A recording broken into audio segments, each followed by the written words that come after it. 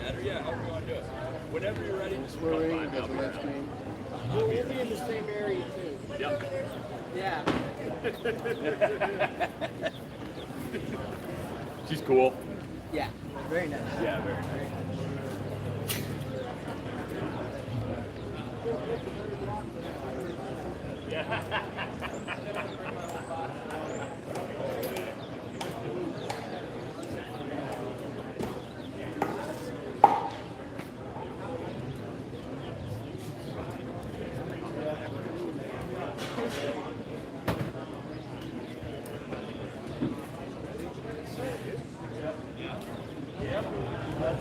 That's the home.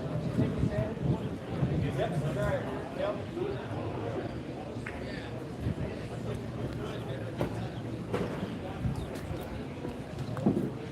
Most stuff is stuff.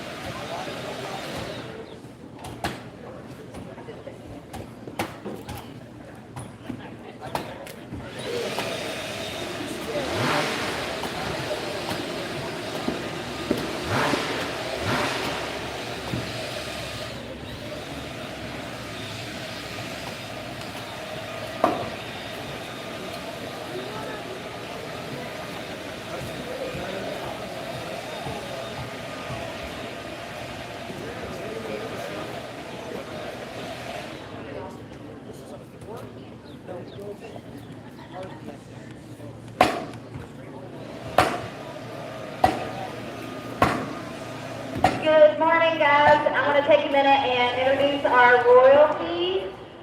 We have Miss Woodchopper standing in the middle, Micah Smith.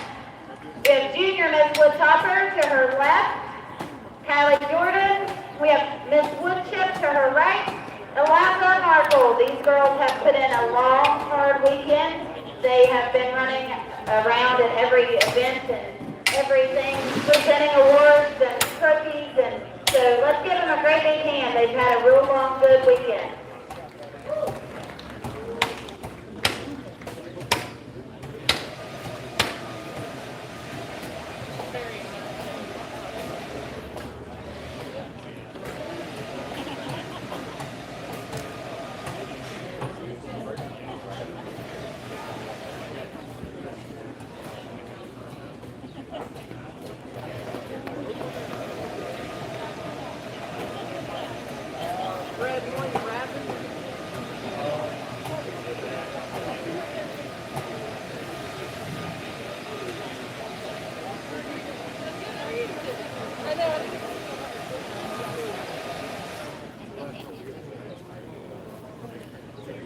We'll kick off at noon, folks, with our opening ceremony.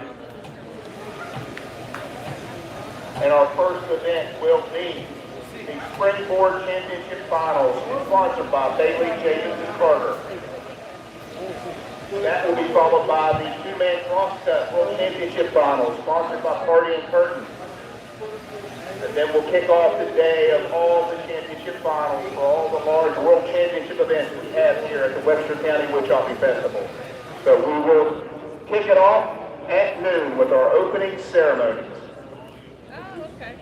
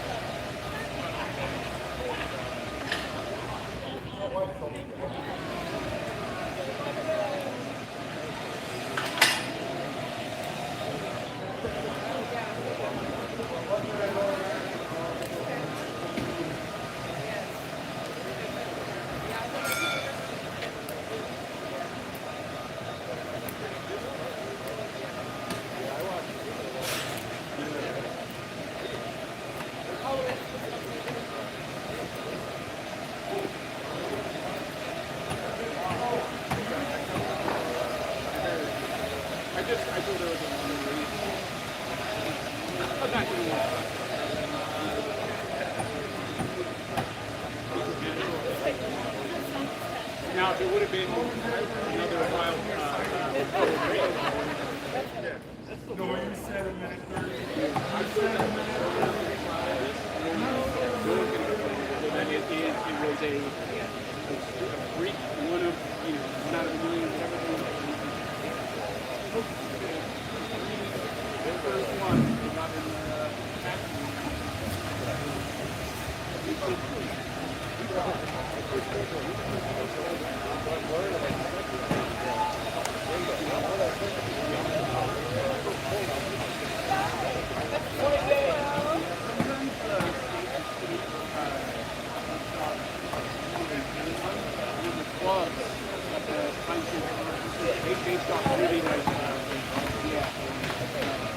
I think it's sometimes more about if it was a private stock, because they buy them from like factories that actually are trying to do something other than just create a putting cash.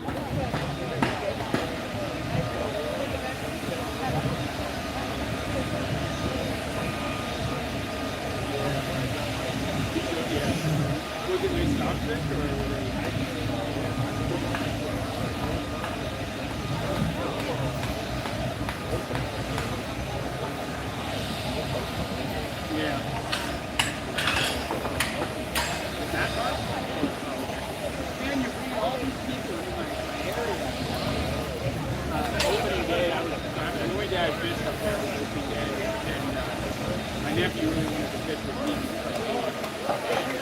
I did not want to pitch at all. Anyway, stopped it. So I was like, buddy, we're going to go catch some brook trout, and, you know, like, what I want to do, and you want to come with me, and I'm happy to take you with me. And he's like, no, I want to go along with you. And so we fished this little section of a creek that I've never fished. My dad used to fish a lot. They had a really bad drought 10 years ago, 20 years ago. So that stream was dry, we killed all the trout in the stream. And it looks great all the time. I just wanted to see if there's anything in it. And he had stayed up for like 3 nights straight because he was so excited. And he got sick. And he was like barking in the morning. And he wanted to come out. So we go out. And he's creeping around in the woods with me.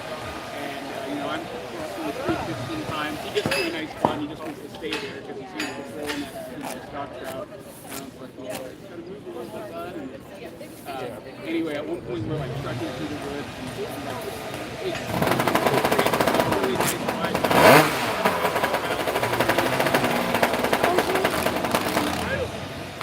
Really beautiful in here. And I was like, all right, win for the day. We didn't catch anything. We didn't catch anything. It's really beautiful in there.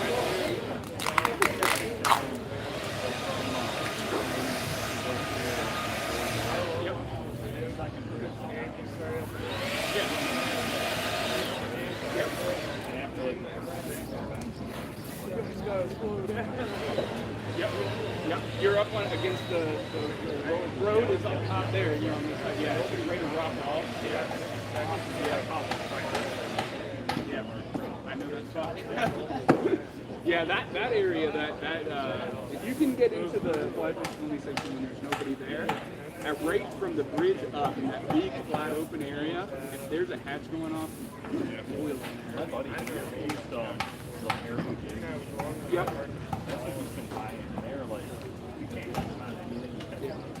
Yeah, I've been jigging this.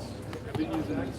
I have 2 new jigs that I started using, and they're both great. One's like this material called Prelets. It looks like it's like almost like tinsel, but it's got a different texture, and it really floats in the water. And you basically tie like a silver bottom, and then a dark side that. Yeah, so the side that rides up and the water is darker, and then the belly's silver, and it just looks like a little baby. Yeah, and like as a jig streamer, you get real heavy, like real heavy bead on there, and you can just jig it, and you can see it, and you can see it.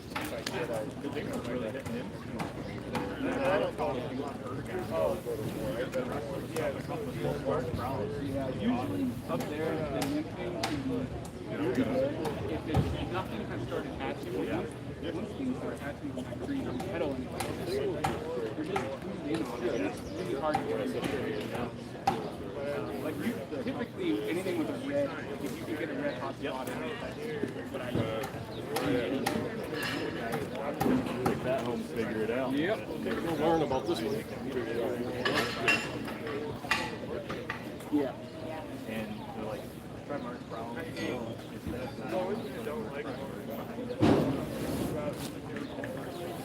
Yeah, that's like, I think probably the best patch up there where that's like the first one that they will key in on it, and you cannot catch anything on like anything but a Mark Brown. Yeah.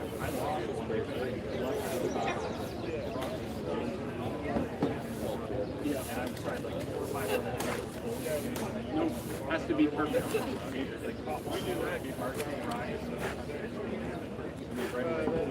Yeah. Even on the brook trout streams up there, like when there's a Mark Brown, when the Mark Browns are coming off, you literally will use everything but a Mark Brown.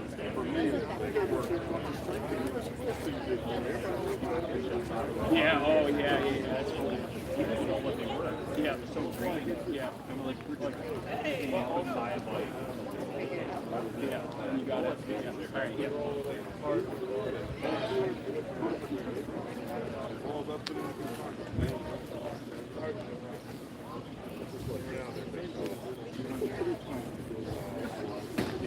You guys ever play a game called Hammer Shotgun?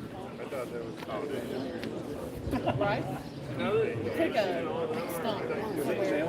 Yeah. Yeah. So he's looking at those. Alrighty, good morning, everybody. It's just right before noon, which is when our opening ceremony's kickoff is. We will be having our culminating day here of the Webster County Woodchopping Festival here in 2026, and we've got a lot of events.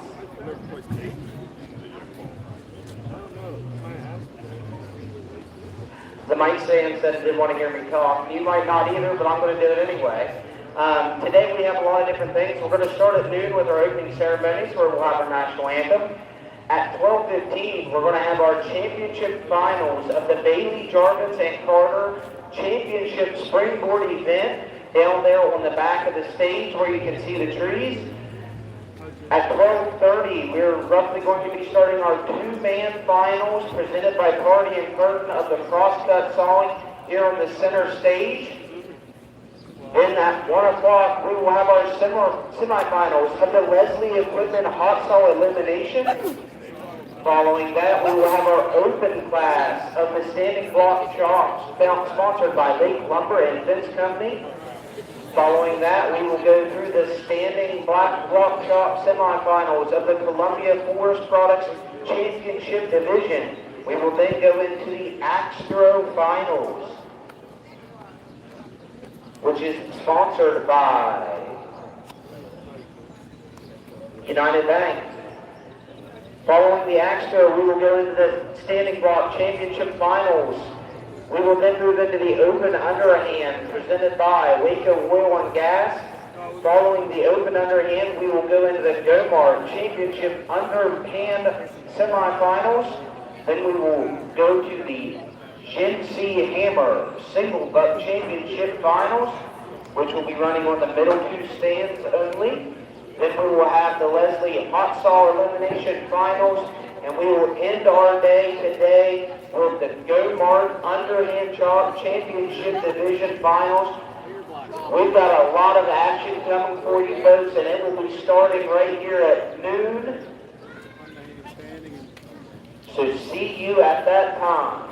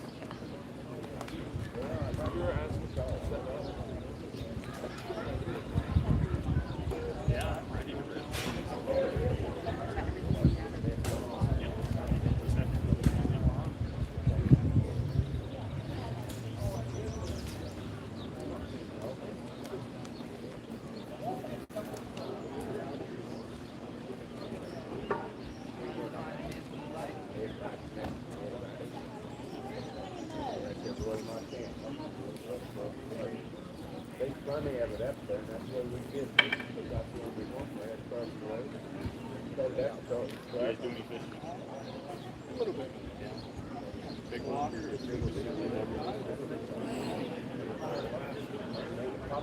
They're below the end. I don't know.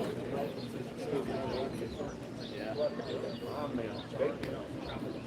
Like way. I think she would.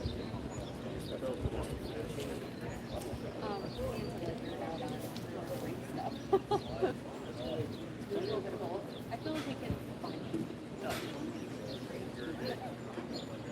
Ladies and gentlemen, before we have our opening ceremonies, we had a longtime board director pass away that she has been an integral part of the community of Webster Springs, but also to the Webster County Woodchopping Festival. She is remembered here with her family, her husband Vince, and their children and grandchildren. Cheryl Funk was a wonderful and honorable person who spent countless hours volunteering her time to developing this community, this festival, and passing on a cheer and a love that none of us who knew her will ever forget. So, for a few moments, I want to give this to Jack Alsop, and he will finish this up. Thank you, Jamie. Yeah, we gather here and we started this weekend in mixed emotions. We always look forward to the Woodchopping Festival. As we have here on the stage, many of the volunteers have spent numerous hours throughout the year in preparing for this festival.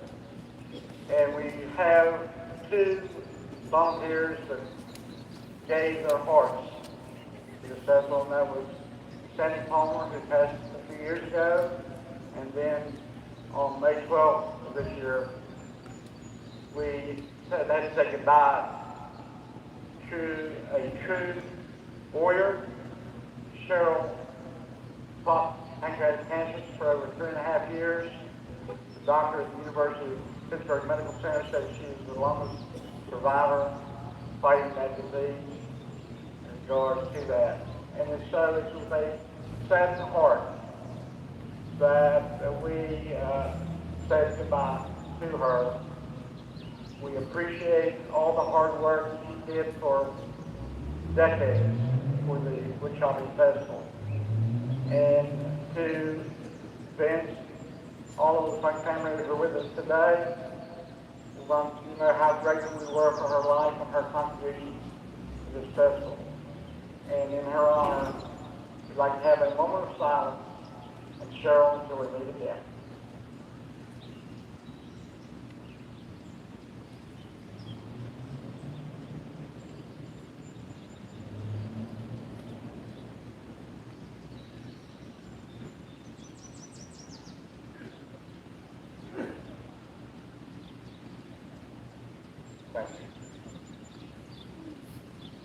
Thank you very much, Judge. We will now begin with the opening ceremonies for the 61st Webster County Woodchopping Festival.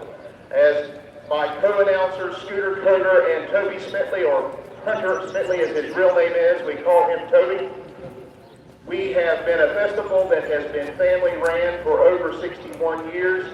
The festival began in Diana over 65 years ago and was put together by Arden Coder, Bernard Dink Coder, and Benny Coder, and then my uncle Jack Coder. And as time moved on, this competition moved to the high school that was in Webster Springs. It ran there for 2 years until J.C. Baker said, we need to have a community park in town. Let's build a pavilion and head the Woodchopping Festival here on Baker's Island. So in 1968, the Webster County Woodchopping Festival moved here to the community center of Baker's Island, and we have been having woodchopping here for over 50 years at this very site. It has evolved quite a bit over the course of those past 50 years. What started out with approximately 15 to 20 lumberjacks, most of which were local, started expanding. And then we had visitors from Australia, we had visitors from New Zealand, we had visitors from Great Britain, we had visitors from Ireland, we had visitors from all over the United States. This year we had over 117 contestants coming from over 25 states and 3 countries, Australia, Canada, and the United States. And so now we would like everyone to rise for our national anthem, and we will commence our opening ceremonies.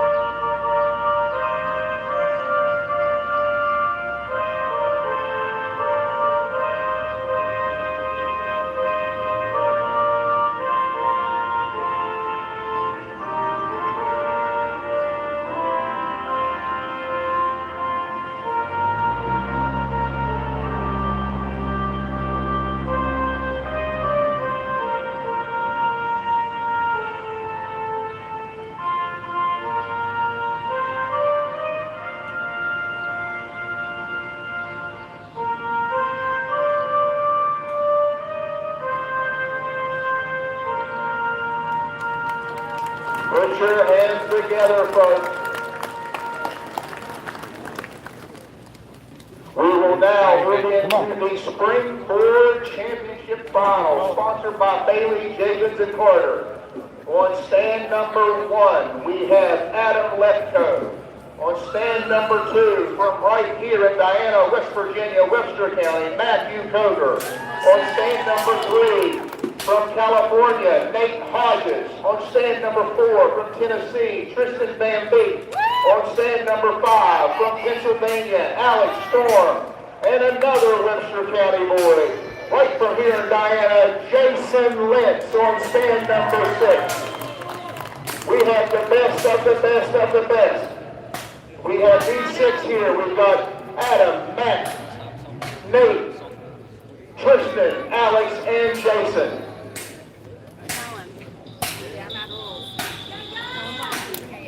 Well, we're now in the starter's hands.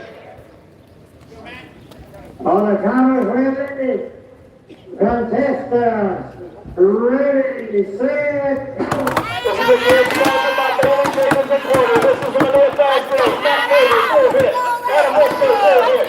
Mr. Van Beek, full hit. All over nothing, full. Jason is up. Alex is up. He was set up to the third and second third. Looks like Houston is up here. Adam Webster is up there.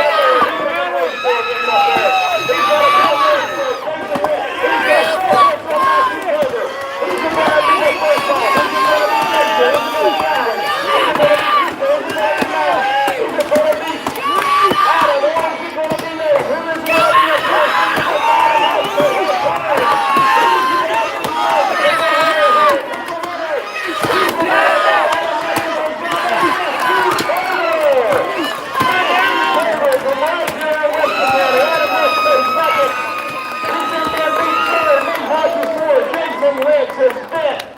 and let's keep them together for Alex Storm first. That was absolutely amazing.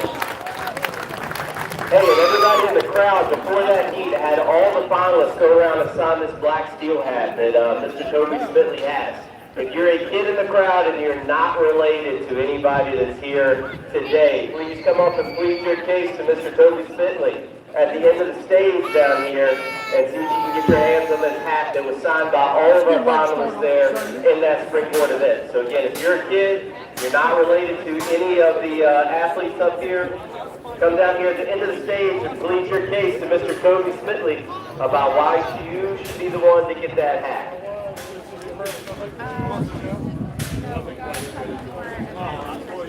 That was one heck of a final, folks. One heck of a final. Please congratulate Matthew Coger. The judge has said all 6 are good cuts. Our head judge, Christy Coger, is the head judge. She has made sure there were no rule infringement by all 6 of the athletes. Everything was good. Now, with that in mind, we will now move into the finals of the Party and Curtain World Championship 2-man crosscut sawing. And in the first heat, on stand number 1, we will have Mike Esch and Mike Slingerland. On stand 2, we'll have Parker Bogardus and Owen Probst. On stand number 3, we have Chris Savash and Lyle the Captain. And on stand number 4, we've got Ken and Robert Freeman. They will be followed by, in the second heat, Richard M. Jordan and Mike Sullivan, Tim East and Dave Winchester. Let me get a video. Aaron Hood and Jerry Gingras and Mason Mercier and his father, J.D. These logs were all procured from the same 12-foot of timber. We used this yesterday in the Jacksonville crosscut final so these athletes had an idea of how it got. This wood was some of the wood was donated by Donnie McCord, the mayor of Webster Springs, and some of the wood was procured by Cover right away over at Callan. And so I'm not sure if this tree came from which job, but I know that it came from somewhere here in Webster County.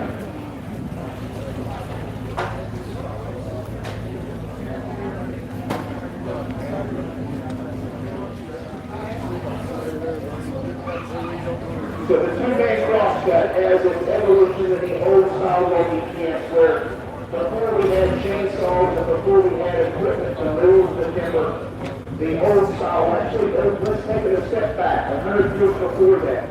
set those huge axes to get the wood on the ground in order to burn out the stumps, in order to actually blow rocks and to create homesteads. As time moved on, as they realized that this timber was marketable, that it could be sold, it became more efficient, which led to the introduction of the crosscut saw. The crosscut saw was much more efficient at saving the timber in order for it to be used for making boards and or ribbon and or whatever could be used to build the infrastructure for what is now North America. As time moved on, the loggers started using the axe to put the directional falling knot in the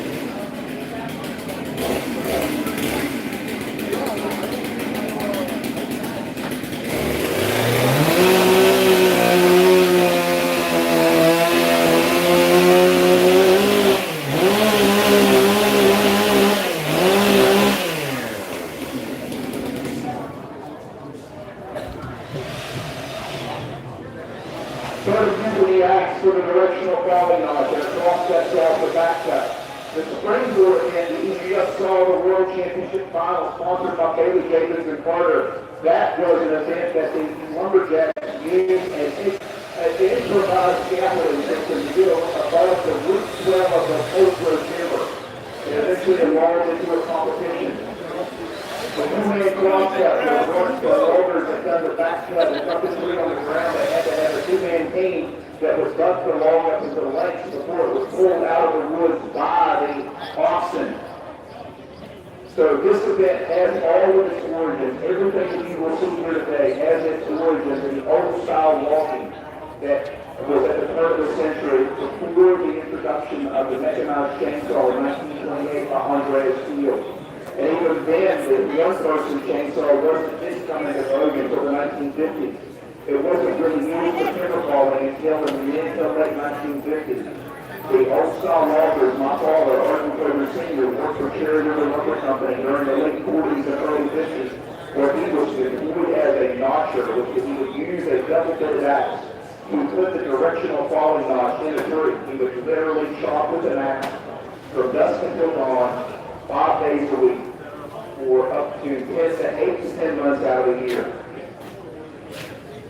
And this event, again, on stand number 1, the team of Mike Ash and Mike Slingerland. Mike Ash is from Coatesville, Pennsylvania. Mike Slingerland is from North Carolina. On stand number 2, two boys from New England. I believe they're both from New Hampshire. It's Parker Forgardis and Owen Close. On stand number 3, from Florida, Lyle Captain, and from New York, Chris Savach. And on stand number 4, from Ohio, the Freeman brothers, Robert and Kenny.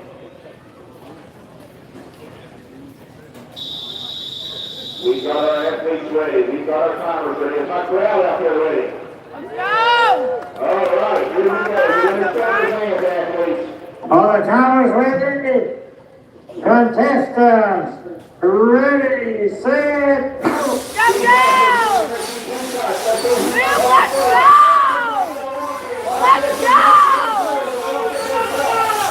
Let's go!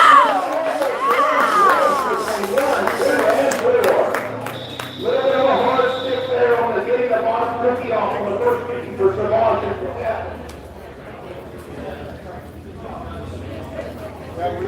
We're running 12-inch lane turn white tie. In heat number 2 of the Party and Kurt World Championship two-person crosscut, two-man crosscut on stand 1. We have Richard Brody and Mike Sullivan. We have Tim Peete from David Hengasser. On stand 2, we have Aaron Hogan and Jerry Digger. And on stand number 4, we have Maxim Mercier and J.P. Mercier. If someone who can cut a straight line, could just know his office, some of those that will be saying that. Thank you, Brian Longwood.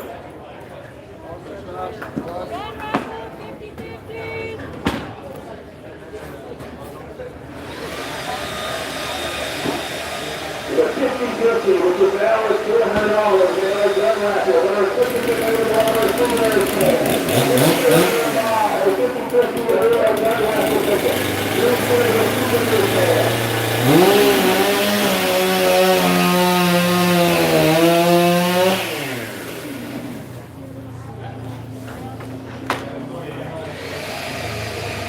We have the results in have the championship springboard.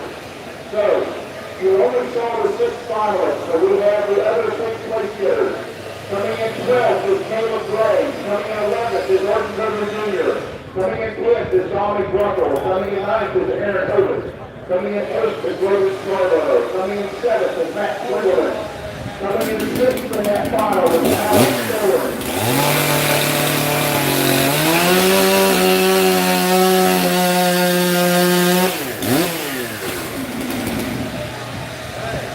Coming in 5th with a time of 51.628 is Jason Lentz. Coming in 3rd with a time of 51.05, Nate Hawkins. Coming in 3rd with a time of 50.56, Tristan Van Booth. Coming in 2nd with a time of 48.239, Adam Lefko. And winning the Bailey Jacobs and Carter World Championship Springboard with a time of 43.29, Matthew Clover. Put a big hand together for Matthew Clover.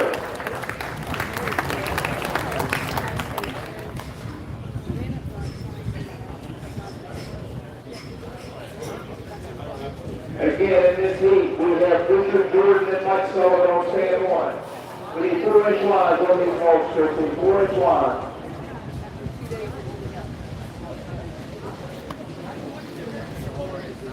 Yes, we're going to see a second here to put the lines on the wall. The judges going through very many places in line. So head judge Tristan Koger, what she is getting ready to do is she's getting to draw lines on this white pine timber that will give the athletes points within the base footer 2 times. She's using a stencil that has it measured out to right at 4 inches. And if the athlete takes more than that 4 inches, well, they have a disqualification.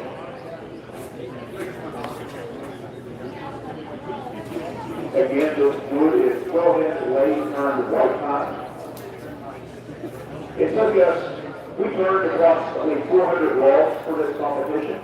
Again, it was donated by Donnie McCourt, our mayor of here in Webster Springs, and some of it was also procured by Tom Koger, or Koger right away, over at a plantation in Allen.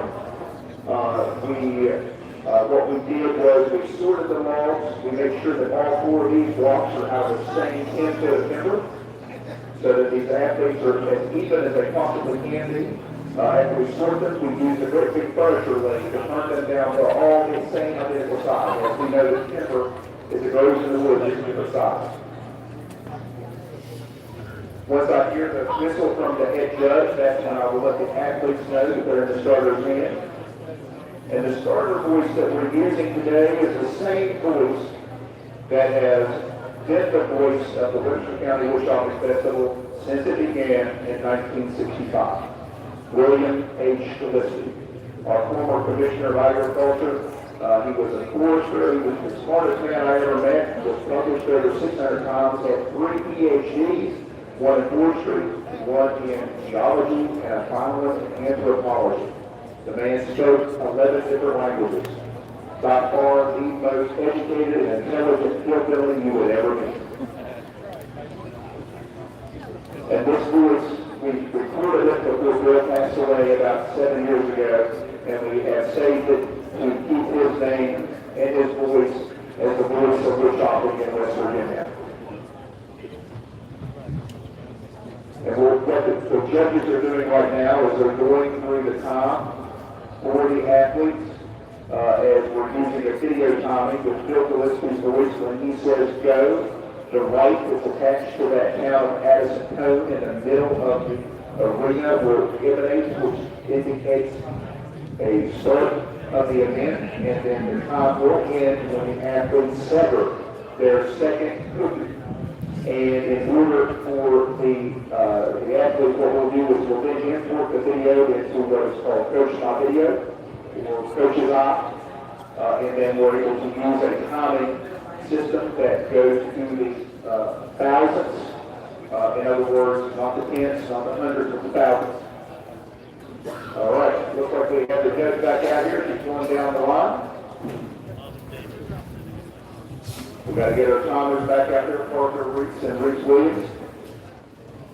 Parker Stout and Reese Williams are Parker with that hair and Reese with that beard.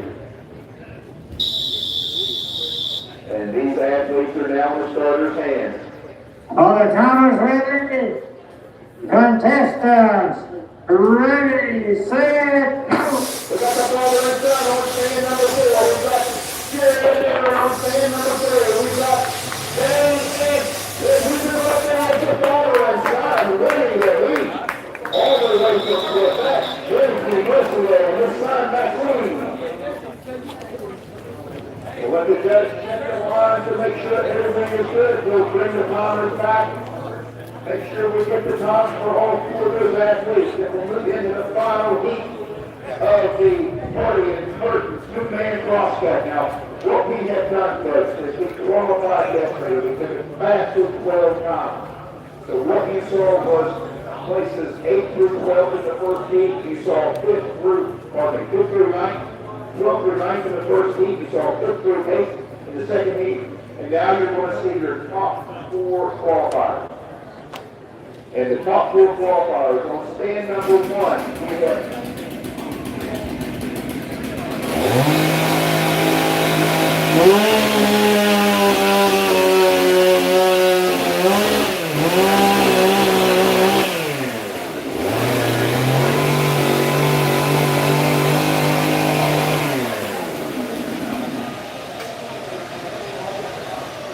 on stand number 1.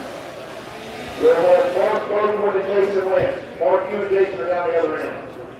On stand number 2, we have Bradley Gill and Tristan Van Lee. On stand number 3, we have Matt Coder and Matt Swingerman. And on stand number 4, we have Dave Jewett and Ben Marshall. Dave Jewett and Ben Marshall were the fastest qualifiers yesterday.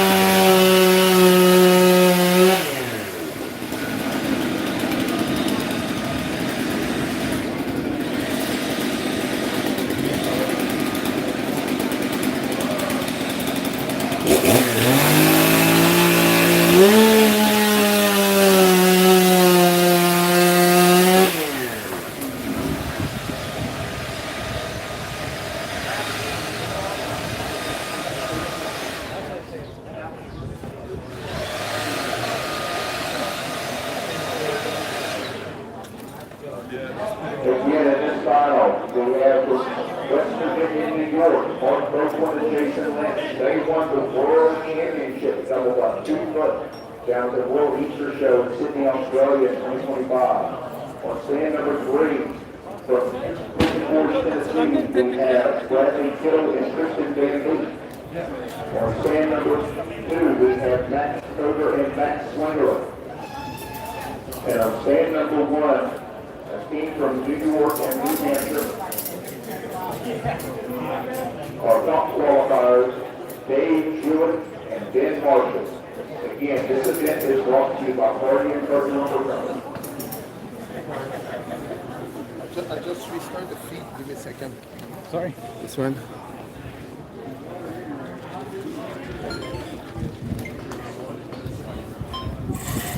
Okay, that should be.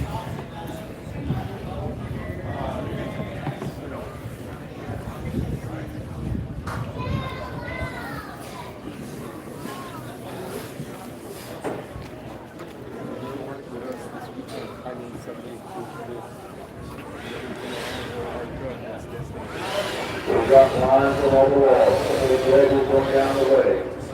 But we just bring the ball up. This is our final heat in the final of the Party and Coach World Championship 2-man crosscut.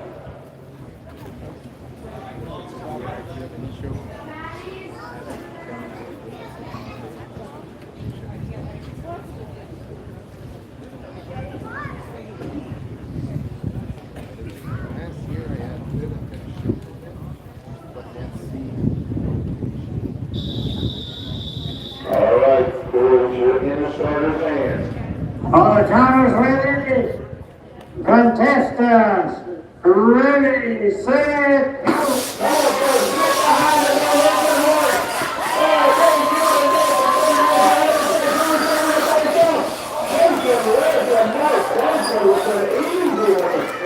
Well,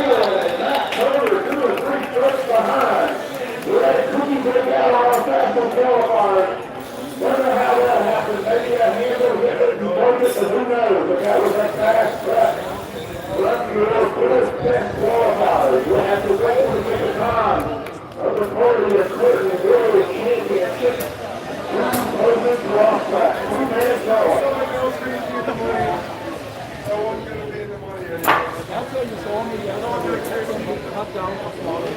I'm going to turn this over to Peter Sutter. Down in a little break. It wasn't on time.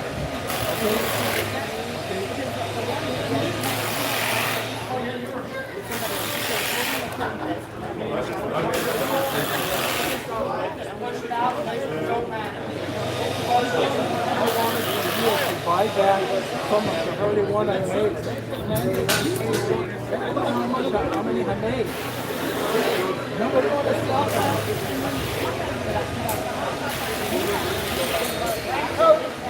The one you showed me yesterday, I got about on the field. But I mean, we're done on this side for now. I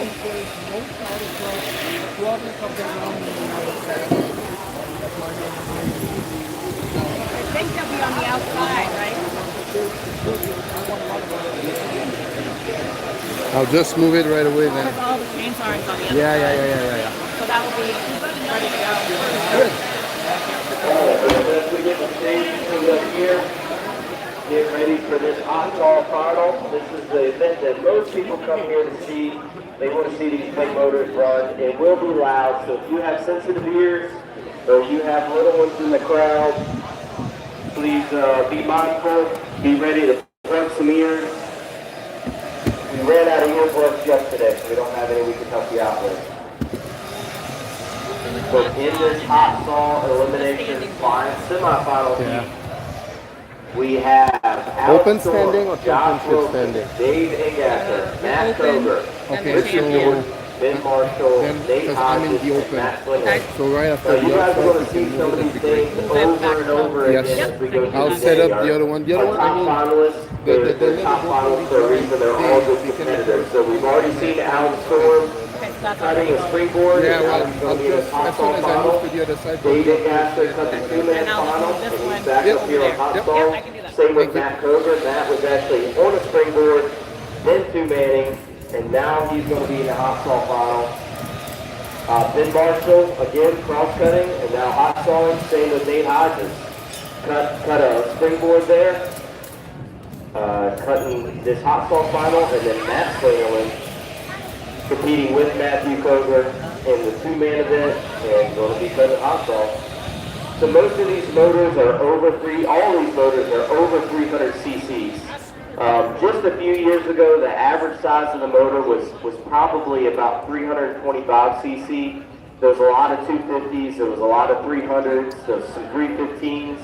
But by and large, most of the motors were kind of capped at 325, 350. And then some guys like Nate Hodges. Nate Hodges kind of changed the sport a little bit because he started playing around with bigger motors again. Built the 360. 360 went really well. Then he built a 410, and I believe he's running a 410 cc motor today, and that'll be the biggest saw capacity-wise on the stage. So 410 cc Komatsu. 430, he's telling me. 430. He didn't want me to cheat in those 20 cc's. 430 cc motor with that Komatsu bar on it, sponsored Nate Hodges, will be the biggest motor on the stage. I believe Josh Wilson is running the 360 cc motor now. What do you got, Josh? 340. 340 on Josh Wilson.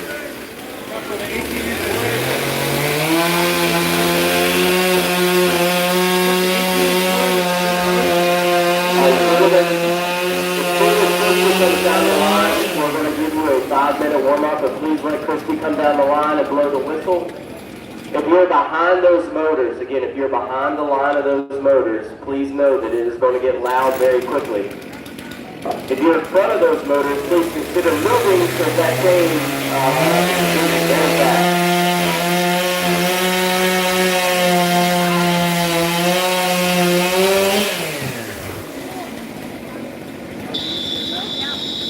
5 minutes to warm up your songs.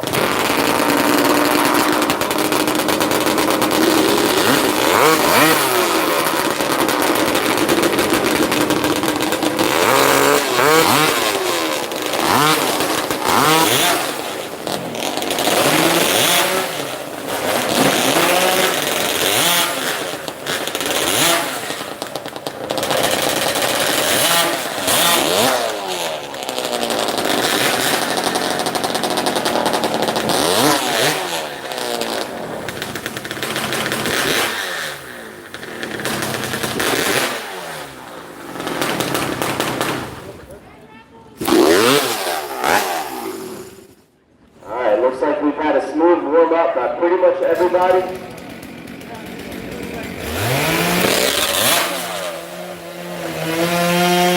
Alex Storm's trying to pull the starter cable back to the crowd there.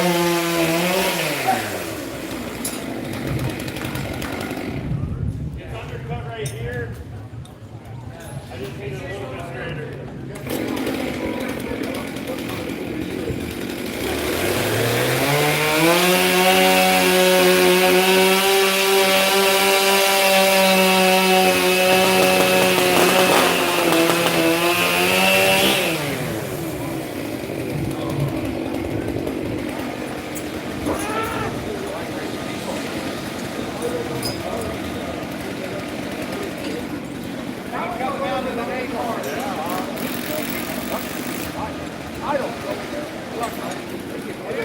Alright, these guys got plenty of time to still be getting set up. They're running around like chickens with their heads cut off.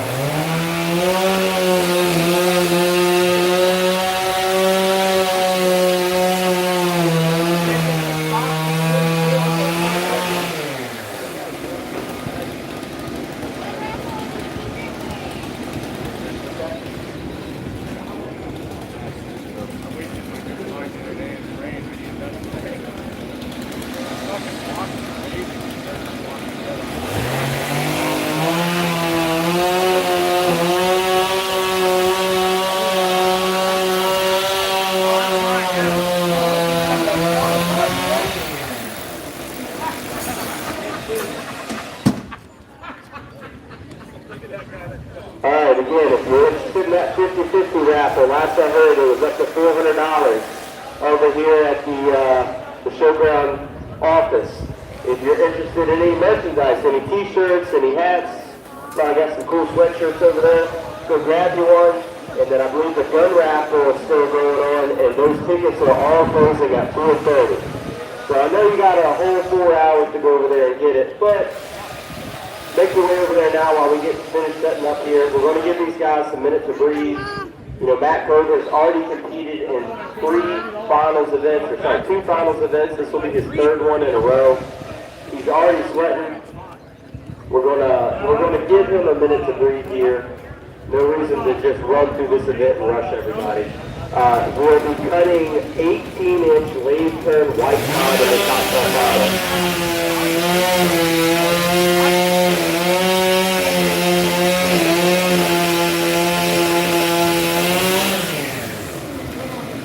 He's right there. Go, Dad.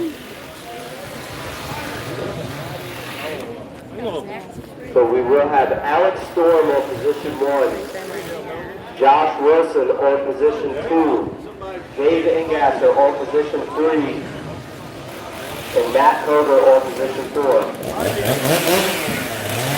Matt Miller and Luke, 34.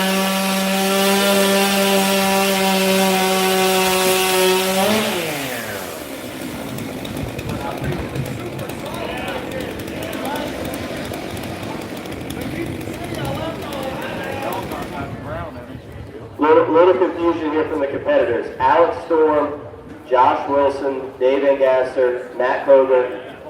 Heat 2 will be Richard Jordan, Ben Marshall, Nate Hodges, Matt Slingerland.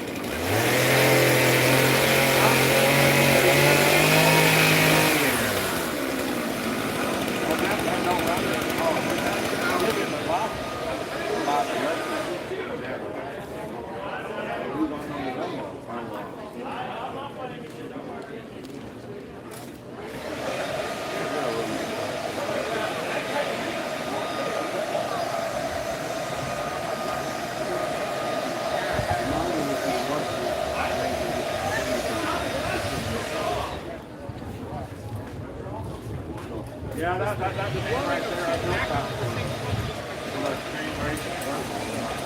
All right, hot stars, everybody just take a deep breath. We got some time here. Get yourselves collected. There's a little bit of discussion going on, making sure that we have the heat sheet and the ranking right.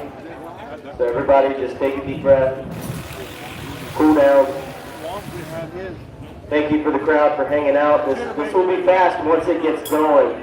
So make sure that you don't blink once we get started. But again, because these athletes are running through it and we're running through this show so fast, we'll make sure we give them just a second to breathe. I mean, Matt Kroger's just withering away. He's already on a second t-shirt change of the day. Sweat just dumping off his forehead. Yeah, they felt like Just getting warmed up nicely. I found it on my tailgate. Oh, nice. Yeah, you just left it over there. Okay, all right. So all of my hot sawyers, the original heat sheet that I got was incorrect. So in this first heat, it is Matt Slingerland, Nate Hodges, Ben Marshall, Richard Jordan. I'm sorry about that. yeah, you did. Yeah, I got it somewhere. Yeah, let's just do it.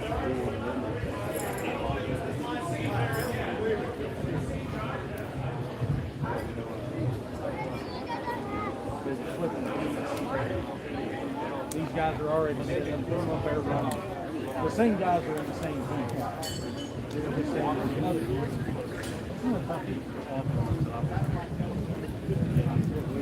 Okay, all right. Let's get all the hot sawyers up here real quick. I just don't want to be in confusion. I want you all to be mad at me. We'll see you next time.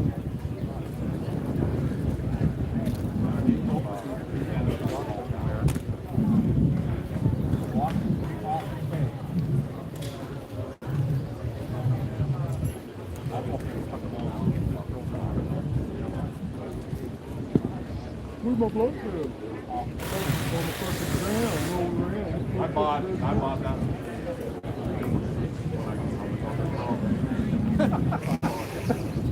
You're a new cutter, learn to do stuff off your day. I think I was having that She's on your ass. and my buddy now, Bill Marcy, was something I think. So anyway, Traded everybody. I'm like, anywhere else. you know, of course, I was. He'd be taking a walk home. He did. No, when they were warming up, They put three at the end too. Yeah, so we took the top 8 guys here, and the way it should be is first and 8, 3 and 4 go in the first heat, and then 2 and 7, 5 and 6 go in the second heat. So we just had the positions on the stand wrong. Because this is a heated thing and the top 2 from the heat move forward, we want to make sure it's fair and equitable to the competitors. There's just a little bit of confusion over who was going in what place on what position, but we are going to run it as it is.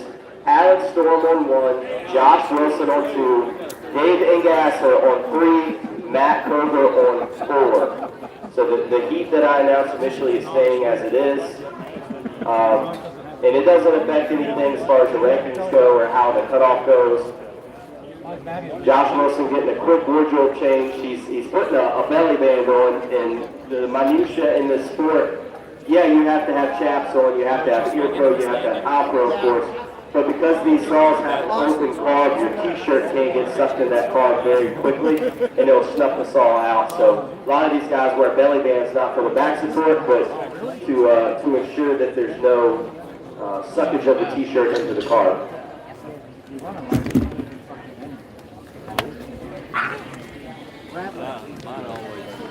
All right, cornhole registration is going on right now, starting at 1 o'clock on the baseball field. We're going to have Christy run down the line, make sure everybody's ready, and we'll do 1 minute to warm up your saws. Gentlemen, 1 minute to warm up your saws.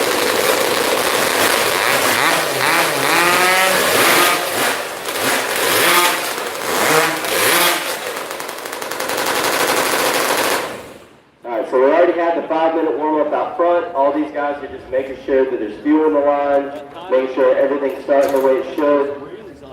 Josh Wilson moving his screen over a little bit So now they're going to go through their starting process where they're going to rewrap their handle.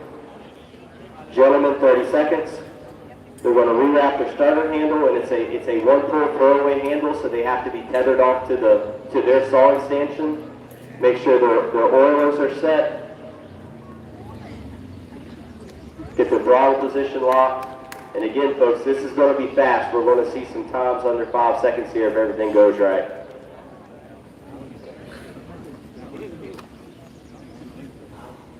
Gentlemen, hands to the wood. On the counters ready, contestants, ready, set, go.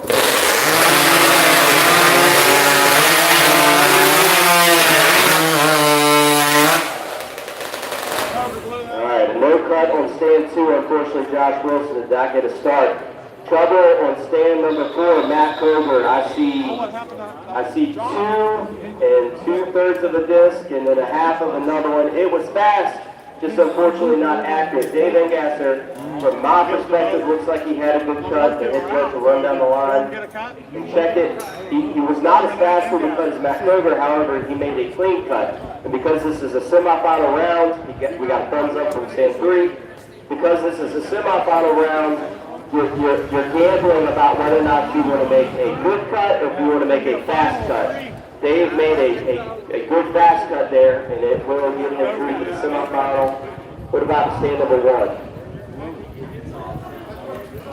DQ on stand 1. So only one person, being Dave Engasser, advances to the final. All right, we've got heat number 2 of the semifinal hot saw getting set up. Richard Jordan on position 1.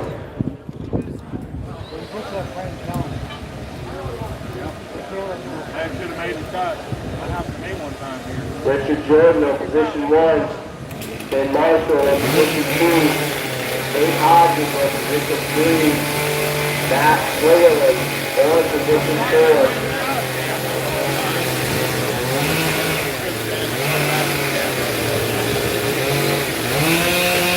Ben Marshall will improve. Well put.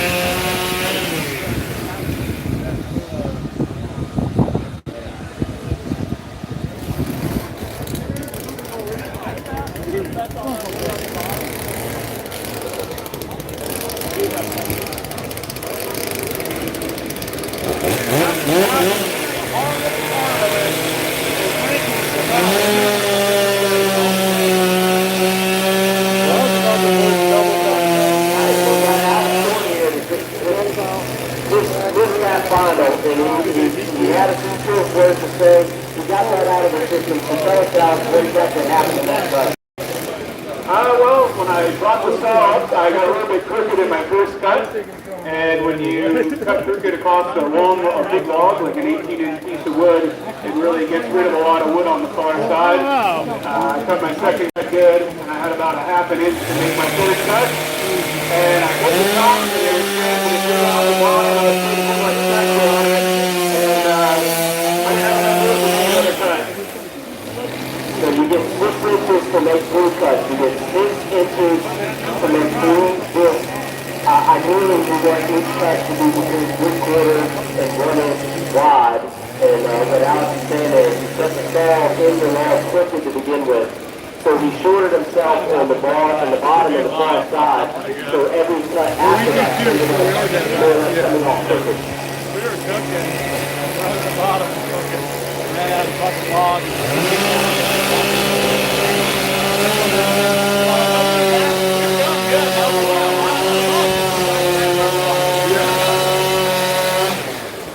Because like yesterday, it's not that video. It's like going like well, and it's like you can further out. All right, so the second heat does have a distinct advantage over the first heat. They do know that there's only 2 of them still go to the final.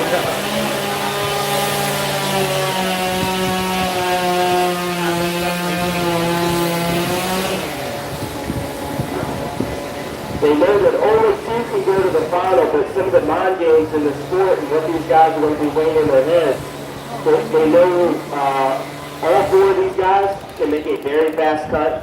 They know all of these guys can make a sub 5-second cut. But knowing that 3 guys in the first heat DQ'd, do they then go for it to try to beat the guys in their heat and be the guy that advances, or do they say, hey, I'm going to dial back just a little bit and make a safe good cut to try to make it through to the final? So Nate Hodges is not the kind of guy that usually makes a safe good cut. It'll be interesting to see what he does here. I don't think Ben Marshall has a slow speed. He just kind of has off and on. Richard Jordan has been doing this for 40 years, so he should be dialed. He's always had a strong mind. He's always been a great hot sawyer. So I'd imagine we're going to see a good cut out of him as long as something goes awry. And then Matt Slayland down here at the end, Mr. Automatic. He's won several world titles in the hot saw bit. He's had that Honda 360 just dialed the last few years. I expect to see good things out of him.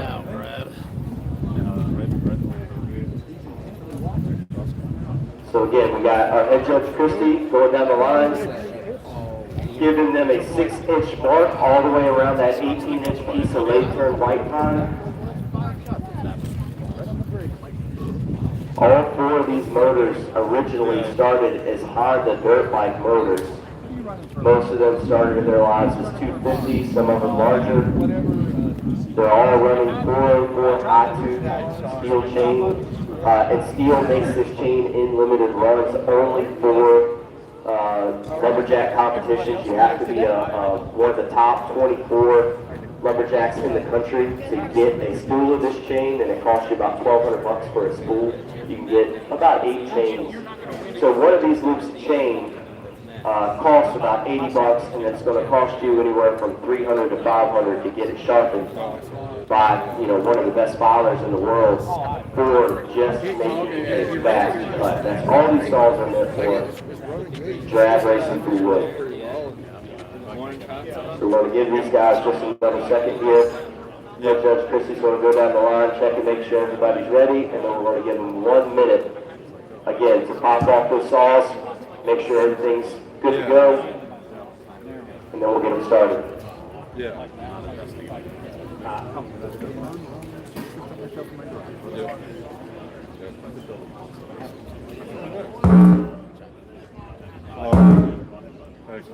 Hey guys, let me check this starting cadence real quick. The box got bumped. This is just a test. All the counters ready.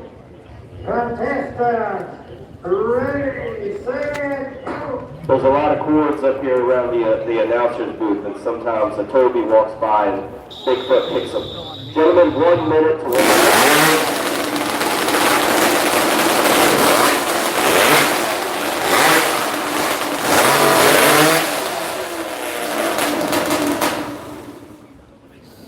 Alright, I've seen a good warm-up on 3 out of the 4 saws. I couldn't see what was going on down with stand 1. So again, now all the guys are going to go through their pre-start warm-up, or pre-start checks rather, rewrapping their starter handles, clipping them off to their throwaway ropes. 30 seconds, guys. Making sure their oilers are set, I knew his other ones. throttle locks position, Yeah. getting the saw position correctly in front of the stand at the right length, and then again, just mentally preparing. So this is going to go quick, folks. Hopefully we'll see 4 good cuts here.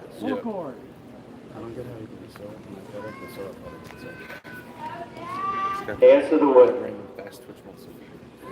All the counters ready. Contestants ready, set, go.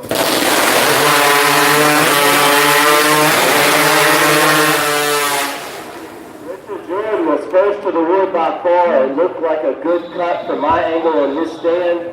I see Ben Marshall shaking his head. I saw some crooked discs coming off of his.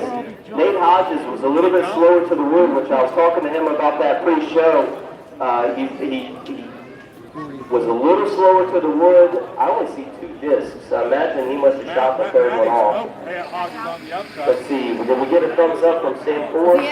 So we had a good cut for Matt Singleton, a good cut for Nate Hodges. You're out. You're out. No cut on stand 2 for Ben Marshall. And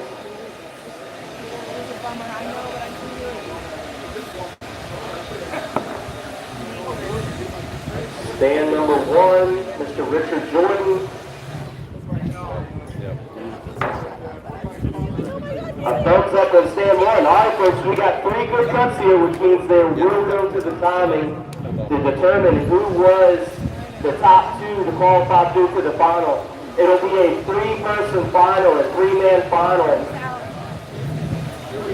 Dave Engaster being the first qualifier, and then 2 of our athletes from this heat will be going to a hot stall final, which you can see at about 4 o'clock this afternoon. This event is sponsored by Leslie Equipment, so big shout out to Leslie Equipment. I got one of those good John Deere hats, the Richardson 112 from the Leslie Equipment coach yesterday. If you see him out here, please give him a shout and tell him thank you. All right, we're rolling right into the open class standing block shot sponsored by Lake Lumber and Fence Company. So if you were coming just to watch the hot stall, and you wanted to go do something else before we do that hot stall elimination, go check off the cornhole tournament going on over here on the baseball field. Registration is open for the cornhole tournament. Go check them out in the baseball field. Miss Anna Casey's run around like a chicken with her head cut off, coordinating everything this weekend. So we want to give her a big shout out. Thank you to all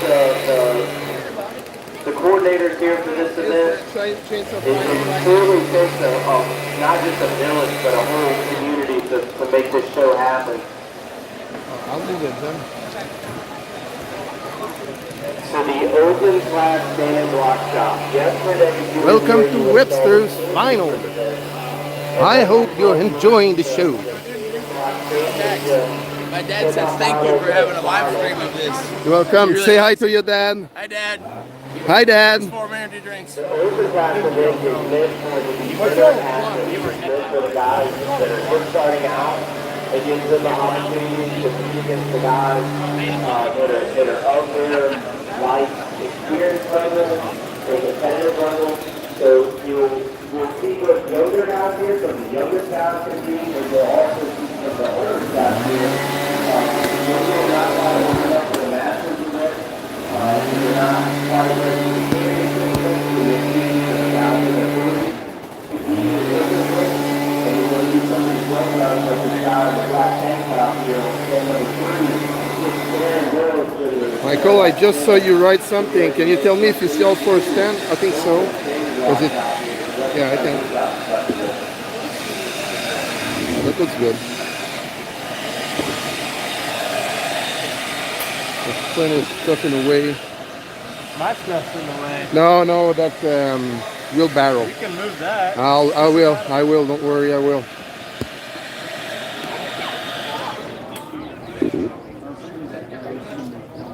Looks good. Come on, give me thumbs up if it looks good. Talking to the people on the live stream? Yeah, well, it's the first time I'm doing it, so. Oh, really? You can say hi, Dad, if he's watching. Okay, I just got an update.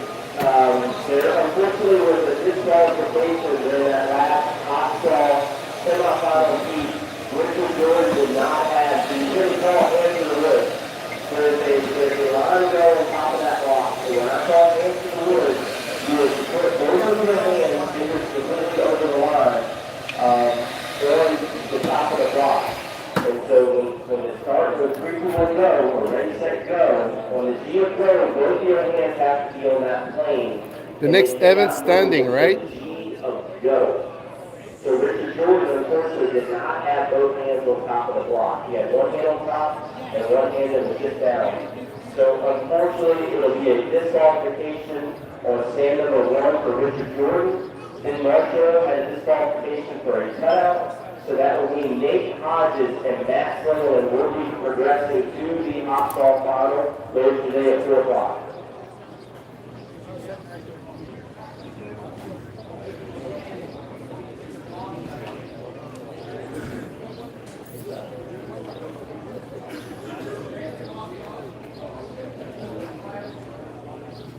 Okay, open standing block. Stand 1, Bill Sally, Bell Ladies here. Stand 2, Parker Bavaris. Stand 3, Thomas Littlefield. And nobody on stand 4. This will be a two-person first heat. This will be a two-person first heat of the open stand block. Parker, take it up. Okay. I got some results for the two-man crosscut finals.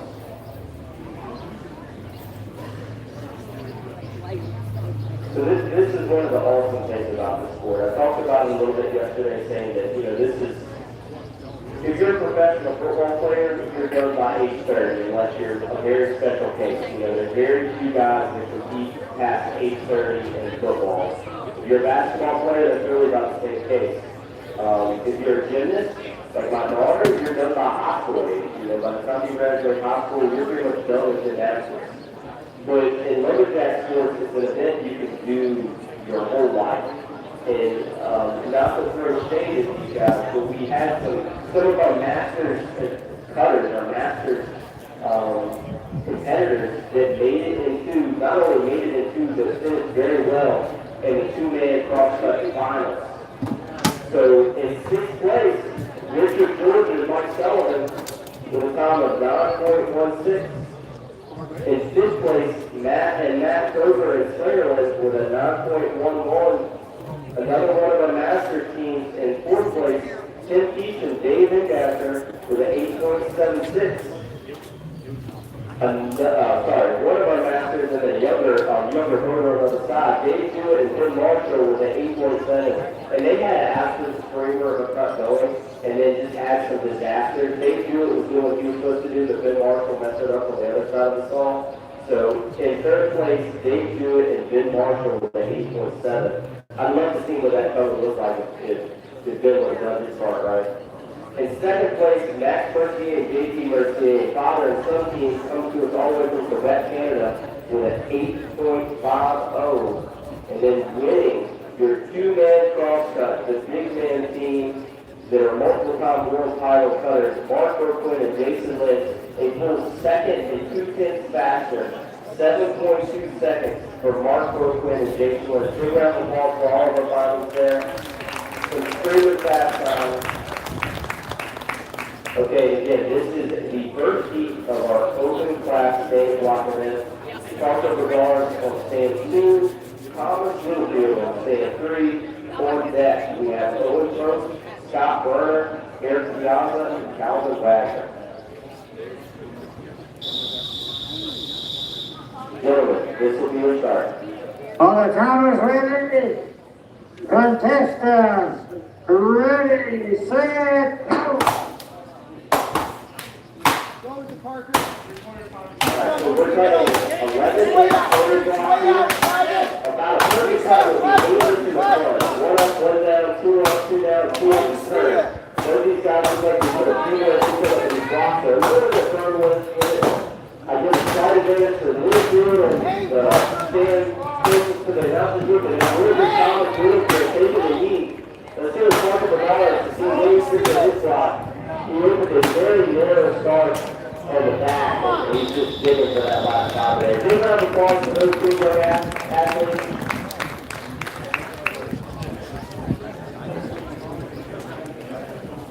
Okay, and again, the cornhole tournament is about to begin at the ball field, so if you're interested in competing in the cornhole tournament, go do it, I guess.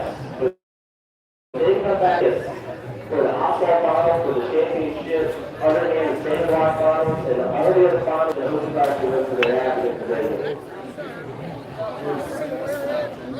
50-50 raffle over here at the Eric Piazza for 3 and Calvin Wagner, which is the same closest to the announcer booth on 4.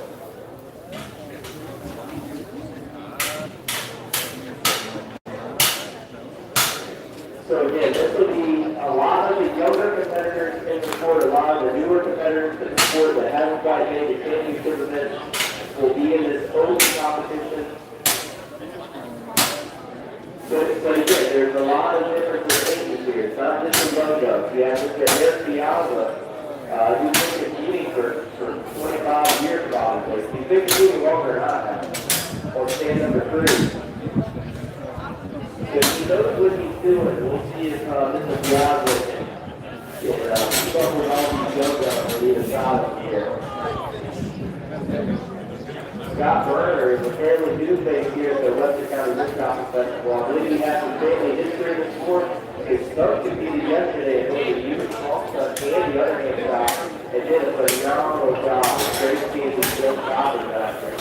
So now Dad's starting to see if he can make his son proud. It's a bit of lifestyle.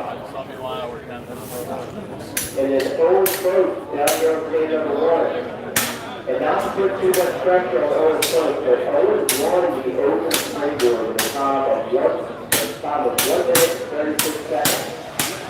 And that beats some of our championship springboard cutters in the qualifying round. So I expect to see a great job out of Owen down here at San Juan before their yoga action out of 14.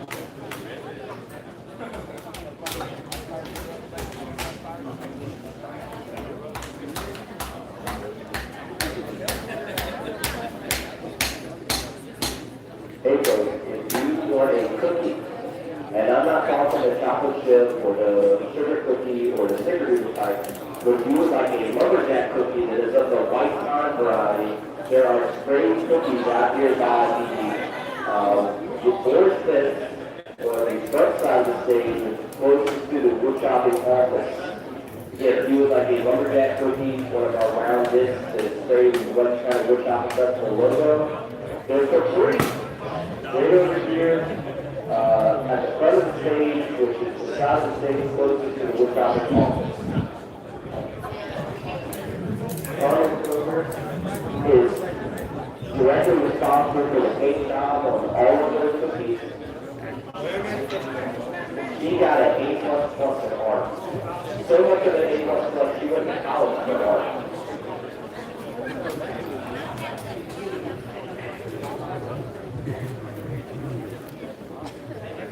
Okay, Owen Post on 1, Scott Berner on 2, Eric Piazza on 3, Calvin Wagner on 4. Calvin did something yesterday, on Friday that I've never seen before. He pulled the single ball clear out of the cut.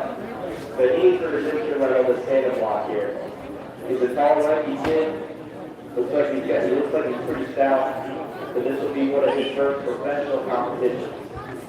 So keep your eyes out there on stand number 1. Owen Post, winning the open springboard. Gentlemen, this will be your start. All the timers ready? Contestants, ready, set, go! We're going to for all of our athletes. It looks like most of these guys are going for a 2-minute, better time. The first and fourth side. Followed by Eric Piazza, filling in the ship of Scott Berner, 50 behind him. Scott is a very good man. He's good in this class. Calvin Wagner is still working with, but I don't know if he's going to do that second. Oh, it will be over first, taking the lead with a great time. Alex Cooper posted on Calvin down there at stand 4. Eric Piazza second in the lead, followed by Scott Berner. There it is for Calvin Wagner. Great cut for Calvin down here. Again, one of his first professional competitions in the yoga out, fresh out of his state also. It's really good to see a lot of these young athletes out here making great cuts and having a good time doing it. Setting up on stand 1, we need Midnight Howard. On stand 2, we need Toby Smithley. On stand 3, Zach Brown, and on stand 4, Lyle the captain.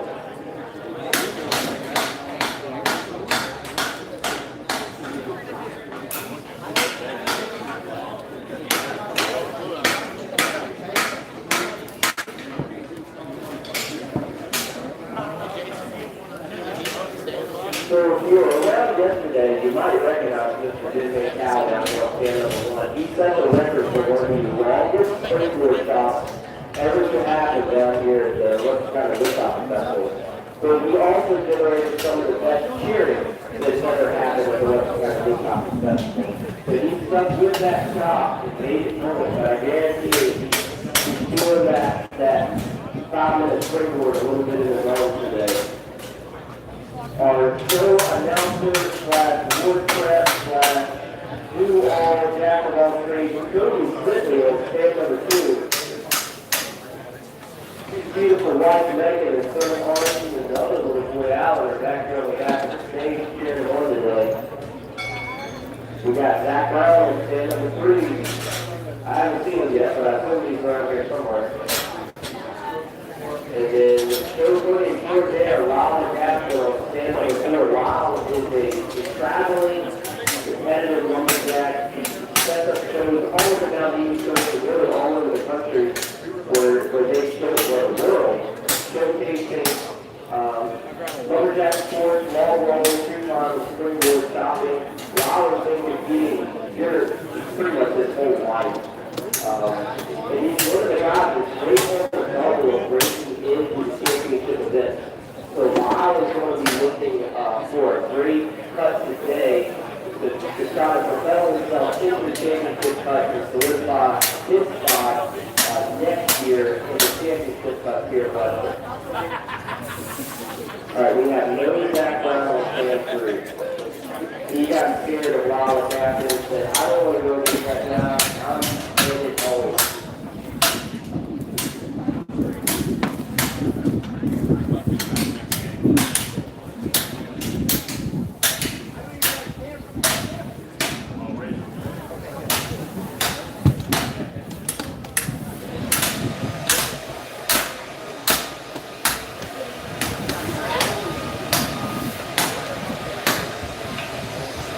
Thank you again for our crowd coming out today. The last 2 days was an excellent for spectating over that sport. This is the Lock Open Rise is brought to you by Lake Lumber and Tips Company. You easily in the first round, so thank you for sponsoring the Western County Woodchopping Festival here and to the Open Standing Rock. And again, Lake Lumber and Tips Company.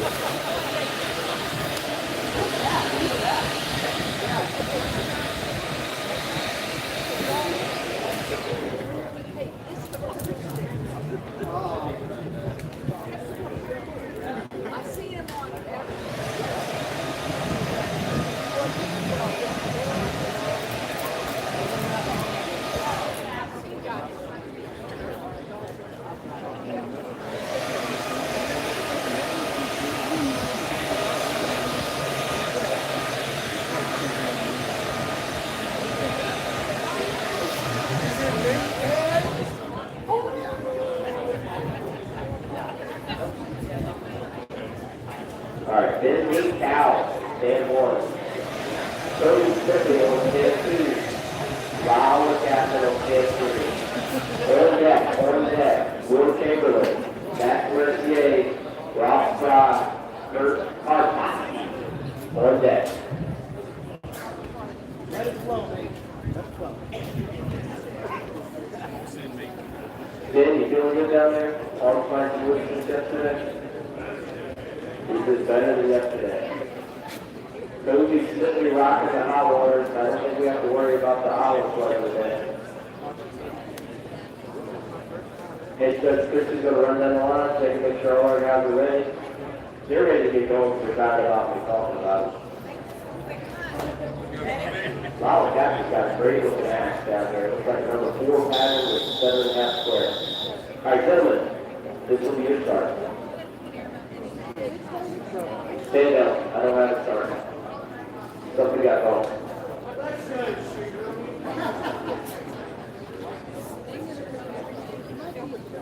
This is set. No power. You're all set.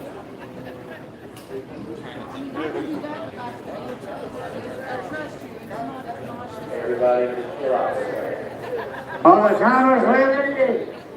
Contestants, ready, set, go! Carmen with her crayons back here. What's the calling this cookies. All right, gentlemen. This will be your start. All the timers ready.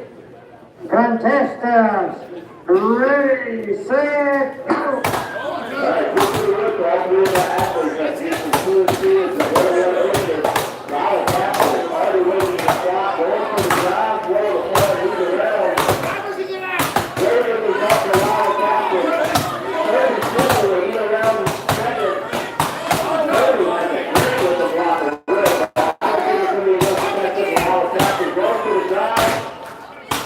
Very good into it, settle into it. This is the around the 30. Very good taken. That's how Riley Captain. Let's say we're putting that cow down here on the far end. But definitely a try in the box for Ben. He's already got it taken. If he hits it like a man, he will get that thing knocked off in just a second. It looks like you might have a little bit dog like if you the start part quite line it up. You're going to have to get it. It's 15 pounds. Good play for all three of those athletes.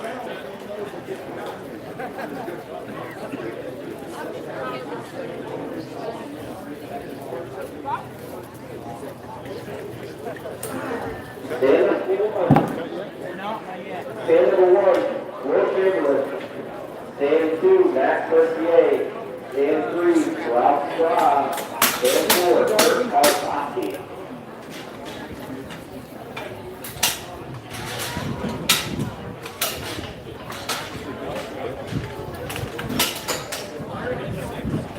So I was a little bit over there. I was talking to somebody about Kurt yesterday because he won or came in second place in the open super level. And I said, man, that guy kind of came out of nowhere and made a great cut. And I was talking to Rosen Stallworth, and Rosen told me that he actually competed with Kurt back in his college days, which has been over a decade ago. And he finished it at 31. He released it level 2 series. What year will that is?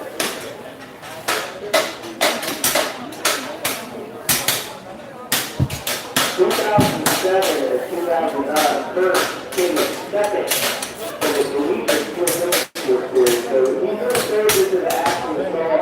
I guess he's taking a second look at this sport later in life, so he'll get back into it.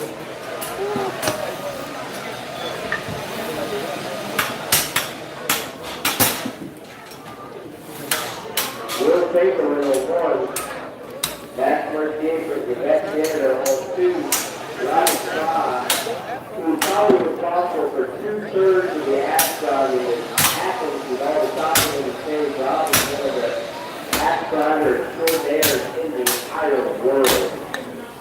One of the guys from Australia, from New Zealand, from all over Europe, Canada, that did ask to see Rob doing with the Astron and expertise.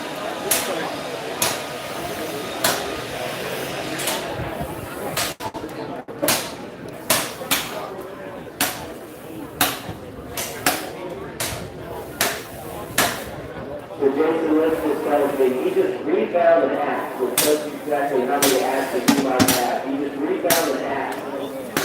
So Rob Scott just again in 2014. He charged him $80 to do it, but he was overcharging at the time. And he said that axe was absolutely wicked. So whatever the secret sauce is that Rob has, he's had that secret sauce for over a decade now. Whiskey secret. Rob, no Philopoulos, Rob Scott, stand number 3 right here. He is one of, if not the top softwood axe riders in the entire world. And again, he is responsible for grounding probably 2/3 of the axes that are here on the stage competing this weekend.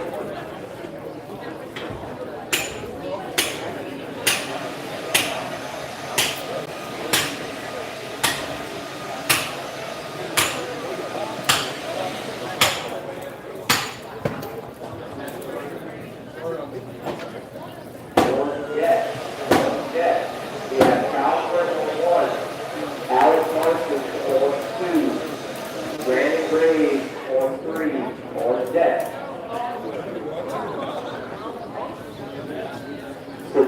a one and done open thin block event.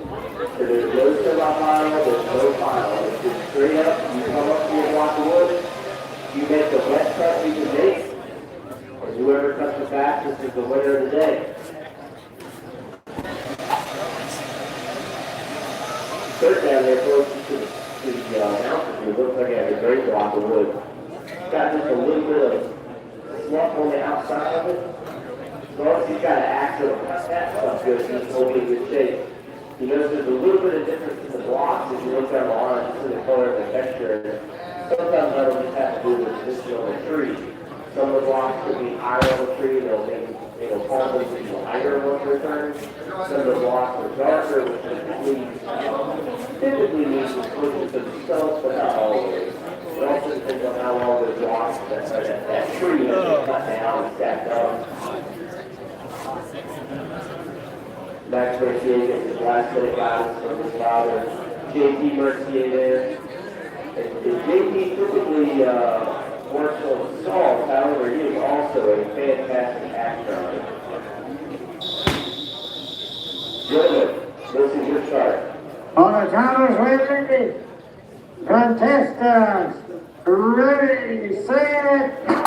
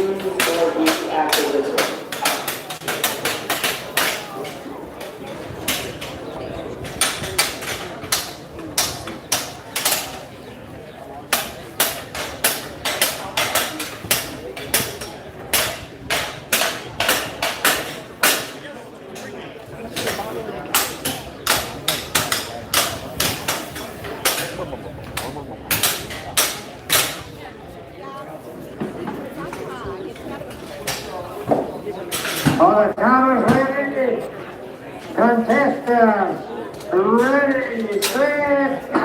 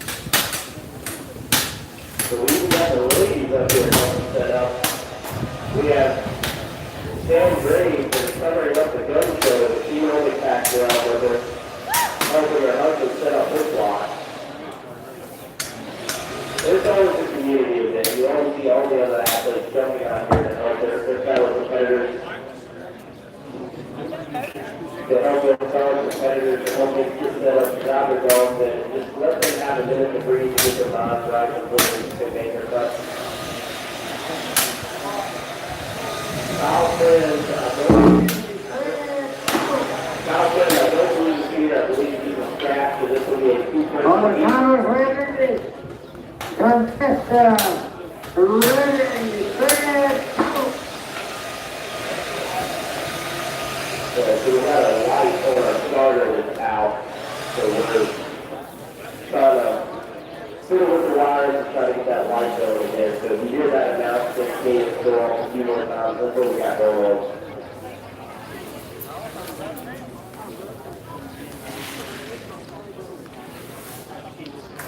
I thought it was called the server back here telling all the cookies that happened. I think we had to start doing one of the cookies.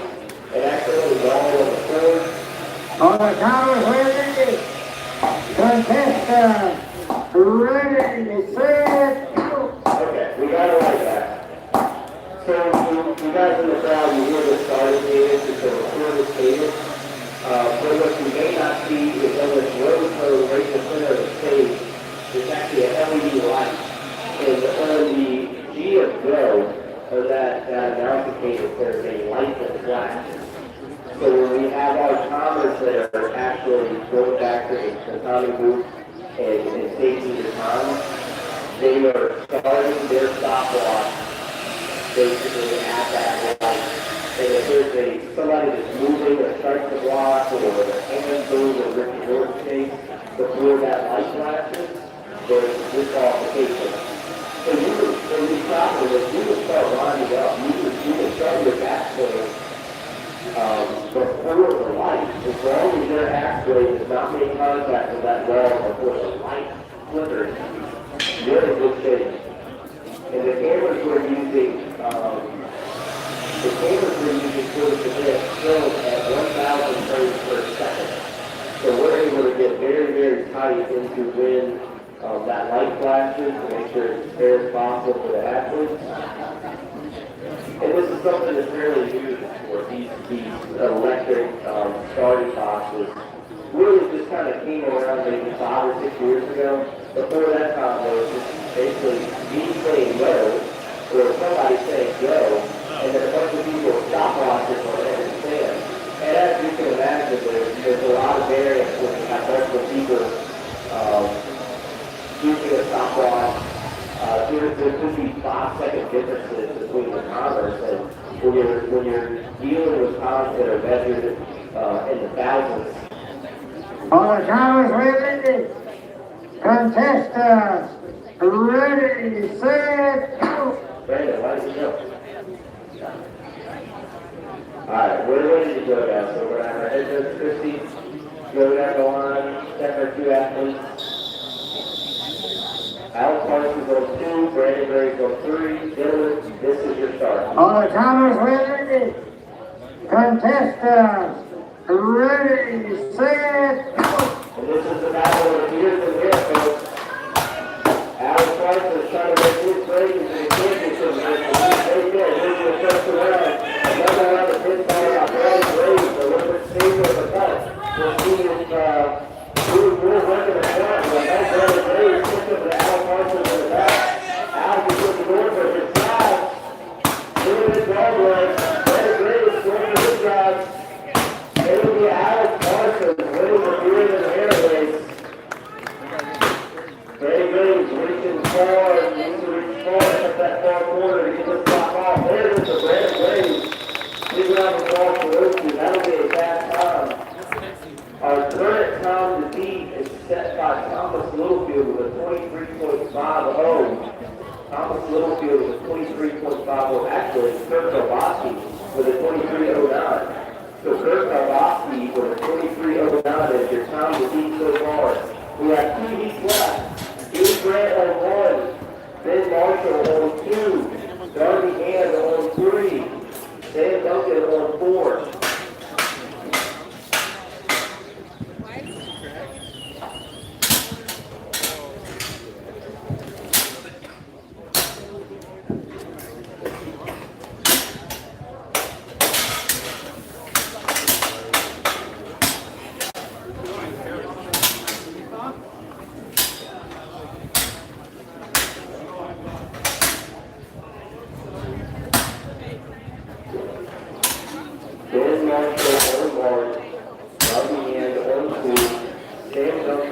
on 3. Now, I'm going to try to think of some nice things to say about Ben Marshall.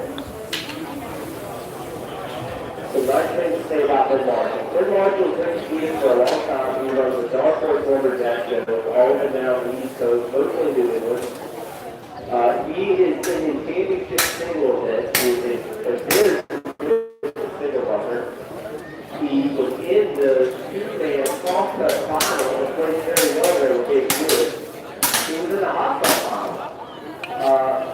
But what he hasn't quite put together is the chopping event. So he uses the oversized standing watch and the Underhand event as well as the Springboard. So the guy like Ben Marshall is looking to kind of complete his resume. He wants to make a good cut in his standing block. He wants to make a good cut later in his Underhand. So he can kind of pop that bubble and get it into the top of the floor and get his championship standing block Underhand. And he's just grinning and he's smiling, but he knows it's true. He knows he needs to make a good cut here so he can keep progressing the sport and make the championship thing. So Ben is one of the best, I'm going to say that, but he's one of the best smallwood accents in the country. So when I say smallwood, I'm talking like 8x8s, and a lot of events they've got 8x8 square wood or 10 square wood, and his history is just so fast that he can actually demolish those small blocks. Where he kind of gets into trouble sometimes with waiting to the bigger blocks. So he needs to have a good cut here again to continue to progress.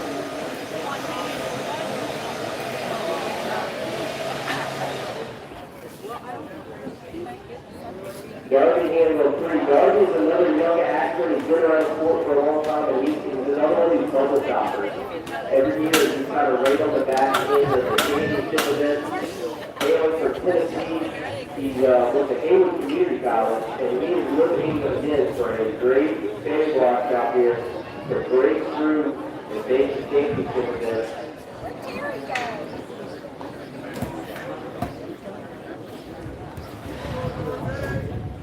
Sam Jenkins, or stand number 4, is a second-generation actor. He is currently Kentucky's top lumberjack.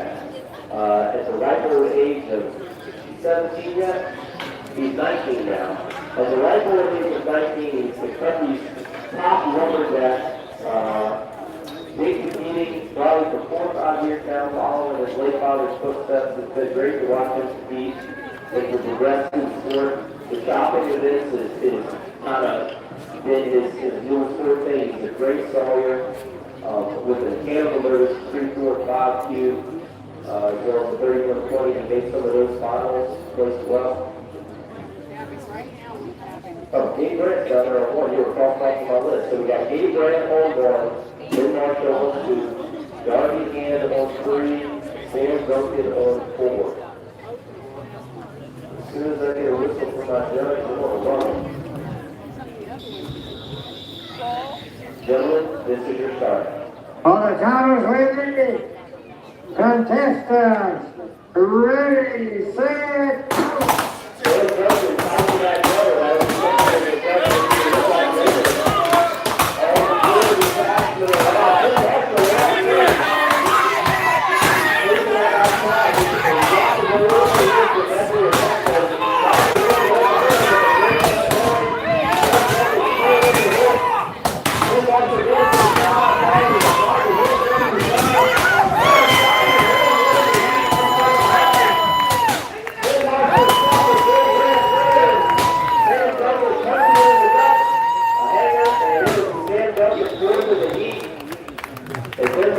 all the good is after the Darby Hand settled into the front well. He put a great one in that block, took his top in the back, and came from behind, winning the heat. Sometimes it pays to put a nice big front in those blocks, and Darby showed us that. This last heat, we'll have the lead of mean Chris 270, Chris Savant. If you're a long-time viewer in the West County Woodchopping Festival, you better see this big man around. Chris he's got marathon ready this year. He looks great, he says it feels great. It's the small person that Chris Savant I've ever seen. If you look at the man, he's still built like a breast unit rush. And congrats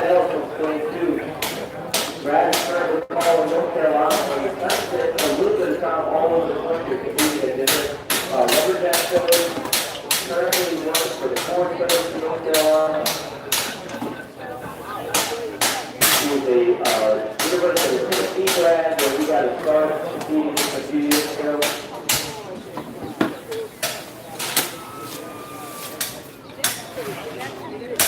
Alright, so immediately following this heat of the straight block semifinals, we're going to have the axe throw final. So if you're an axe throw finalist, again, if you are an axe throw finalist, will you be making your way towards the axe throw target area?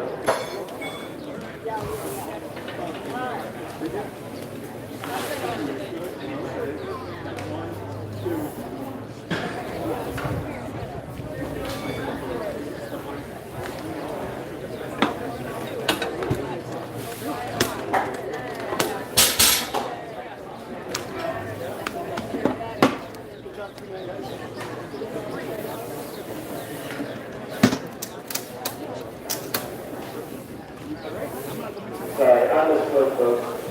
We're doing the last heat and the open flag standing block, open flag final, and then we're doing the standing block semifinal. So immediately following the heat of the open flag standing block top, we're doing the standing block top semifinal. And then we'll do the axe throw. I did ahead of myself. You're getting hard. Big little man puts the box on 1 and grabs Nellis on 2.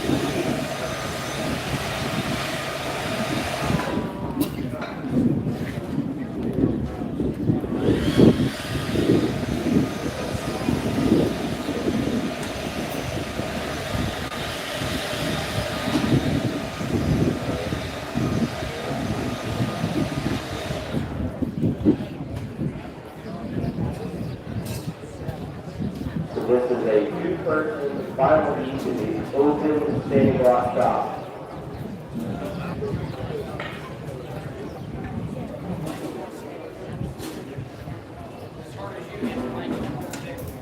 Immediately following this, we're going to do the standing block championship semi-final event. Hit myself sometime. In the first heat of the standing block semifinals will be Josh Wilson, Matt Koger, Little Dan Dean, and Aaron Lewis.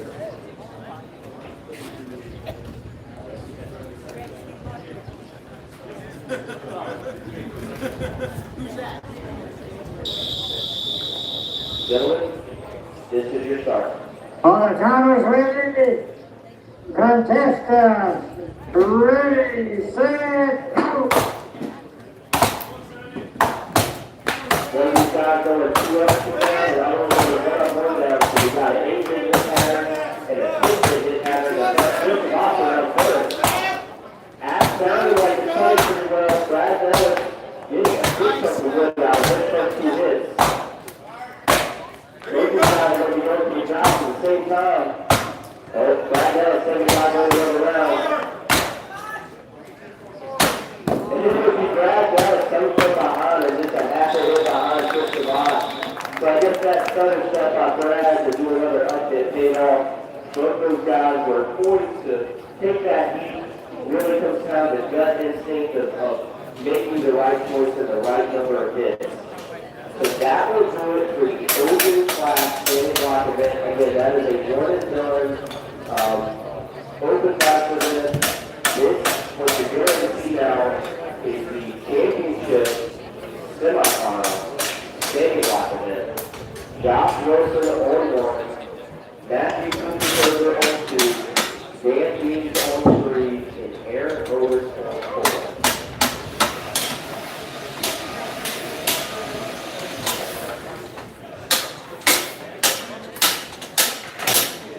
And again, there's just so much camaraderie in the sport. Dan Dean's running over here and over and saying, I'll help you if you help me, as they drop their blocks into these things. Dan Dean is our furthest traveled athlete this week coming to us from Tasmania, Australia. He is at least a third, if not fourth generation athlete. Multiple time world title holder.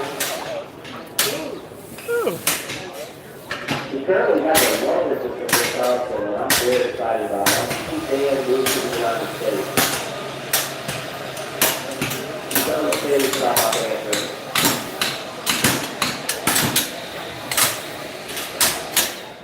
Heat number 2.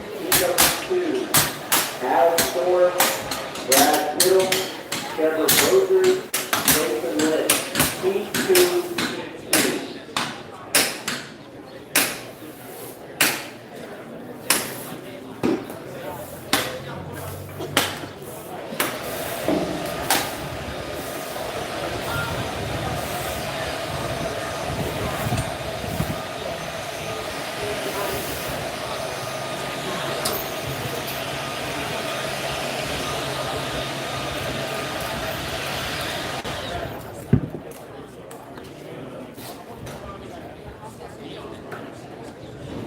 Josh Wilson from the Phoenix of Morgantown, West Virginia.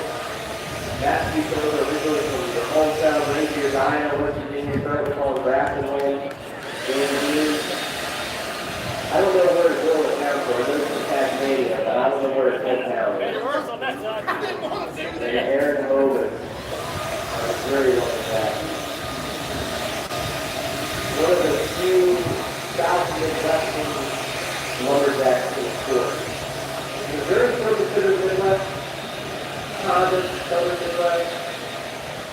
Okay, while they get their last name set up here, I'm going to call off our open standard block winners here. Look, I threw a lot of shade at him, and he made a great cut. Ben Marshall coming in 6th with a 29.52. Will Chamberlain in 5th with a 28.51. Again, Alex Marshall is another one of his guys looking to make a great cut and get off that bubble. 27.29. Darby Yan with a 25.04. And then Thomas Littlefield with a 23.5 in 2nd. And winning the open standard block shot, coming back after a long hiatus, Kurt Kalbowski with a 23.09. Big round of applause for all those guys. All right, pick somebody and share more, folks. Again, this is the semi-final heat. There will be 3 heat total of the championship standard block event. Gentlemen, this is your start. On the counters, ready, contestants, ready, set, go! Whether we go for all 4 of these rounds, I can't see any hit points for all of them. John Wilson will be a first down ball by Aaron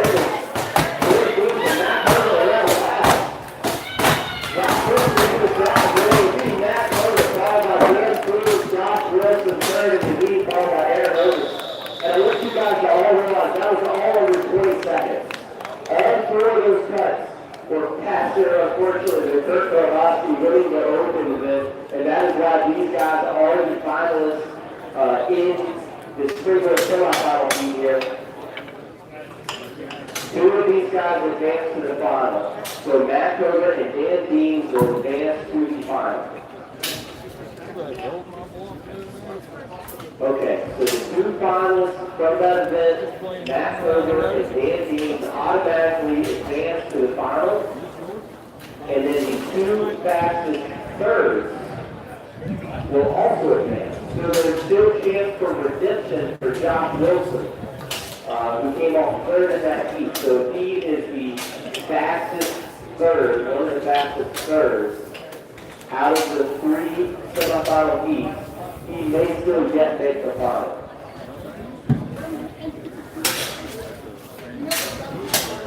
So right now we've got 3 heats of 4 girl athletes, and we're going to put that down to 2 heats of 4 for 8, if my math is right, and we will crown our winner from there.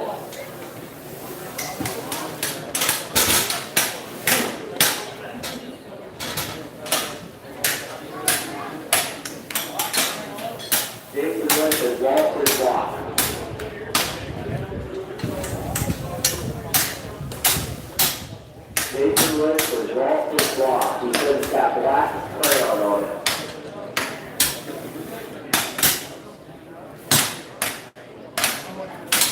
Alright, so the show's going to stop when we find Jason Wilson's clock.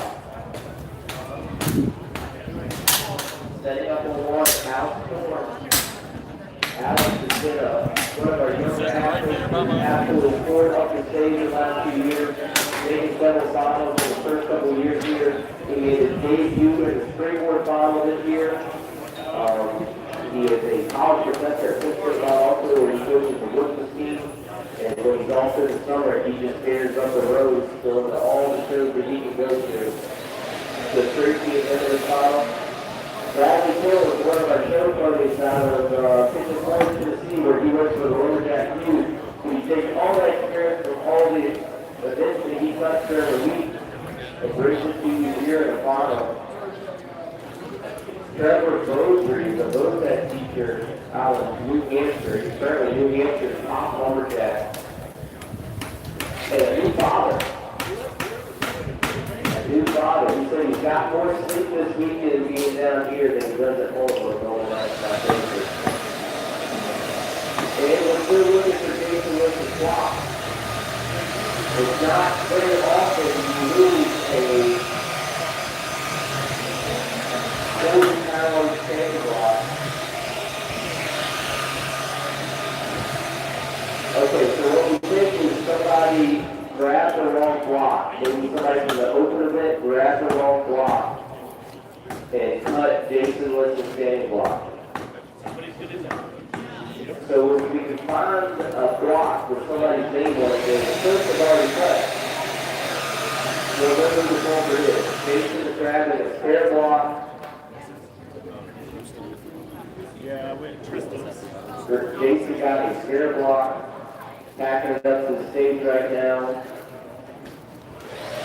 And somebody like Jason that's been competing for his whole life probably won't get rattled by this. Somebody that's fairly fresh in the sport, this will certainly be something that would bother him. But we're going to get Jason in here a few minutes to get this block set up. If you really would be interested to find out who exactly set the wrong block.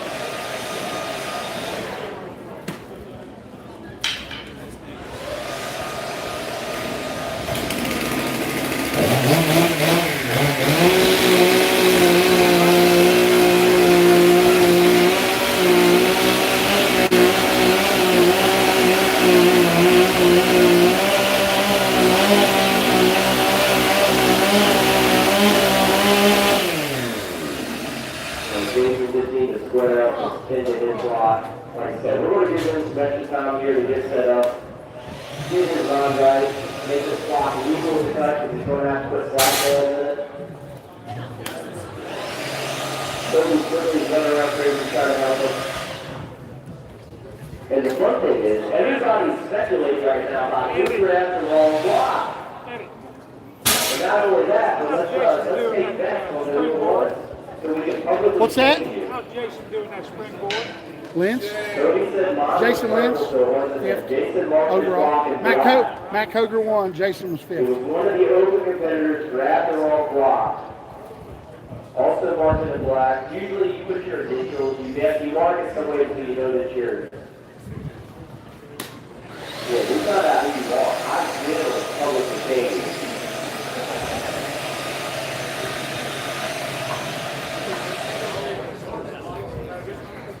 Darby Dan had a great cut. I wonder if it was Darby. He said no. Whoever it was, they marked their block up in black. And Jason also used black.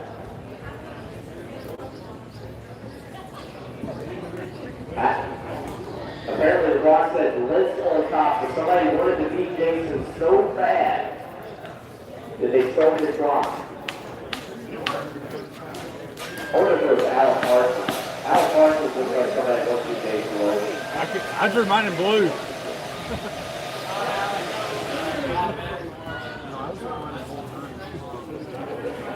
So you're writing on his now. It's something that happens at every lumberjack show where blocks get mixed up, somebody grabs the wrong block, yada yada yada. Typically it's not nefarious. Sometimes it happens. Typically it's not nefarious. But I have seen it where, hey, that block looks great. I'm going to take Dave's name off of it and see what happens.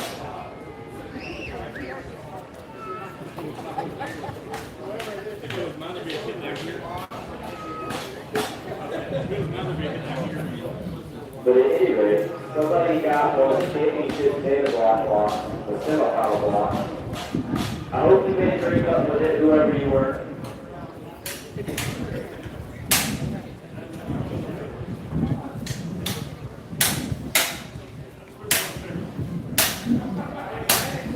There's somebody sitting off to the side right now just sweating, saying, I'm not saying nothing. They already left. They already went home. There's no boxes looking a little suspicious down there on the end.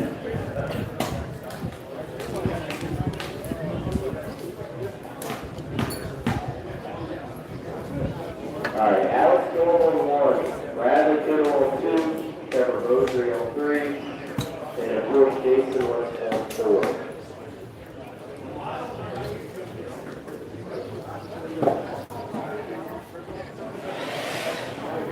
Alright, so we narrowed it down, we found the front of the block, and we put a 10-hit front in, so we can go back and video watch and see the guys that did 10-hit fronts. And then we'll be looking for black markers. And then we're real lucky we can see where you set it up and get it on top.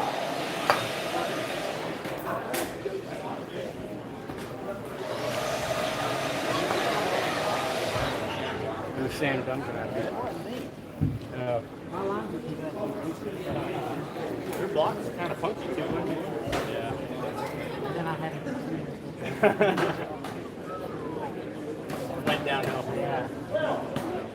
The show committee coming up to me saying like, hey, y'all need to slow down, we're running through this thing too fast, and I guess somebody planned it for us so we could have a little slowdown here. It was Eddie. Eddie paid somebody $25 to take the wrong block and go set it up.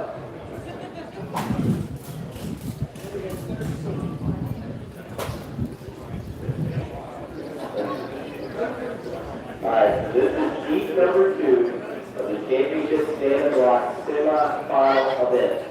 The top 2 from this heat will automatically qualify to the final, and then out of the 3 heats, the top 2 thirds in the heat will qualify.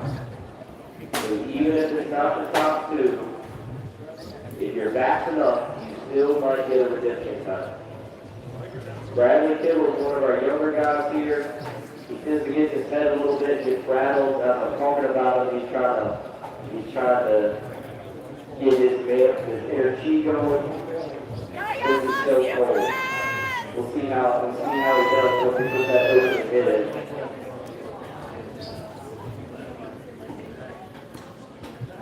As soon as Jason List catches his breath and gets himself settled, we're giving it all the time in the world.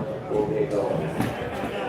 He's got a good looking block. I think, maybe he paid the guy $25 to steal his block. And if he walks around here all humping his ass, and then he can draw an even better block. That's also a possibility. Because there's a chainsaw going right in the middle of his start, and that's why we put our updates going. So, if I was a betting man. Okay, Jim.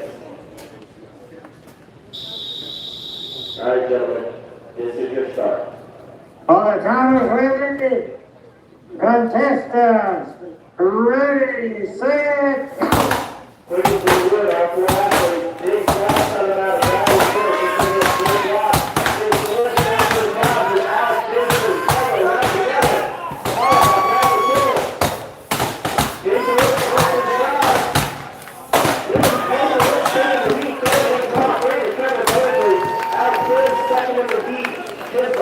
Remember they hit behind Trevor Mosley, and then Bradley Kittle bring up fourth. That was an extremely fast, extremely close heat. A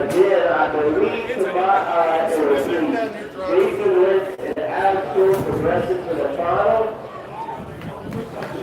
So Travis Rose was right there on his heels and moving one of the guys will be a top contender getting that third place bid to the bottom. Setting up in this last heat, Tristan Van David Hodges, Matthew Taylor, and Arden Taylor Jr. Hopefully we found all the blockers still around.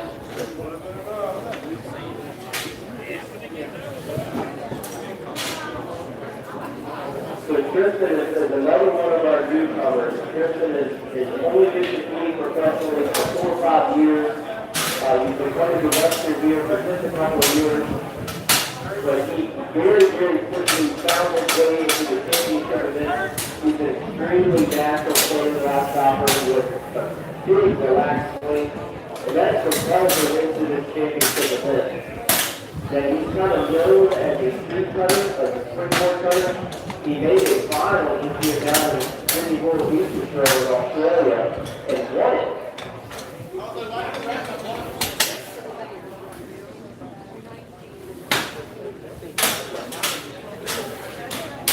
Okay, alright, so we even got more confusion and another layer to the cake. The block that we thought was the mix-up block actually belongs to Tristan. So the block that James just went over here and wrapped a minute ago actually belongs to Tristan. So we are still missing another block. If you ever cut Jason's block, grab their block and hot-tail it.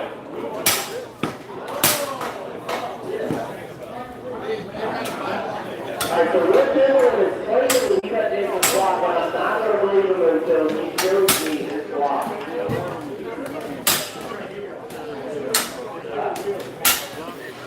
Alright, so let's Taylor.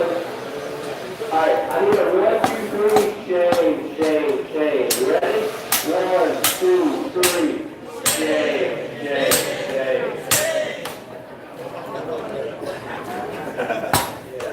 Alright, we're going to put in a timeout behind the Astro target before the Astro Finals here. This will be the last heat of the championship standing block semi-final of this. Again, Tristan Van our 6-time U.S. Senior Sport champion, Dave Hodges on 2, coming off of a back injury he suffered in Australia for 2 weeks ago. Our multiple-time bridesmaid, Deborah Bride, Matt Wiggleman, series. And 7-time U.S. Senior Sport champion, Arden Taylor Jr., your host of the Webster County Woodchopping Festival, and all-around show extraordinaire, Arden Taylor Jr. on stand number 4. So if you don't know 7, this is 7. He's 50, oh, he wants me to tell, look, listen.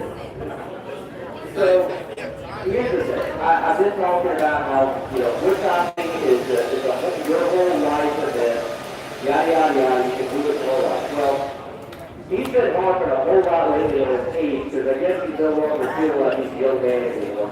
He's 56 there, he turned 57. He's the oldest fella in the championship event by almost 16 years. I believe Jason Ennis is the next oldest guy, maybe Nate Hodges. So he's 16 years senior, the next oldest guy in his championship event. And he is absolutely still out here crushing it. Go Maddie! Go Trudy!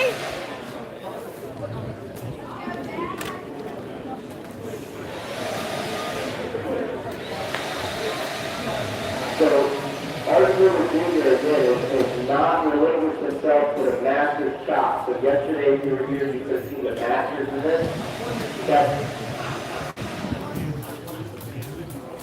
So he has not relinquished himself to the Masters cut yet. He says, I'm not down and out. I'm going to keep going to the championship event. He's won this event 15 times over the years. And just to keep numbers square, he's about 15 years older than the next. In the zone, Slick! Got this, Slick! 44, 43. Davis goes out, he's not paying attention to him. Hi, Tristan. Yeah, he's doing it with us. He doesn't want me to talk about it. All right. Breathe, everybody breathe. Gentlemen, this is your start. On the timers ready, contestants, ready, set, go!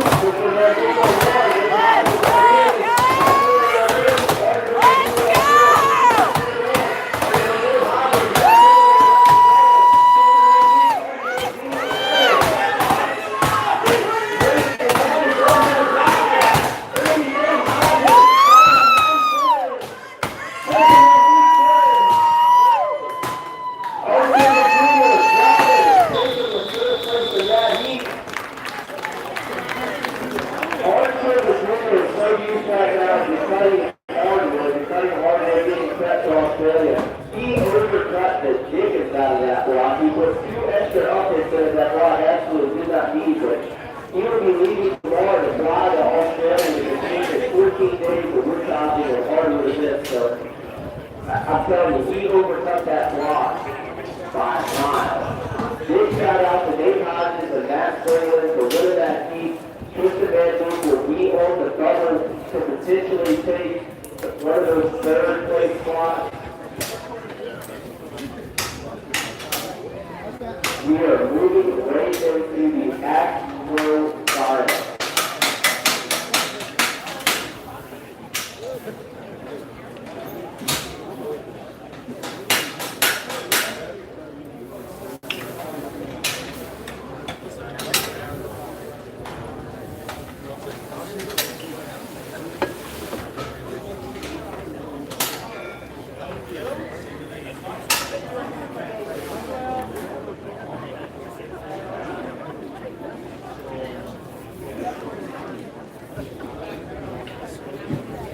Okay, axe throw final. You know who you are, but I'm going to call it off.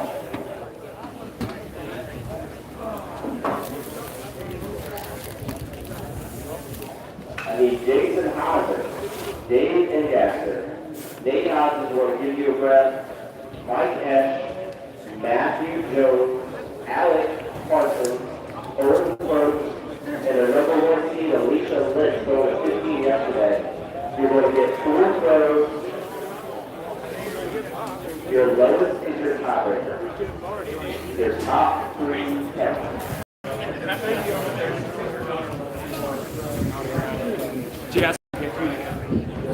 All right. All right, let's get our axe throwers out there, folks.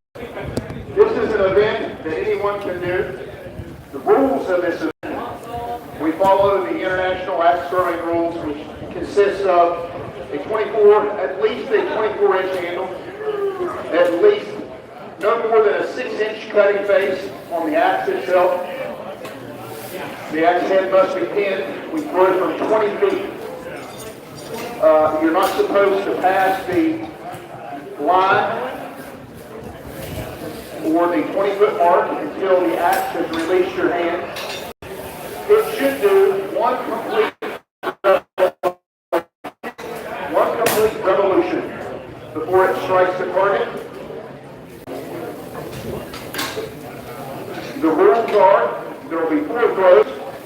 The lowest throw will be a tiebreaker, and the top 3 throws will be the score.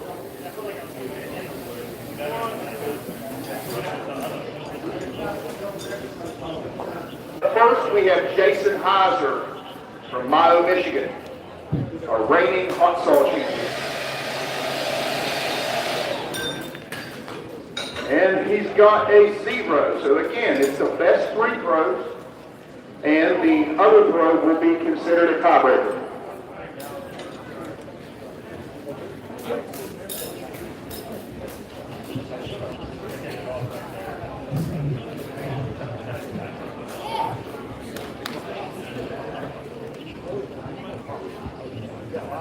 Now these are the 3 that count.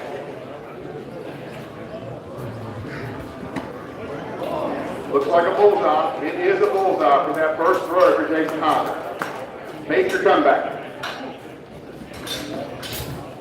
Pardon, that was his second throw.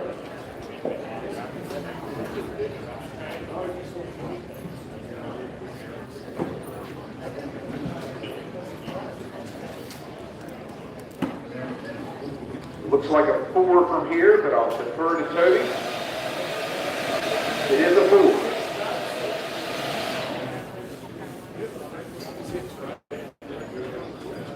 Now for his 4th and final throw.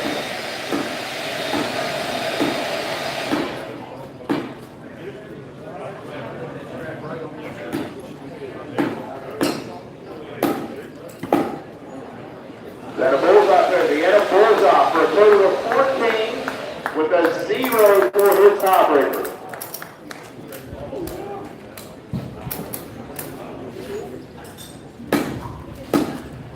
Up next is Dave Ingesser from Portland, New York. Dave is a longtime lineman for the state of New York, one of our top Masters competitors.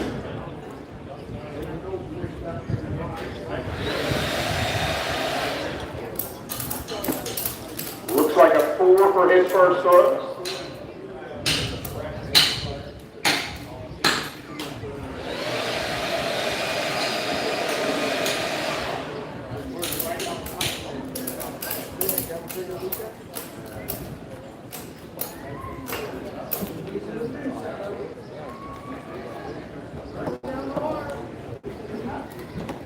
Oh, it looks like another 4, I believe.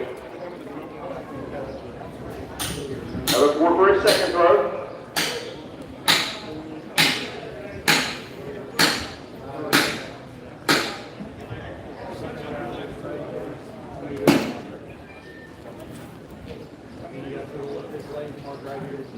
The sponsor of this event is United Bank.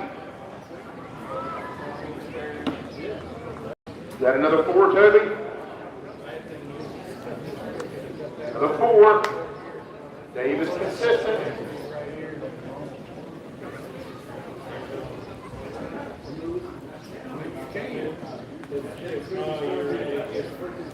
It looks okay here, but then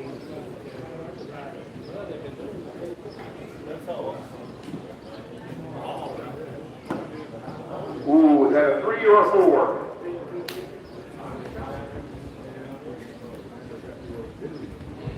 And a 3 for a total of 12 with a 3 tiebreaker. Up next is Nate Hodges from California.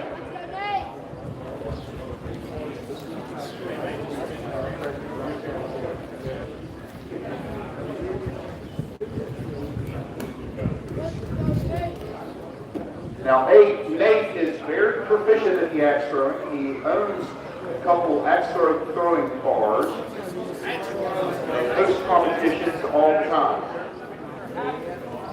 But they're throwing hatchets, not axes.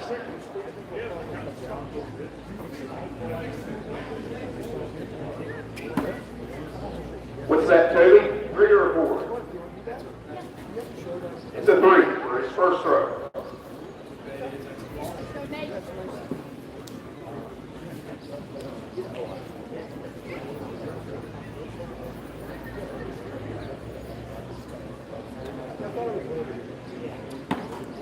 Ooh, that's a close one.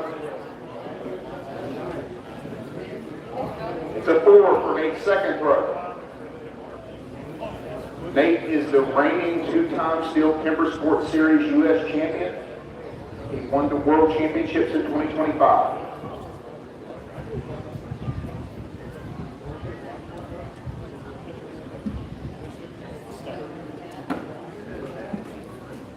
That a 3 for his third throw.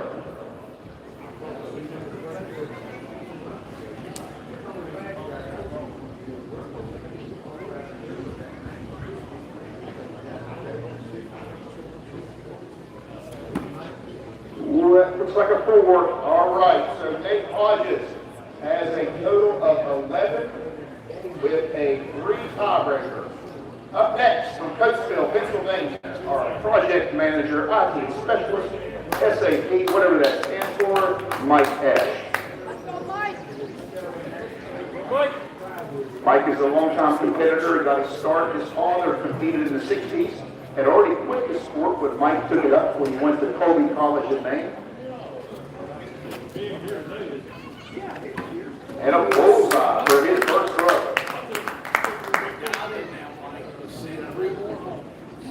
This sport has its origins in the cooks of the walking camp having arguments. They would put a chair in the center of the shard bar cookery, walk 7 paces, and see who could throw the axe closest to the bullseye. Got another bullseye for my guest.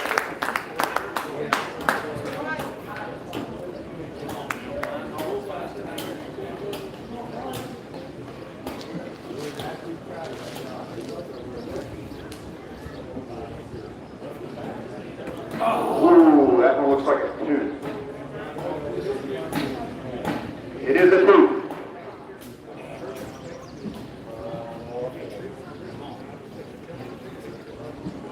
Final throw for the silver box. My gosh.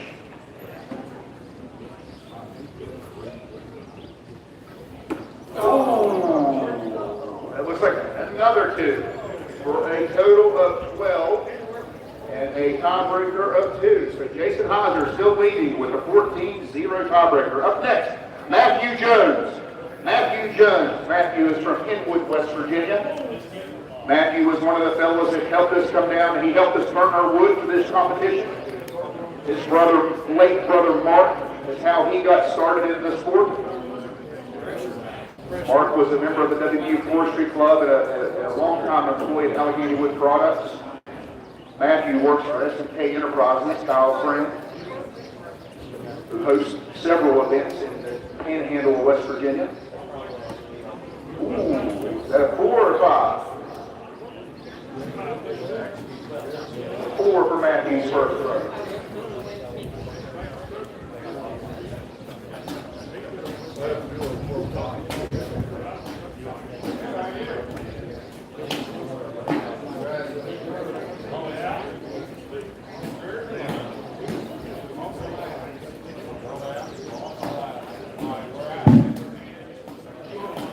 Oh, unfortunately, just didn't quite chuck it up there hard enough for his second throw.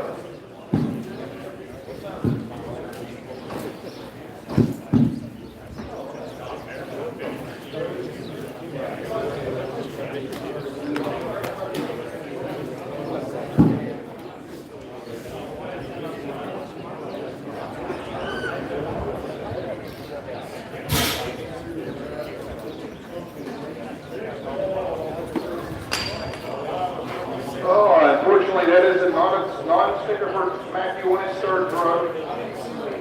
He's got 4 thus far.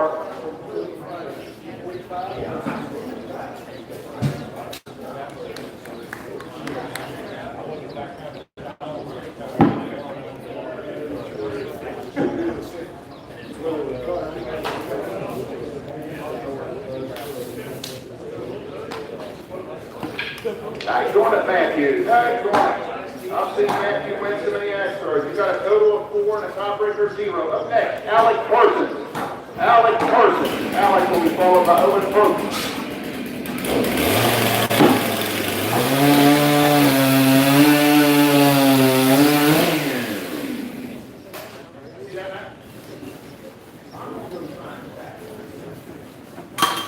Oh, groundhog hunt, maybe deer hunt with that thing.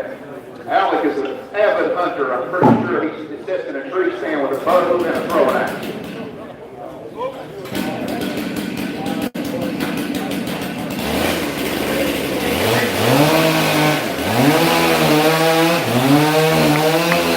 Looks like a poodle.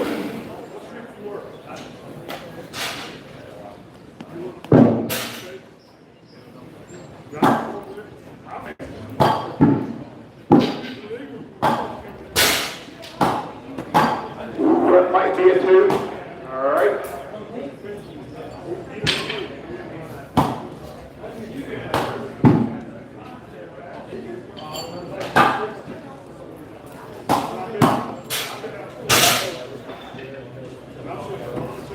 Looks like a 3. Okay. And that means that Alec Parsons has a total of 9 with tiebreaker 0. Up next, Owen Proops. Again, this event is sponsored by United Bank.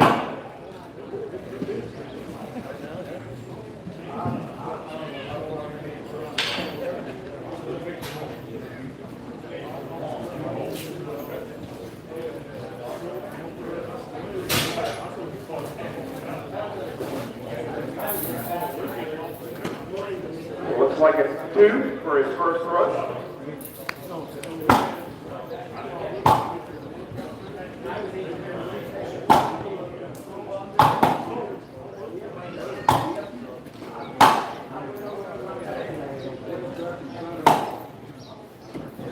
Looks like a 4 for his second rush.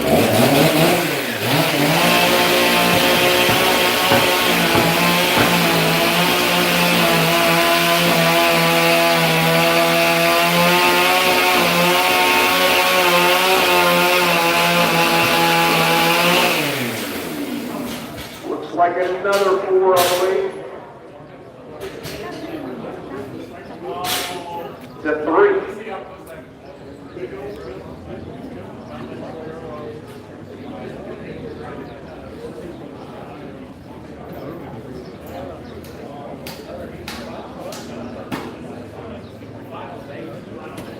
And looks like might be 2, could be 3.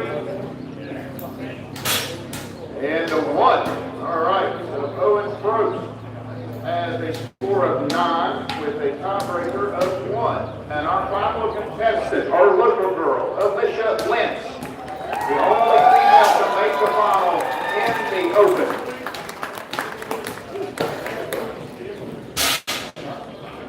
And she is our top qualifier too, by the way.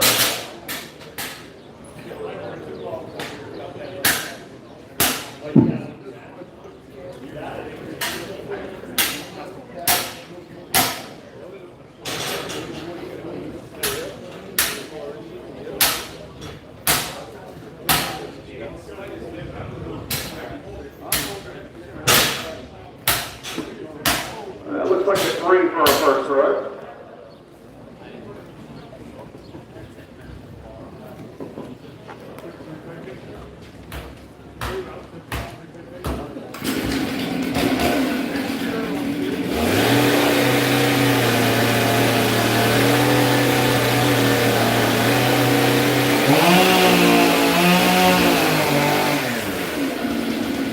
Looks like another 3, I believe.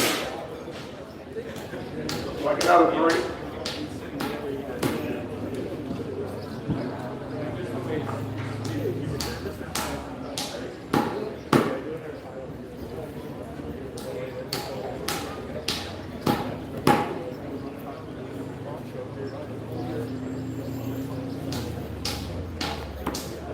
Ooh, that might be a 4.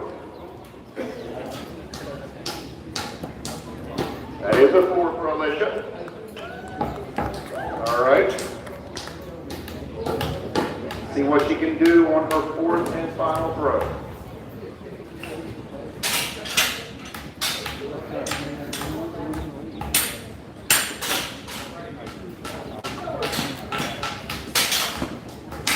And it looks like a 3 for a total of 10. So, our winner in the Extra, sponsored by United Bank, looks to be Jason Heiser, despite his first throw being a 0. Coming in second, looks to be Dave Engasser with a 12 and a tiebreaker 3. Coming in third, Mike F. with a 12 tiebreaker 2. Coming in fourth, Nate Hodges with an 11 tiebreaker 3. Coming in fifth is Alicia Lentz with a 10. Coming in sixth with a 9, the tiebreaker 1 is Owen Brooks. Coming in 7th is Alex Carson at 9 and tiebreaker 0. And coming in 8th is Matthew Jones with a 4, tiebreaker of 0.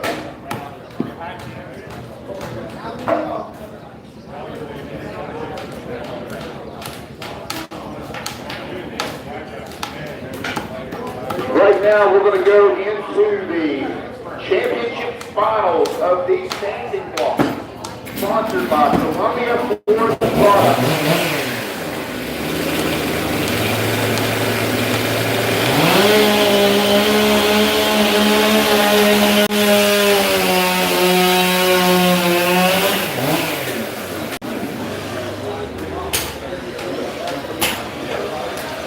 We have 8 blocks for the same three. We have 8 finalists. Our 8 finalists in the first heat will be Daniel Haynes, Matt Slinger, Trevor Trevor Bailey was the fastest third, and Josh Wilson was the second fastest third. The second meet we met Cobra, Jason Lynch, Nate Hodges, and Alex Storm.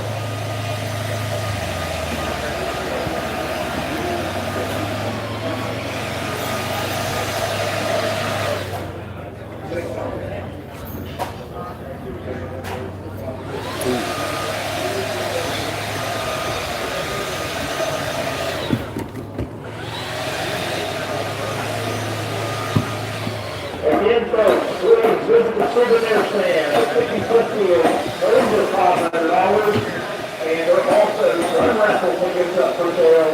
Throw in blues, purchase the 50-foot ticket, and a good raffle ticket if you can to help support the Webster County Woodchopping Festival.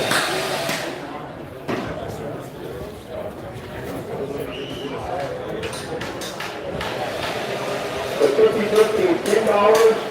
And the win, two wins, over $500 now.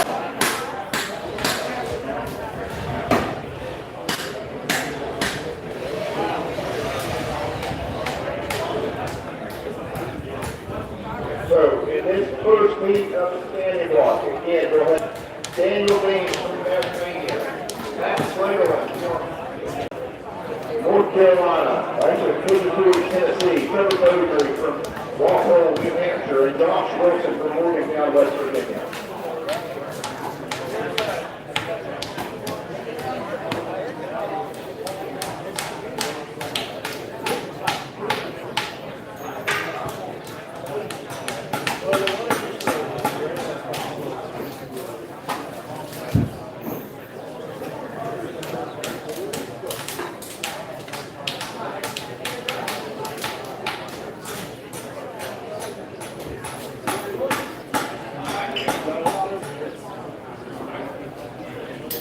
Woodchopping in Australia is a lot different than it is in North America. In this particular event, we've done heats and even finals where the wood has all been out of the same tree. That is what they do in Australia, which requires the athlete to cut often more than 5 or 10 blocks in a day. For example, Stuart mentioned that I was traveling through Queensland here tomorrow, and the first competition that I go to is in Bundaberg, Queensland. And they're cutting a hardwood timber known as blackbutt. And blackbutt it can be very, very firm, it can be very reasonable, but it is a hardwood timber that cuts very similar to, I want to say, chestnut. And there are 3 open standing blocks, 2 open underhands, and a championship, and then there's a double hit block. And for me to make prize money in those events, not only will I have to cut a heat, I will go to a semifinal, then I will cut a final. So I will cut 3 blocks in one shot. And if I make those finals in all 5 of those events, I will have cut 15 hardwood logs in one day. So Daniel Beans grew up in that system in Tasmania. So often when he would go to a contest, he would cut between 10 and 15 blocks at a small county event. And ironically, when you go to their big royal shows, which is like Sydney Show or the Royal Melbourne Show or the Royal Perth Show or the Royal Canberra Show, in Brisbane, you only cut 2 opens a day where you will cut 6 blocks. But you go to little small county shows that are ran by accident clubs, much like what we have here in Webster County, you can cut as many as 15 logs in a day, if not more. And so Daniel is cutting a lot more races, and the other accidents here today on average when he goes and competes in Australia. And woodchopping is also different in Spain, where they do endurance-based races, where they cut 10, 12-inch logs or 10, 15-inch logs in a row, and then finish the race off by cutting a 2-foot log, which all happens to be feet. Now, their feet cut very similar to our Aspen. It's a lot softer than ours, but it should be, normally should be just softer. It's really fun to cut. I cut it over there. And that race lasts normally over an hour. So the men will be chopping for over an hour in order to see who is the winner of the event. In North America, we traditionally only cut a one race, and that's what our time is, and that's how we play. And so we wanted to improve the level of competition here in North America, so we started doing heat semis and finals here in the championship event at Webster County in order to make our upcoming generation better suited to compete against the likes of Daniel Beans in the overseas action. In this heat, we have Daniel Beans on one from Weekly Tasmania. On stand 2 from Pigeon Forge, Tennessee, we have Maddie Swindler. On stand 3 from Walpole, New Hampshire, we have Trevor Roser. And on stand 4, we have Josh Wilson from Morgantown, West Virginia. Fastest time of these 2 heats will be your winner. All the timers ready, contestants ready, set. Oh, baby, let's get in the back. The big stop focus. We are ready for the ladies right and in the back. Come on, take the first to the back. He's the first up on the back. He's not ready. The back is the man. He's too strong. Nice one for the drive in the out. Just looking down the next round. He's on the first off. He's going to be down the game. The man's going. Oh, gosh, Wilson. Then Trevor Rosery. Then Maddie Sunderland. Then the Beans have laid down the time to beat by this next week. And we've got some big guns coming up. We've got Matthew Berger on stand 1, Jason Lynch on stand 2, Nate Hodges on stand 3, and Alex Storm on stand number 4.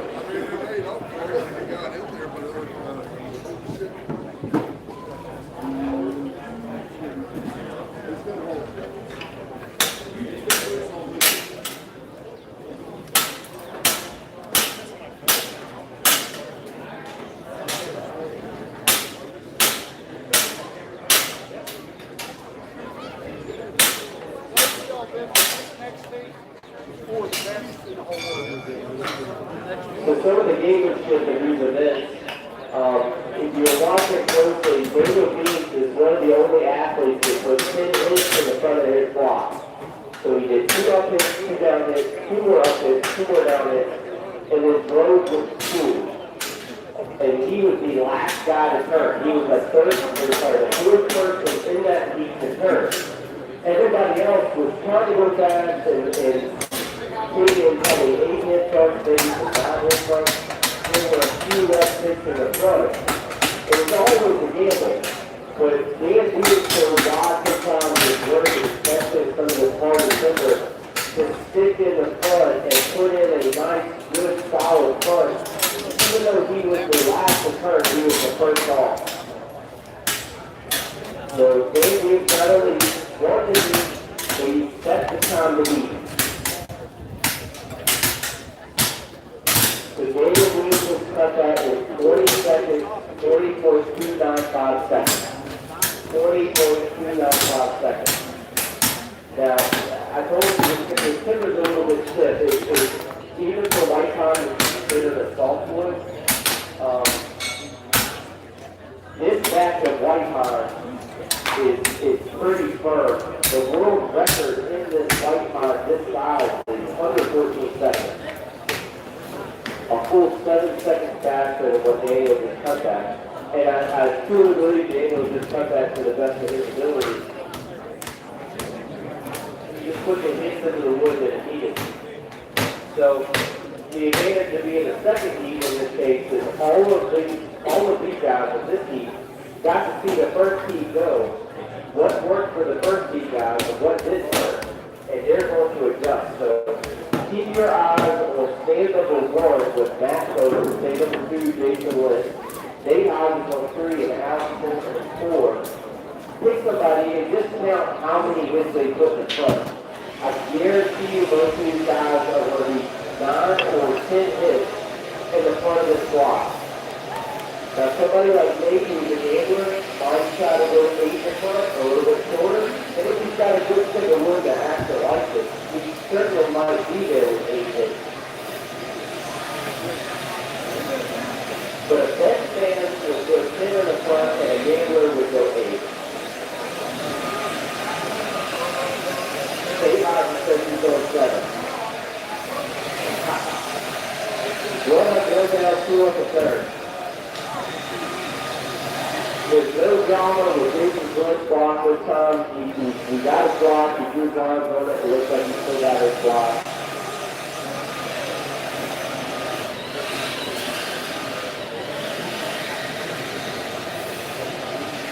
Will Tatum with a still in timeout.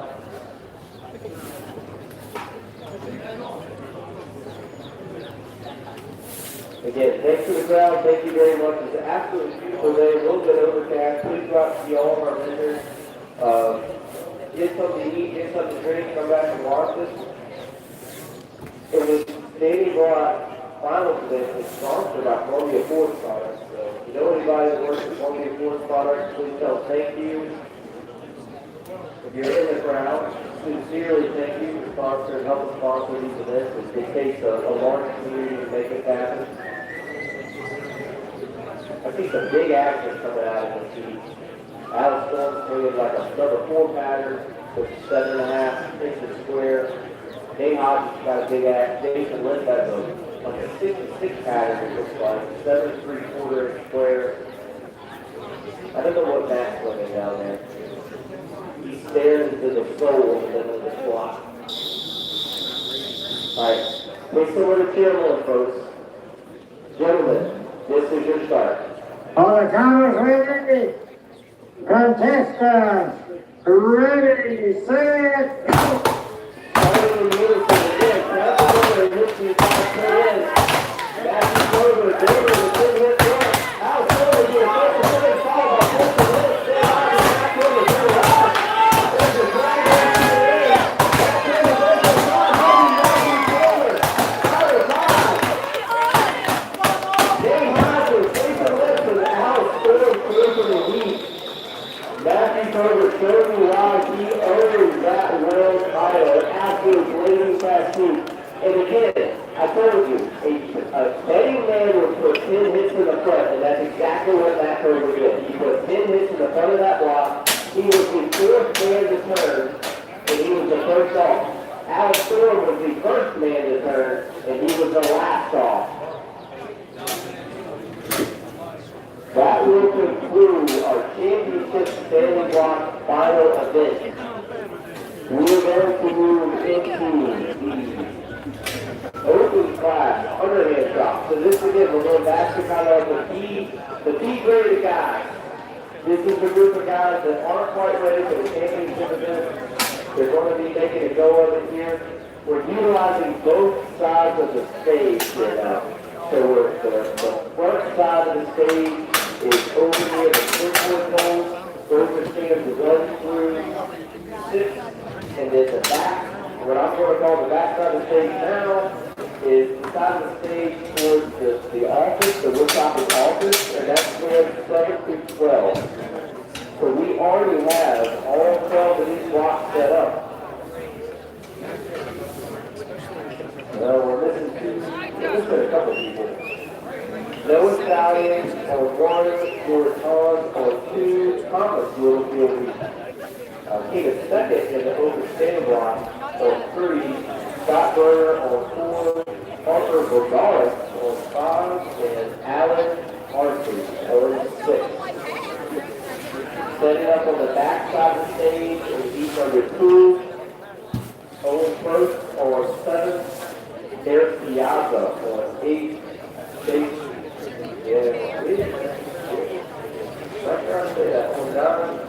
Calvin Wagner on 10, Lyle Captain on 11, and Kentucky Jones Daniel Duncan on 12.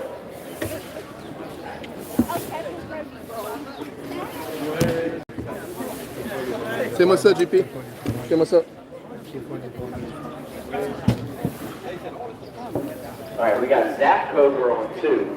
He's a late addition here. I think this is his first open underhand shot.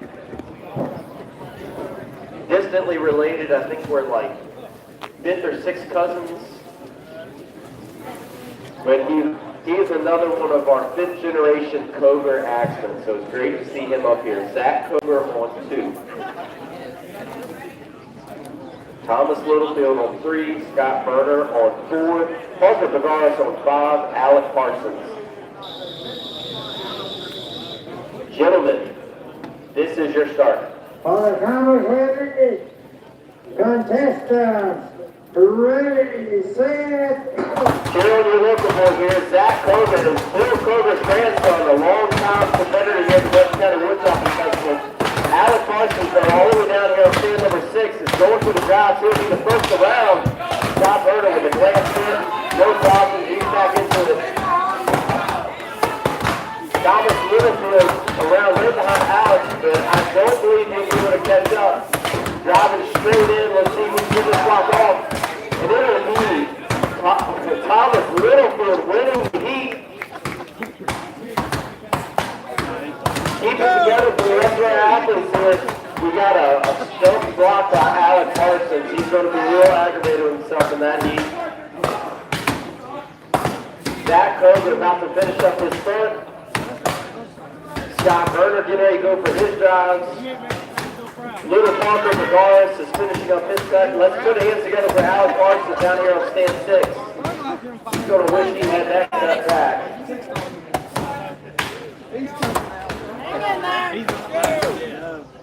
Parker Magaris, I got his block broke. I can hear it. There it is for Parker Magaris. Big round of applause for him. Now we have a rule here at the Webster County Woodchopping Festival. The longest to chop get the loudest applause. So let's put it together for Scott Berner and Zach Koger. Zach taking some coaching from his granddad, Bill, down there.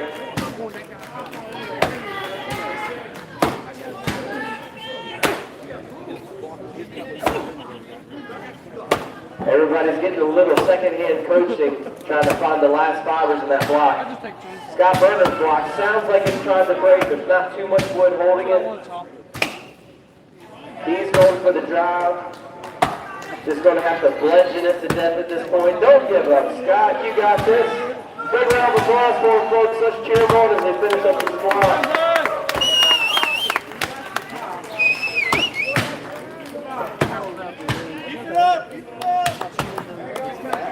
Get it!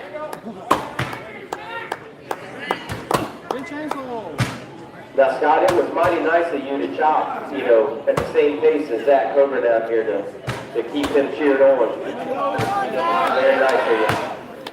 Zach Koger getting his block shaking. It's going to be 1 or 2 hits at the bottom. Oh, he tried to jump off too fast. He's got to let him hit the bottom. Hit it like you mean it, Zach. Hit it like you mean it, Zach. There it is for Zach Koger. Big round of applause for the Webster boy. His first open underhand shot. Zach Koger and Scott Berner all flashed in the heat. Big round of applause for all of those athletes. Hey, look, I just got handed the championship standing block final results. Championship standing block final results.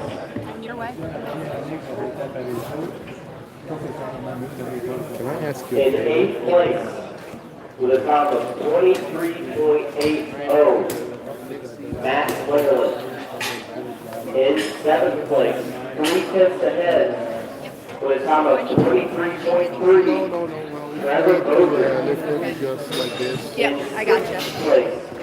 A 10th ahead of him, with a time of 23.25. Yes, it's a live stream. Josh Wilson. Alex Storm coming in 5th with a 21.55. In 1/100th of a second faster, Jason List with a 21.54. Jay Hodges will take 3rd with a 21.22. And then now we're down to our final 2. Daniel Bean set the time to beat with a 20.29. But a full 4 seconds faster, your winner of the championship standing block final. One of your local boys, hands together for Matthew Koger with a time of 16.42. Matthew Koger with a time of 16.42. The 50-50 raffle is up to $535. If you would like a chance to buy into that 50-50 raffle, there'll be bars this afternoon about 4:30. Go over to the Woodchopping office. We've still got gun tickets. Still a lot of stuff going on around here, folks. Alright, we're set up now on the, what we'll call the back of the stage for now, which is close to the Woodchopping office. Stand 7 to 12. We have Owen Coach, which is close to the conference table. Owen, wave to the crowd. Owen, can you wave to the crowd? This is Owen Coach, everybody. One of our nice young acts in here. Eric Piazza on stand number 8. Chase Hewitt on stand number 9. Alvin Wagner on 10. Lyle Captain on 11. And the Sunday Top Lumberjack, Stanley Old Pumpkin, 19 years of age, on stand 12.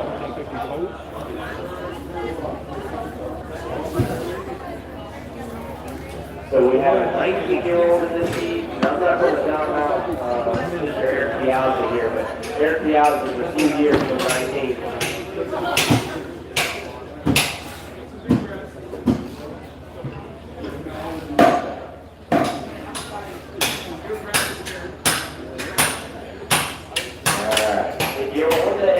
Stage and the back of the stage is just locked down so that anybody that's in the edges can see.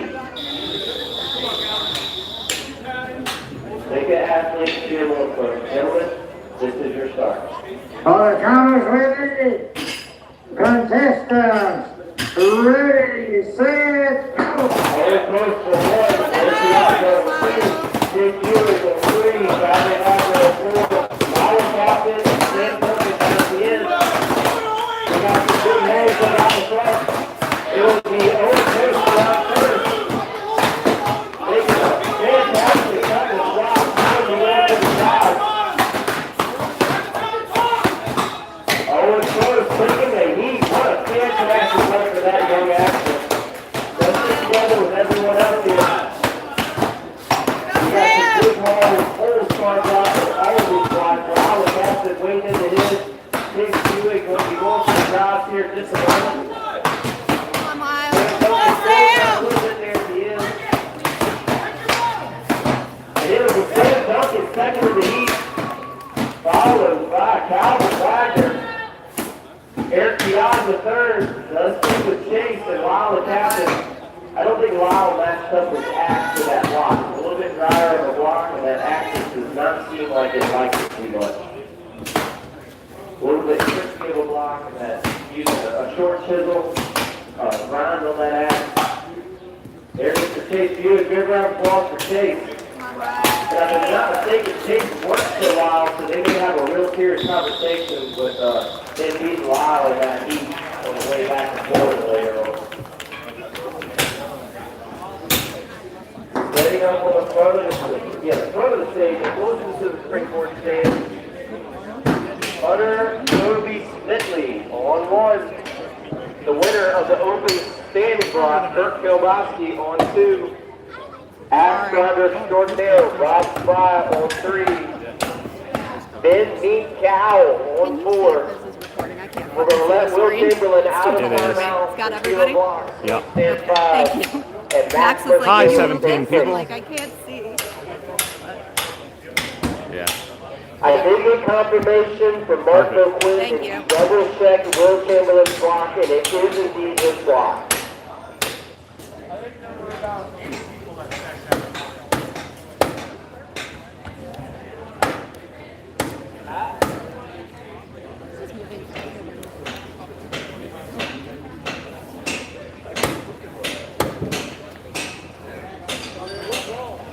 I saw at least 5 people walk by Will Chamberlain's block to make sure that was indeed his block.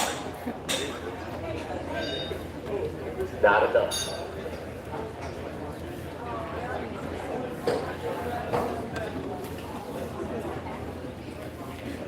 Toby Smithley on 1, Kurt Kilbowski on 2, Ralph Fry on 3, Ben Minkow on 4, Will Chamberlain on 5, Max Mercier on 6. Setting up on the back of the stage closest to the office, Chris Savage on 8, Gabe Brandt on 9, Darby Hand on 10, Brandon Graves on 11, Brad Nellis on 12.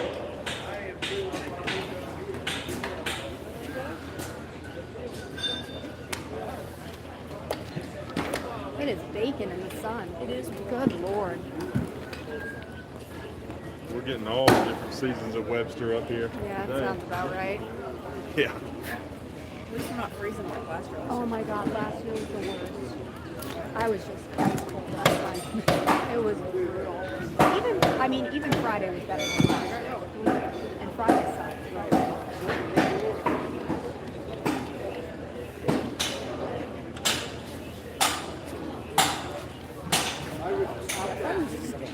Yeah. But yeah, last year, freezing, the rain was like coming. We're going to the announcers booth by Mike S. Mike, tell me, what does it take for a young axeman to progress from this open chopping event into the championship event? It takes a lot of focus on the fundamentals. When you're working with people, it's always fundamentals, the underhand, straight up and straight down, stay on your line. Whoever does that the best this heat will most assuredly win. Fantastic. And so Mike S. used to be one of the top axe grinders in the country for hire. Now he's one of the top axe grinders in the country not for hire. But he's quickly grown into one of the best coaches in the country. And he does that quietly. You know, you kind of have to know Mike, but he's a super friendly guy to talk to. He coaches a lot of athletes. What makes somebody coachable, and what do you look for in a young athlete to help them progress? Well, they have to be willing to look things from a different way, right? We all start chopping and develop our own way. But, when you study the winners over the years, there's fundamentals that are in place, and you have to be willing to adopt somebody's system and take as far as you can. Chopping's a 200-year-old sport, right? You're not going to get anywhere thinking you have a new way of doing things. So you have to adopt the winning way. Yeah, be like, your time was there. Great. So you're one of these guys that are on the bubble and you're looking to make it into the next level. Take a video of your chop and maybe come over here and talk to Mike. Don't inundate him with messages, but he might be willing to help you out. So our head judge Christy's going to go down the line and give me a whistle, and we're going to have these guys off like a flash. Gentlemen, just hold on. She lost her whistle. All right, gentlemen, this will be your start. All the timers ready, contestants ready, set. So again, Kurt Kolbowski on two, winning the open standing block event. I would keep my eyes on him, but it could be any of these athletes up here chopping. We'll see who the first around is, but also who put in the most work in front. Kurt will be the first around, followed by Rob Scott. Max Mercier around next, followed by Will Chamberlain. And again, we'll see who does the most work in the front, because these blocks are definitely firm. Toby Smedley and Jimmy Cow around with the group. Kurt Kolbowski going for the Johns. Rob Scott going for the Johns. I can see Rob Scott wiggling. And it's a bludgeon fest. Kurt Kolbowski. Oh, Max Mercier down here at the end won the heat. Good job of ball from Max Mercier coming from behind, winning the heat. Kurt Kolbowski will be second in the heat, followed by Rob Scott, followed by Will Chamberlain. Let's stick with Toby on stand number 1 and Ben Cow down here on 4. Fantastic shot by Ben Cow. He's going to be happy with that underhand after his 10-minute springboard yesterday. Every time I talk about it, it gets longer. But listen, the one that chops the longest gets the loudest applause. Toby Smedley down here on 1 has been your announcer. He's been your judge. He's been your wood crew. He has helped run things behind the scenes that you guys would not believe. He is an FFA teacher at a high school where he teaches shot. And that will do it for Toby. Big round of applause, folks. All right, that sun's coming out. It's starting to get a little bit warm. It's a little bit past lunchtime. I think everybody probably got burgers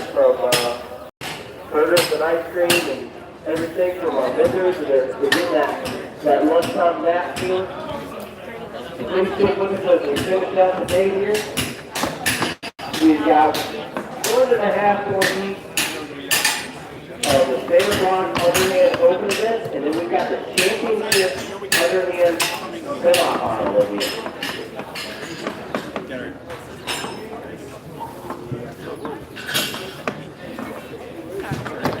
Brad.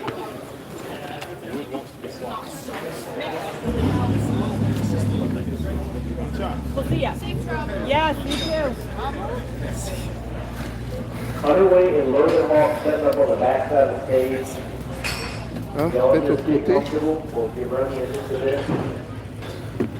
On the back of the stage, we have Little Man Chris Scott, Gabriel Moran, Darby Hand, Brandon Graves, and Brad Bell.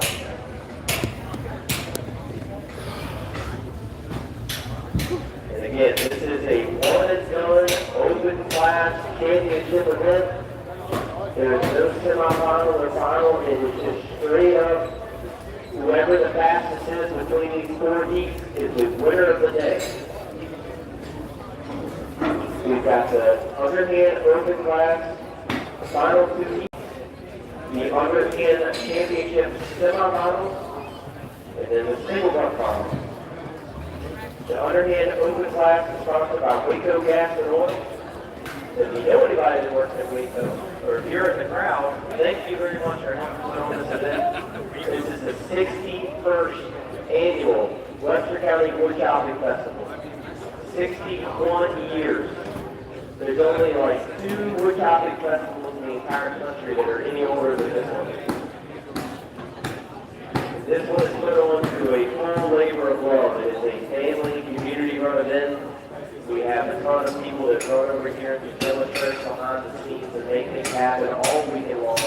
It is a full year prep to make this event happen. Planning for next year's Webster County Woodchopping Festival starts tomorrow. Alright, our judge is going to run down the line and we're going to get our vote started. Athletes, this is your start. On the count of three, contestants, ready, set, go!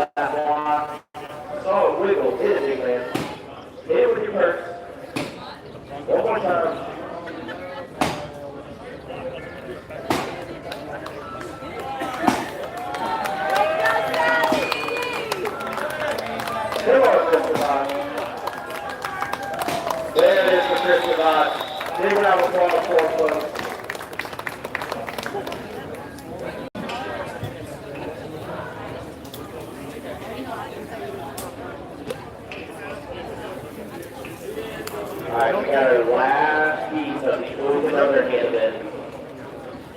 A grudge match between 2 mortal enemies on the back of the stage. Underweight and Logan Hawk.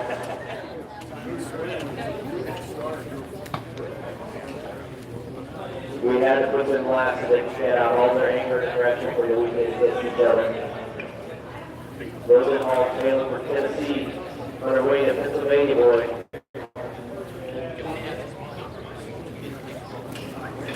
Y'all got just a little bit of confidence. We're just clean off the front of the stage and just take a deep breath. Just stare at each other and let the tension build.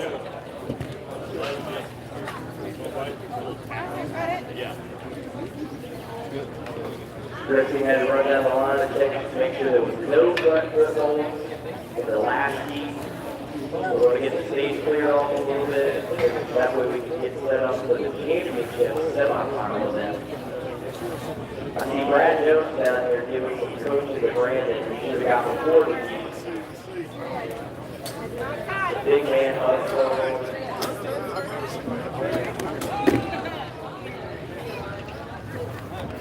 Marco Flynn. Come here real quick. Hey everybody. everybody, if you lost a cell phone, it's over the wood chopping office. You'll have to identify the cell phone, give it the phone number, and be able to open it with your face. And social security number and your mother's maiden name. All joking aside, there's a cell phone that was found over the wood chopping office.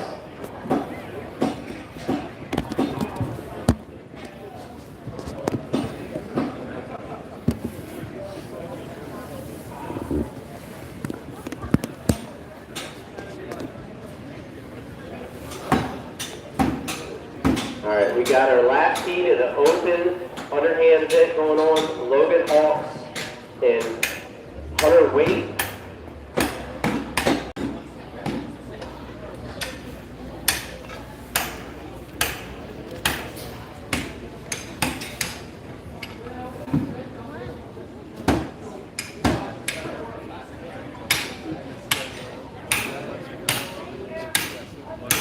All right, gentlemen, Christie's headed your way. Again, this is the last heat of the open underhand finals. Our mortal enemies, Logan Hawks and Hunter Wade.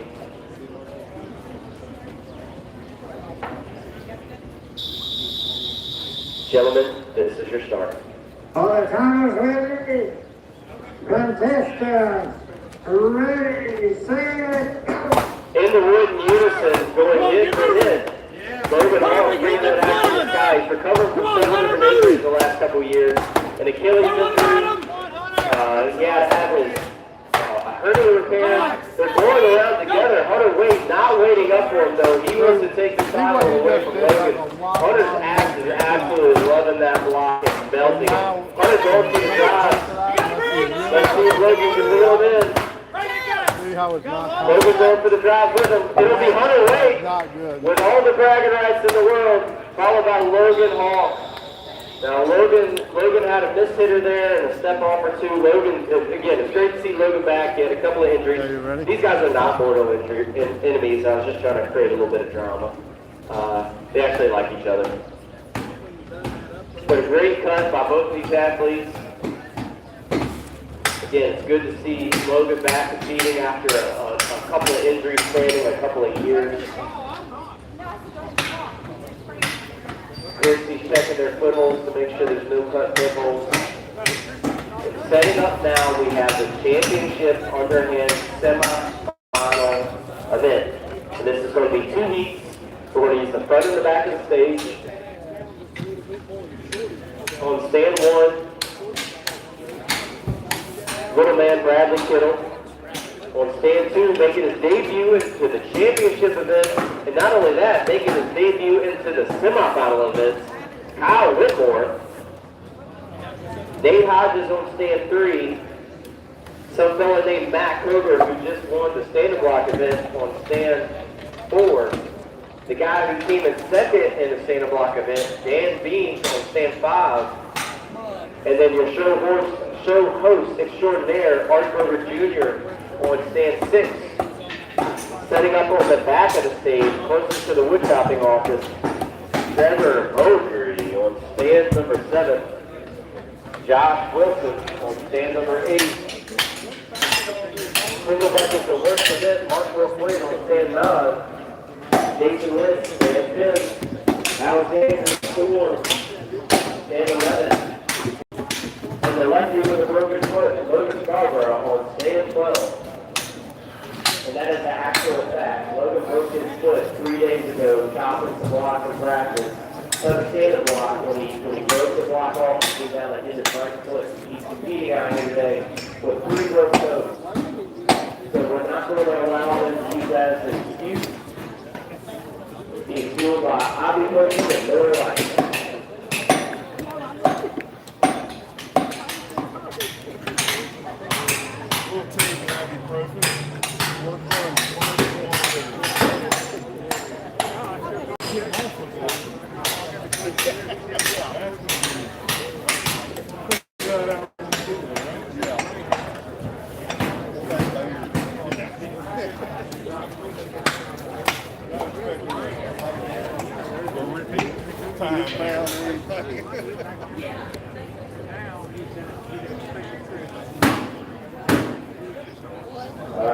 This is a semifinal heat.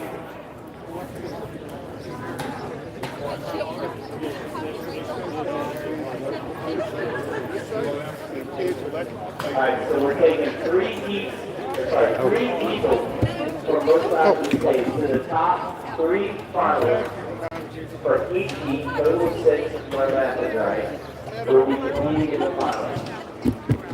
Bradley Tilley, Kyle Whitmore, Nate Hodges, Matt Koger, Dan B, Sorry Mark for the Koger bad Jr., word. Heat 1. 3 of these just guys pulled the whole will thing. advance to the final. This is 13-inch lathe turn white Honda, all match blocks, meaning all 6 of these blocks came out of one tree. Sorry for the bad word. They have to have 3 slab nails per their drive side. If they do not have those drive nails in there, it would be a DQ. They also can cut their footholds. So after the conclusion of the event, the head judge will have to go down the line and check the footholds and make sure there are no cut footholds. Now, several of these guys, Bradley, Nate, Matt, all of them have been in multiple finals. All right, gentlemen, this is your start. All the timers ready, contestants, ready, set. In unison, stop, right off the top. Matthew Kroger making short work of his block and unison around. Followed by Arthur Jr., Nate Hodges, Dan Bean, Kyle Whitmore, Bradley Tilley, all around. This is the second call. This is Matt Kroger taking the lead. Dan Bean second. And Bradley Kittle third. Big round of applause for Bradley Kittle. This will be his first underhand final. Big round of applause for all of those athletes. To my eye, we'll have to have a judge go down the line to ensure that I'm accurate, but it will be Matt Koger, Dan Beans, Bradley Kittle from Heat 1 going to the final.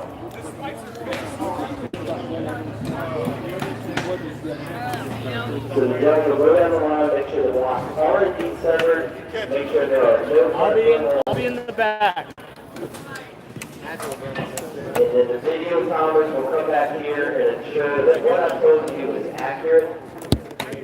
But good job, Bradley Kittle. Again, to my eye, you were third in that heat, making it to his first underhand final here at the 61st annual Webster Woodchopping Festival.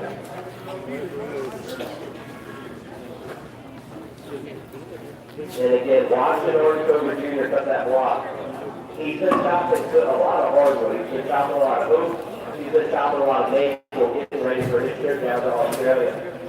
And he overcut that block again. He's putting small chips in it thinking he needs it because he's way stronger than he's giving himself credit. He's wore out after the day, but he's doing a great job. All right, so Heat 2, Trevor Boger, Josh Wilson, Mark Wentz, Jason Wentz, Alex Storm, Logan Scarborough. And guaranteed to be the loudest of this, folks. It's a good thing that Josh is on one end of the stage and Logan is on the other because they have the 2 loudest squads in different sports. You're going to hear Renee Wilson cheering on Josh, and you're going to hear Ashley Scarborough cheering on Logan. And if they mess this up, I guarantee you're going to hear about it. Gentlemen, this is your start. All the timers ready, contestants, ready, set.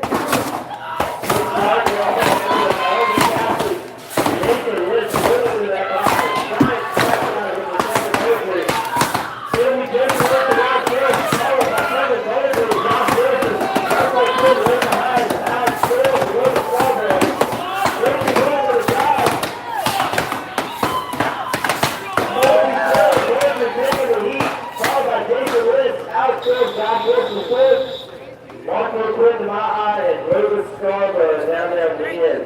And I'm pretty sure Renee Wilson was the loudest over Jack White. I know that. Alright, so that is going to dictate our final. I will give you the actual list as soon as I get it from the timer back here. Those guys will draw their blocks. set them up, and we'll have our final of 6 here in just a minute. In the meantime, we're going to go down to break. In the meantime, right now we're setting up the single buck championship finals, sponsored by Jim C. Hammer. The Underhand championship semifinals was sponsored by Go-Mart. So thank you very much, Go-Mart. If you need any liquids or chewies or anything to drink before you head out of town or some gas, stop right across the street and go to Go-Mart. After 2 rounds,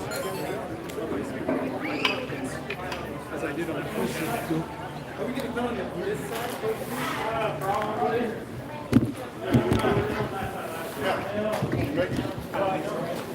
I had a little hanger.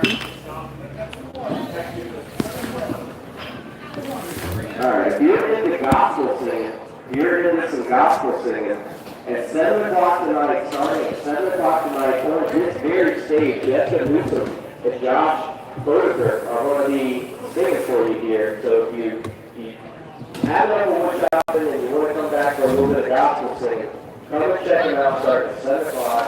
Webster and Josh Webster. Alright, we got our youngest wood crew member up here on the front of the stage. This is Arden Smidley.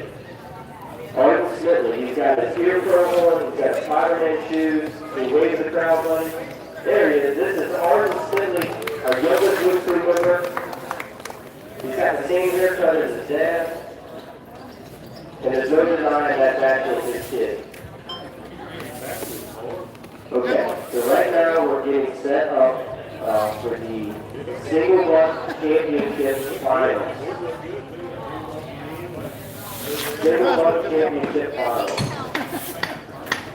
I need Aaron Purvis, Dave Jewett, Dave Hodges, Daniel Beans, Josh Wilson, Logan Scarborough. Oh Lord, those guys are together again. Matt Berger, Matt Slingerland, Mark Brooklyn, Bradley Kittle, Jason Lennox, Max Rickey. It's like the whole Underhand final, so I'm need all these 10 guys. I need you back to the single buck. And it's why these guys are some of the top athletes in the country. They're not just the top athletes here in Webster and Woodchopping. These guys are the top athletes in the country. So setting up on 1, Aaron Ovis, setting up on 2, Dave Jewett, setting up on 3, Nate Hodges, and Little Dan being on 4. Send my song down behind me, Daddy. Alright, we're not done. In the meantime, the Underhand finals blocks are going to be getting their names put on them. But again, a lot of these guys are running back and forth to the multiple things in the finals. So they will need to get their Underhand blocks for all of the football kids. That Underhand finals is sponsored by Go-Mart. Can't do this to Go-Mart. And again, right now we're setting up the single buck championship finals. This is the final, sponsored by Jim C. Hammer.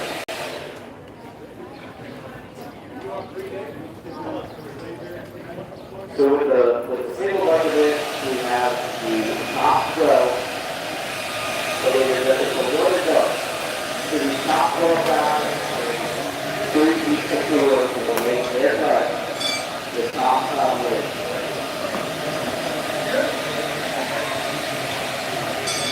So we need some raw set up for the championship final. Sorry about that.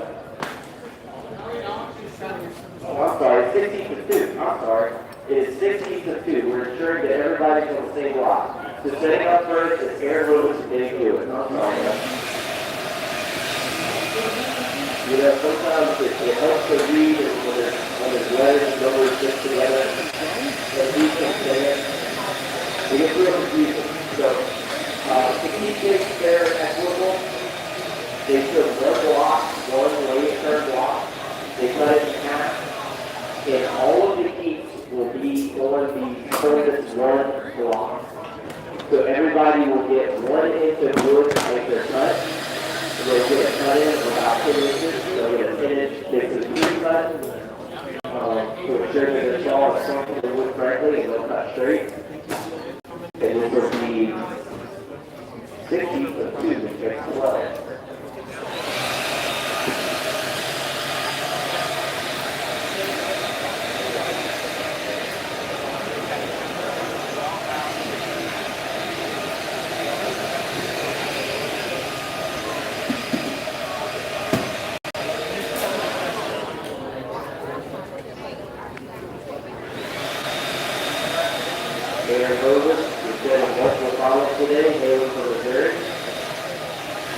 they flew it earlier in the two-man crosscut event where him and his helper here, Ben Marshall, came in third in the two-man crosscut event. And then you've seen Ben Marshall a few times today in the over-top event. Because of the set block, he did much better than he has been.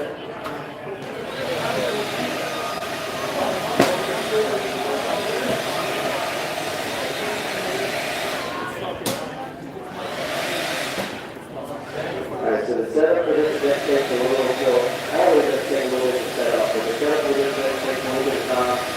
Each athlete is going to get a 10-inch starter cut. Eric Hovis is a left-handed sawyer, so he stands on the left side of the Dave Good is a right-handed sawyer. And there's just enough chance between those two saw stands.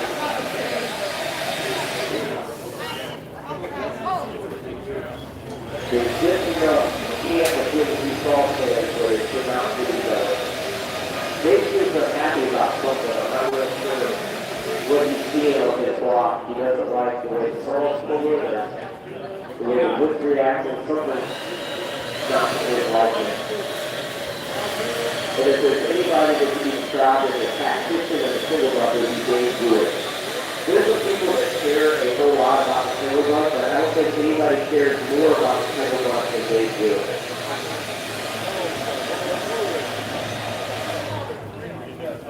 He has made the single buck event pretty much the pinnacle of his life career in the lumberjack sport.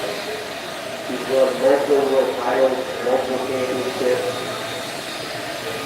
And he's a long and tall guy, right? But he's also long, and he also utilizes his entire wingspan on the JP Mercier saw.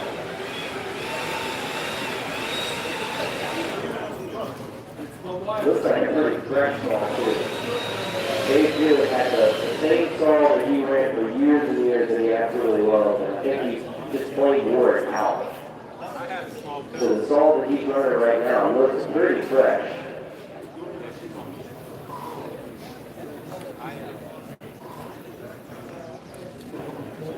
Ben Marshall's hoping he doesn't mess up his job with the spray can and the wedge. But never with the time he does. David Moses, another professional athlete, hailing from Washington. Helping out Aaron Moses.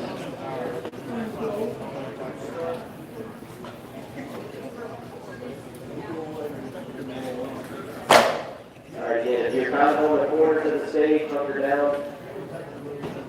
We got a few folks, a few spectators on the side of the stage that are trying to see.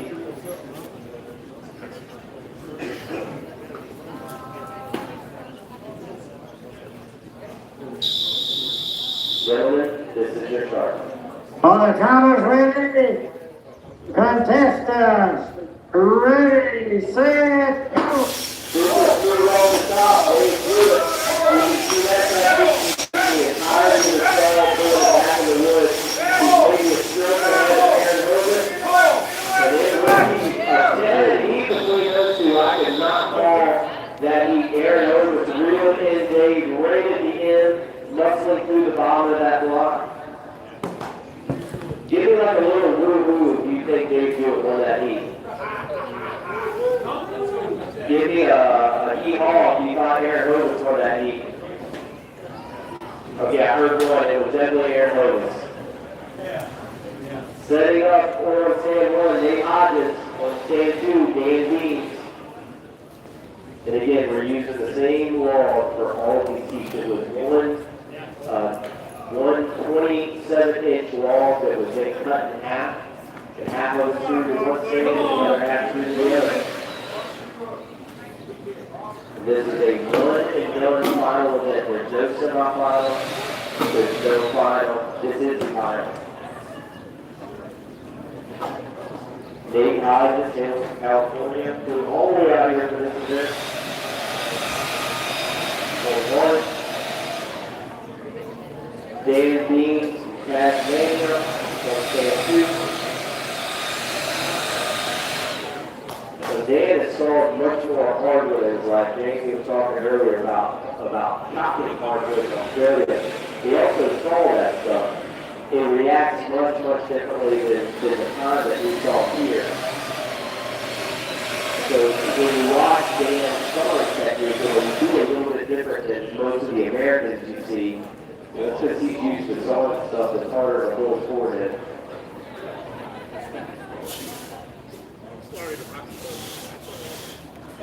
But Dan is running a 2 Kentucky song. I know David Hodges runs a JP Mercier song.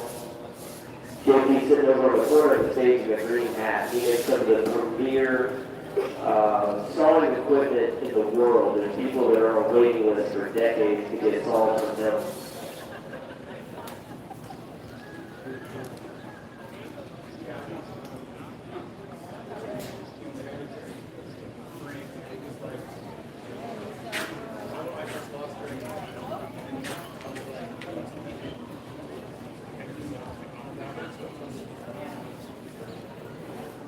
So JP and his son Max will be watching this heat very closely, not just because Nate is running one of their songs, but because they're both historians of the sport. If you're interested about records and about history, how to get in the sport, check out jackandjill.com. No, Max going to tell you. Jack and letter N Jill.com. Lumberjack and letter N Jill.com. That's Max's website there. He is the unofficial, official historian of all lumberjack sports. The first one was Mike Slinger and his dad started it. And then I just managed to grab the data he had to continue with the record list. So there's records that go, I think, up to the 60s. All right, gentlemen, this will be a start. All the timers ready?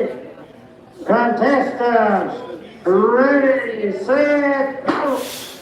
Move off the top of both starters and see Dan James using a very powerful saw. That's powerful. So, he slightly had a ring over the middle of the block. It was Dan James taking the heat followed by Nate Hodges. And Max was telling me there before the heat started that actually Dick Slingerland, Knight Slingerland's father, was the original historian of the sport. He kept all the records, and Max was able to capture all that data and digitize it, essentially making it officially unofficial records, scorekeeping, historic site for the sport. All right, setting up now on stand one, we need Josh Wilson. And stand two, look at Scarborough. This will not only be a showdown of these two lumberjacks, but it will be a showdown of the two loudest lumberjack wives. Listen, actually, if I don't hear you this time, I'm going to be disappointed. I've been talking it up. Actually, if I don't hear you this time, I'm going to be very disappointed. I got a smile out of it. There's no doubt that I'm going to hear today.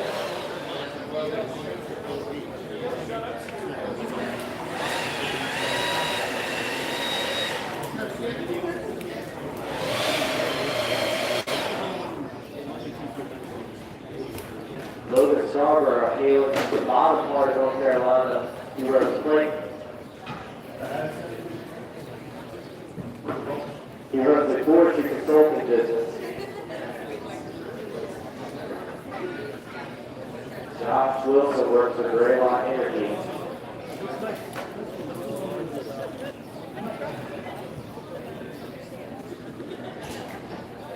We were just talking about Dick Slingerland. Logan Scarborough has Mike Slingerland, his son.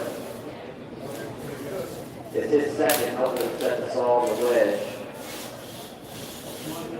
Maddie Slingerland competed a few of us today. That's his son, and then Maddie has two boys running around here who will likely be fourth generation axemen, Jet and Jack. See Maddie's beautiful wife over on the far side of the stage, Trinidad Abbey.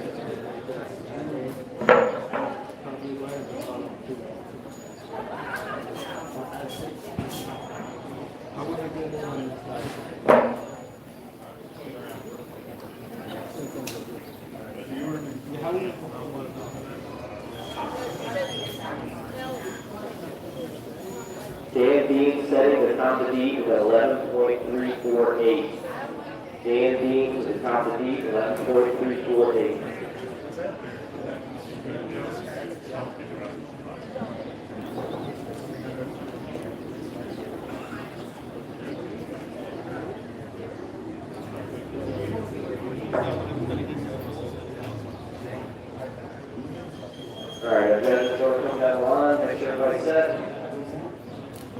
Renee Wilson set, Action Scarborough set. This is going to be a good heat, folks. Gentlemen, this is your start. All the timers ready? Contestants, ready, set,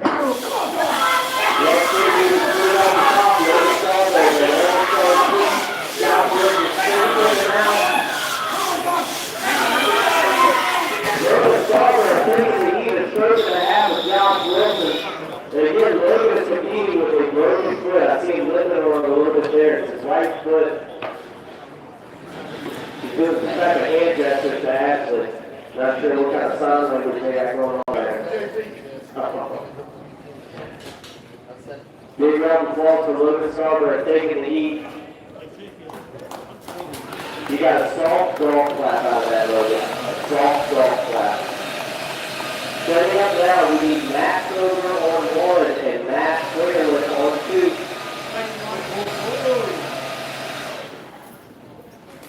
Matt Kroger on 1, Matt Clearland on 2.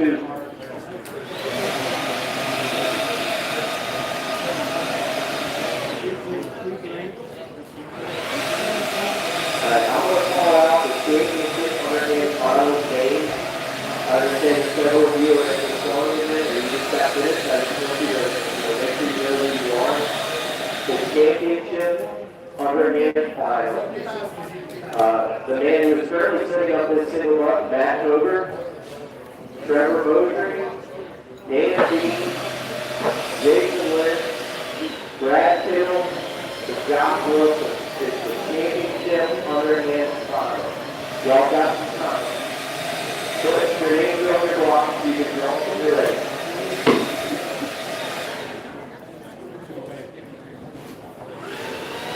Matt Kroger set up on 1. His little brother Dan Dean, who already tried to do the final and set the time to beat. It's helping this setup. And then we've got third generation Sterling accent, Matt Kroger setting up on 2, and his father Mike Kroger, who just out Logan. Helping him in his second. And again, it's so much more of a basic sport than you guys can realize. Not only are, the competitors willing to help competitors, but competitors' families are always willing to step in and help everybody out, making shows run. Mike is one of the top single butt coaches in the country, if not the world. He sees things in minutia that most people wouldn't see when it comes to the single butt.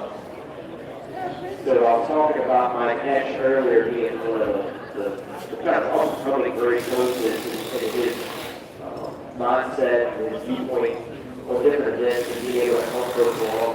Mike Slinger was that guy as well. Mike Slinger can really help you dial in a single butt cut. Really, really good at Jack and Jill or two-man cross-cutting.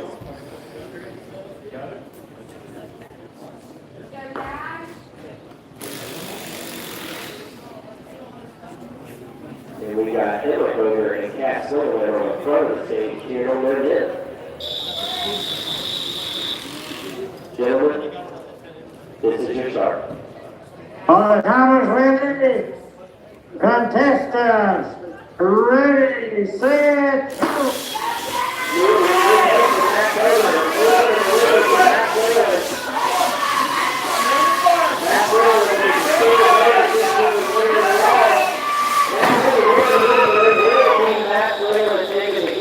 Gives a stroke behind making up a tremendous amount of things, Matt Kroger.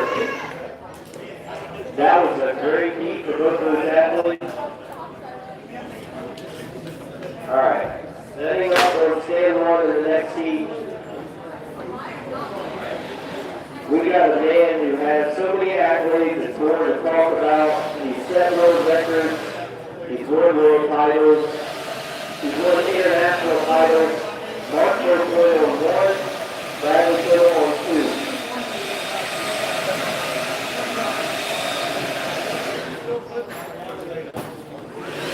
So Bradley again, one of the other guys, he has just broken into the championship event here in Webster. He had his debut on the championship underhand. I believe this is his debut in the championship single. Bradley went to the running back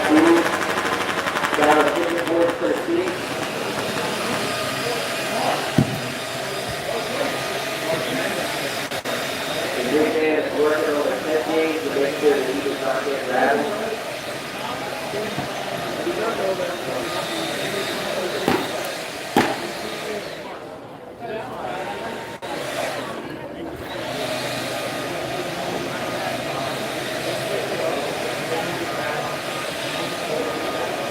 Marco Williams holds the 15-inch white pine single bus record with a time of 7.55. We set that in the last year or two of the PA champions. Now, the world record for 18-inch white pine, what we're cutting right now, is owned by the late Jason Williams with a time of 8.235. Now, you have to have the right set of circumstances to set world records. You have to have the right athlete, you have to have the right piece of gear, you have to have the right board. We've already seen times down in the 11s. I don't know that we'll see a time down as fast as 8, but if anybody can do it, would be the guy who's standing number 1. Seems like it's the second favorite event on Springboard, Mark Booklet.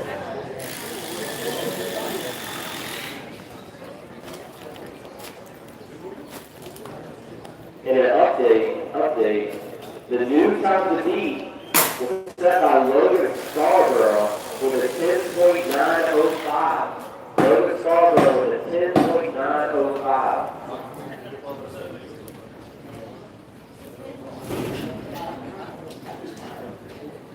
Josh Wilson says, well, that doesn't make me feel so bad. And he was a half a time Logan.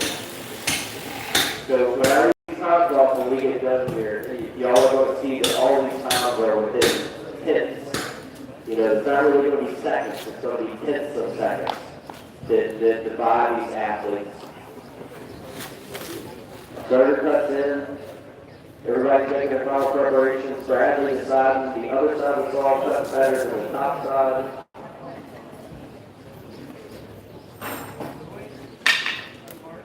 Keep your eyes on stand 1, big Marco Quinn running that KBP saw from Australia. If anybody can hit Logan, it's going to be that guy.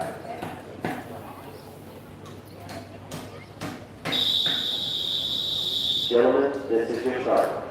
All the timers ready, contestants, ready, set, go!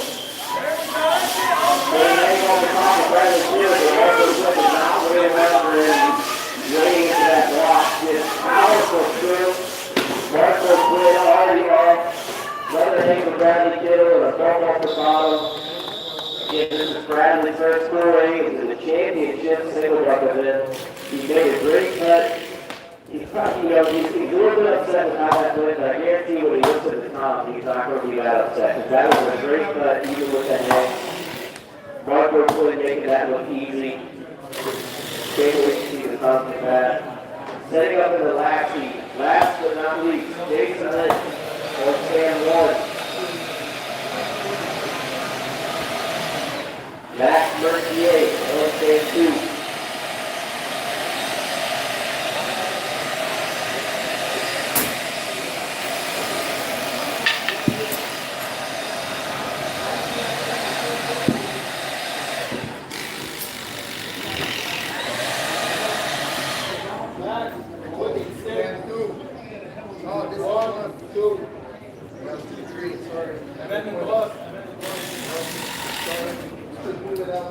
This is the last heat of the Single Buck Championship Finals event, sponsored by Dempsey Hammer. Thank you very much, Mr. Hammer. After this, we're going to roll into the hot saw elimination finals. And that is a 3-man final.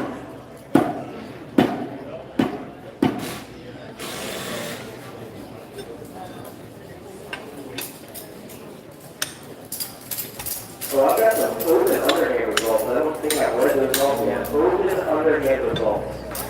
Hey, big shout out to Brandon Graves. Brandon Graves coming in 6th with a 34.7. Logan Hawks with a 34.10.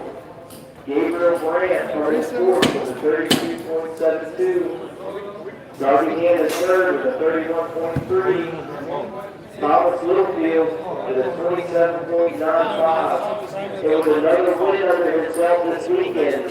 Owen Crowe for the 24.92. So Owen won the Open Springboard and the Open Underhand. Big round of applause for all those winners. Congratulations, Owen. That was a great cut. Are we doing it over here? Okay, so 1, 2, 3, okay.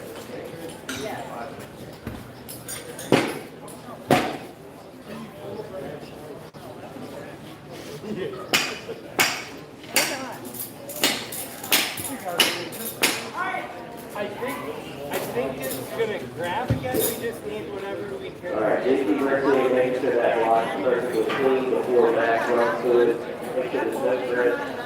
But I do have a update. I told you that if anybody could hit Logan, it would be Marco Quinn. By 8/10 of a second, Marco Quinn set your new time to beat with a 10.169. So Logan had the previous time to beat with a 10.9. Marco Quinn just set the time to beat with a 10.169. And not to throw shade at Jason or Max, they can certainly beat that time if they're on their game. Hey, brother, would you come to stage, please, Paul Broder? Where are you? Paul Broder. I see Agnes, and Paul shouldn't be too far away. No, she's pointing at him.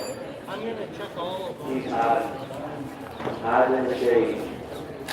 All right, the Jason Woods, the hometown boy. EPP Lumberjack extraordinaire, stand number 1. Max Mercier, son of JP Mercier, third generation Lumberjack out of Quebec, Canada.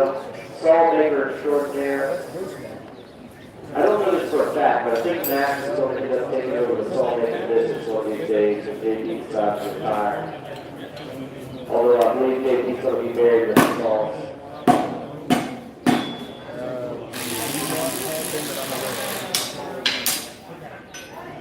You know, I'm talking about these salts, these crosscut salts, single-up salts. But JP's so good at this that he even designed and created racing carpentry salts. So if you go here to Ace Hardware and you see that 1/8 inch with a triangle shaped saw hanging on the shelf that you cut off the keyboard for, JP used to race those.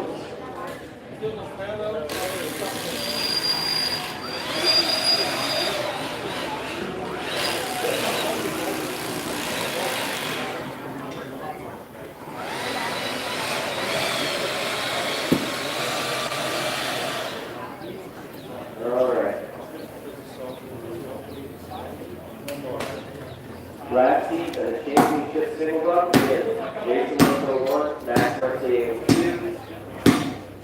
After this, we got the hot saw finals. Okay. We'll run the seat, we'll give the guys a hot saw warm up again. There'll be Nate Hodges, Dave Wingmaster, and Matt Switzerland, I believe. Everybody hop down and clear the stage. We got Jason Lynch and Max Mercier with single up. Gentlemen, this is your start. For the Thomas River contestants, ready, set, go! Big hang for Max Mercier. He's making sure work of that hang though. Jason Lynch waiting for the silver block. Putting him down to the red line. Jason Lynch is 3.5 ahead of Max. I hang off the top for Max as he's going to wish he had that. JP shrugging his shoulders saying, it happens.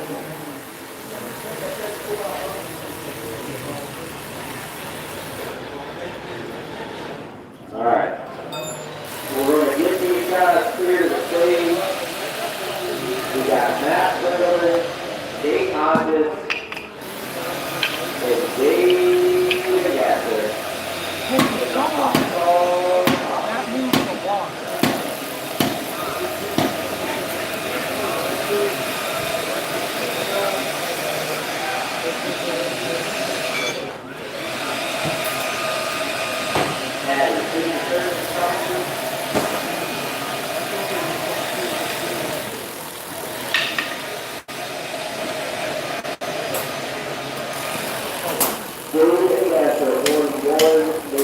Hopkins on 2, Maddie Slingerland on 4. Dave on 1, Nate on 2, and Jasper on 4. Alright, we're going to clear the stage, and we're going to get these guys to hop down by the springboard poles and give them a comment on us.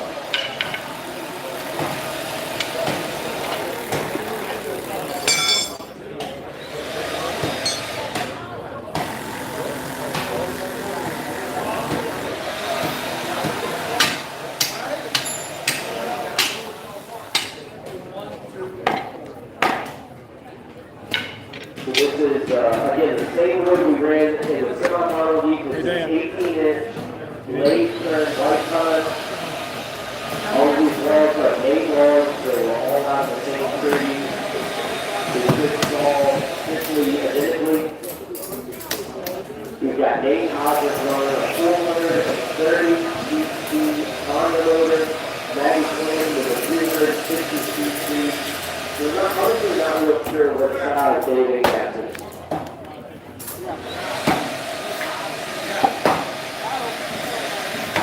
Alright, we're going to give these guys a stop and warm up here in just a minute.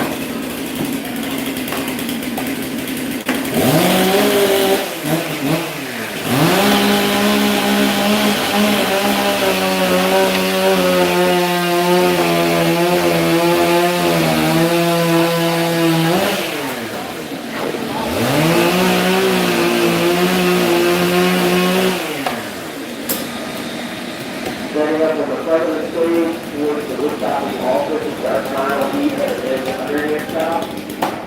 Josh Wilson, Brad Wood, Dan Dean, Trevor Mosbury, Matt Kroger.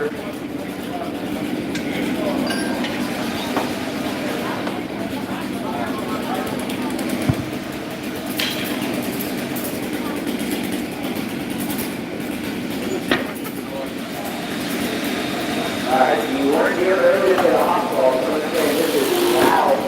We're going to get a 5-minute ass warm-up. We're going to get 5 minutes ass warm-up.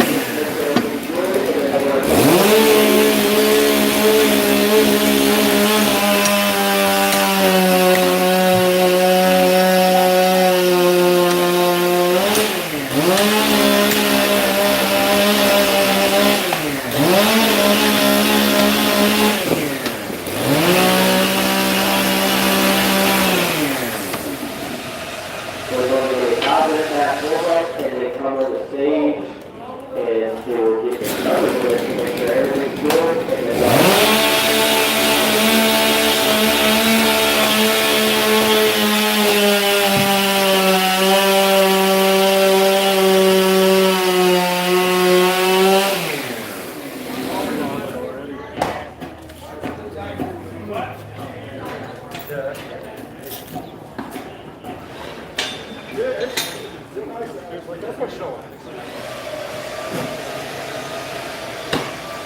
okay, we've got Dave Seacap, so the line is net. Dave Hodges, the current world record holder. The broad shake never grab, Matt Netherland. I'll say to beat the best over the one out of so.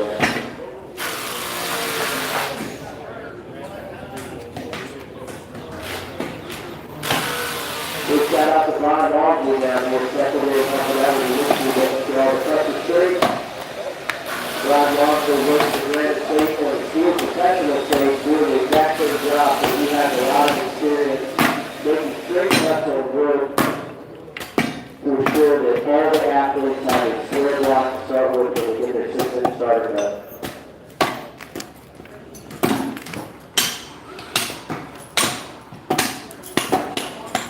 A lot of pressure on the stage right now. Guys on the front of the stage are testing axes in their footholds, cutting their footholds together and blocks, all gone. It looks like Jason still has his block and he hasn't lost another one. Will Chamberlain is nowhere to be found. On the back of the stage, we have our 3 hot salt islands getting set up and getting ready for their mass warm-up. Oh, right now? Men's Championship single results. Men's Championship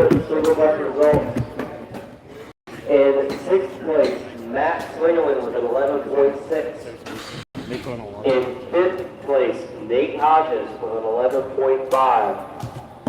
In fourth place, Dan Beams with 11.3, top 3.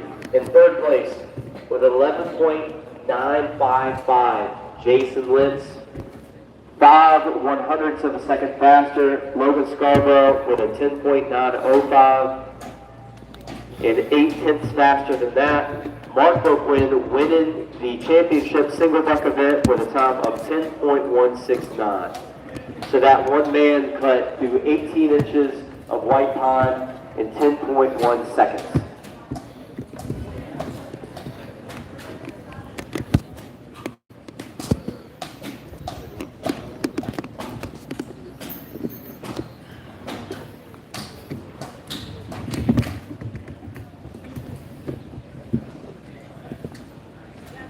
All right, so these guys are going to get a 5-minute mass warm-up. Again, this is loud. If you got sensitive ears,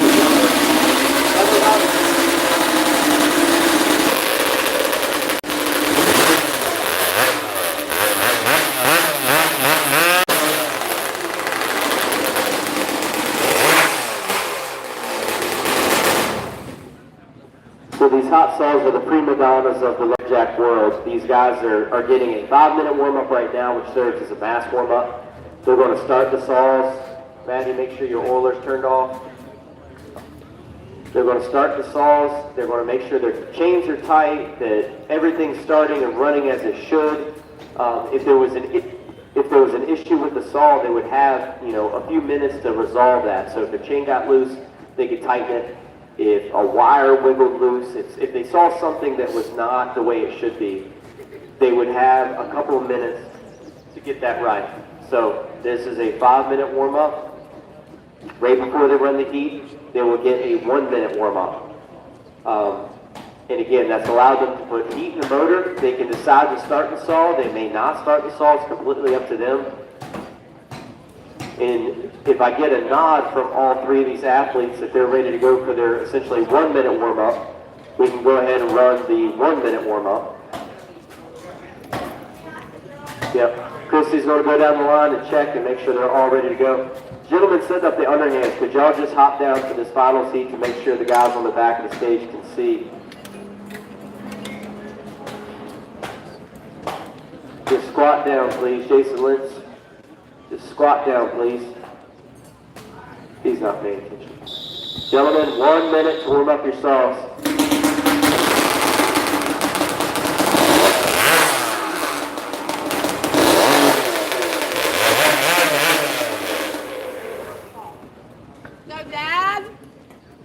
All right, so this is their last minute to make sure that everything's prepped, and then they're going to start their pre-start routine where they wrap their throwaway handles. All these saws have single pull starter handles. They have a tether that clips into the stand so they don't send that starter cable into oblivion. They're going to make sure their oilers are set, get their throttle locks positioned, putting the motor exactly where they want it. 30 seconds, gents. And then getting their hand and feet positions correct. Folks, this is going to be fast. The current time to beat was 5.4, I believe, set yesterday. I fully expect all 3 of these guys to just fully send it.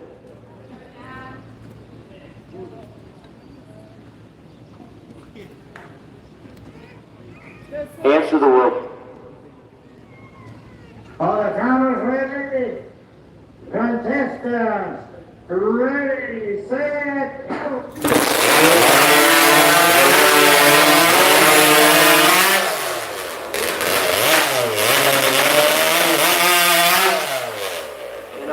Chain for Nate Hodges by my eye. Maddie Slingerland beat him to the wood by a couple of tenths. I'm not real sure if we got 3 clean cuts. Our head judge will have to run down the line. Maddie Slingerland with a blazing fast time. Cass Slingerland is over the moon right now, happy with her man's cut. So we're going to have our head judge go down the line and tell us what the cuts look like. Matt Slingerland was fast to the wood. We got a thumbs up from Matt Slingerland.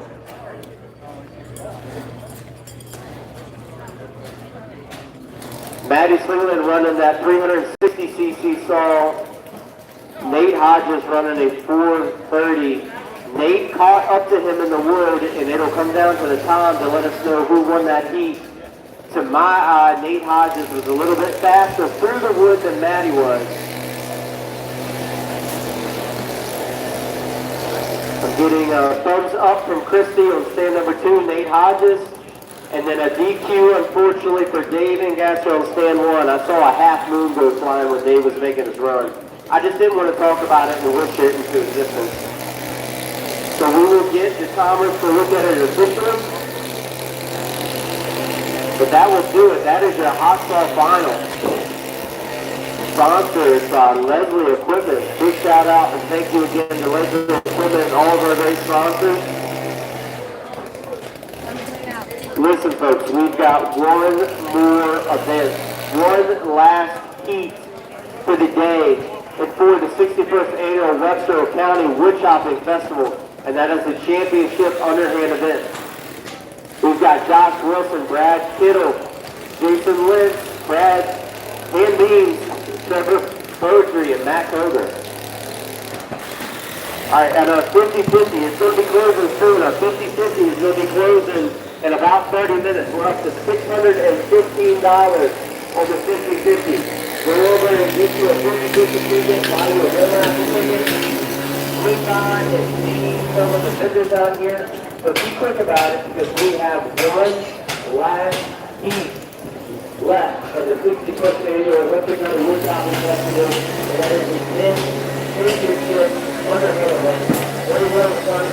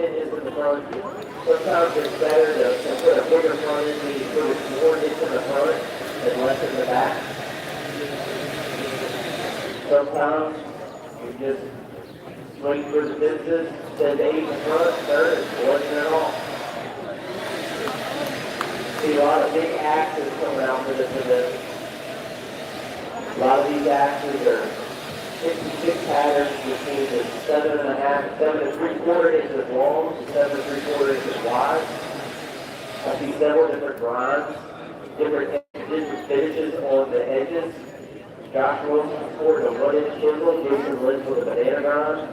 Dan Deeds with like a 3/4 inch chisel. another 3/4 or 1-inch chisel, and several rotary. There's just a lot of different approaches to how they're going to cut this underhand. I guarantee they thought about how many hits they're going to put through it. People understand this is the final piece of the final event. Please pick someone to cheer them on. Gentlemen, this is your start. I'm sorry, stand down. I don't have a start. Stand down, stand down.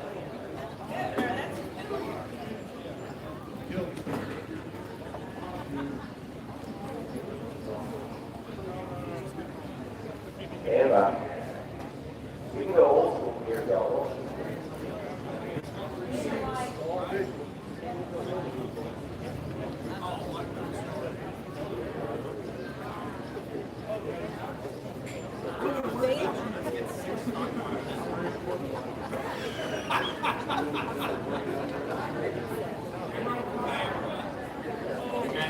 We don't have power to the box.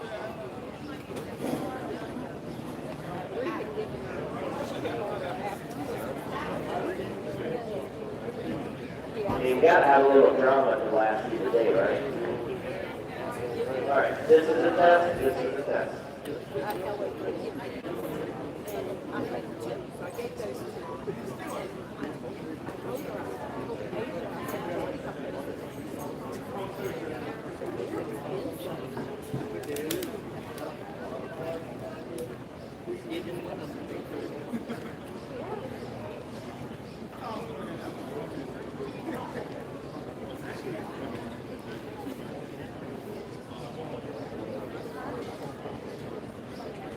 Jason wins his drop block out one week ago, but now we don't have a starter here to the final, but we're going to get sorted out in just a minute.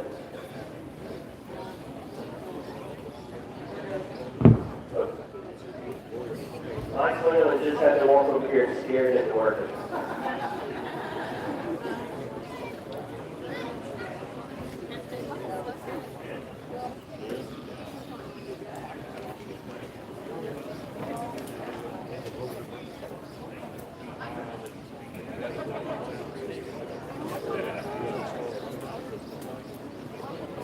Hey, we wanted to end at 4 o'clock.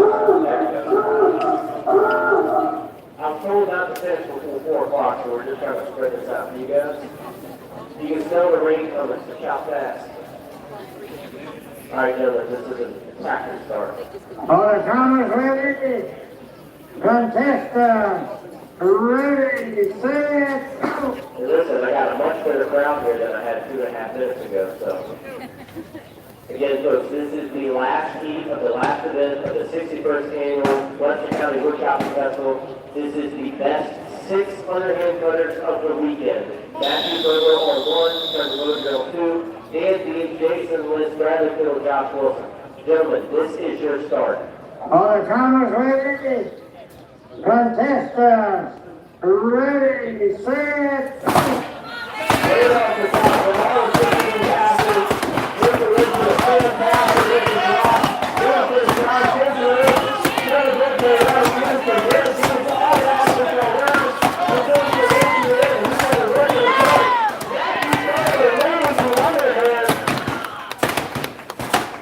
Followed by Webster Lynch, Trevor Loder, Josh Wilson next, Bradley Kittle. I don't know between Bradley Kittle and Josh Wilson. And Dan Dean bringing up the rear. Folks, that was a fast heat. Matthew Kroger will be a couple of seconds there ahead of the rest of the field.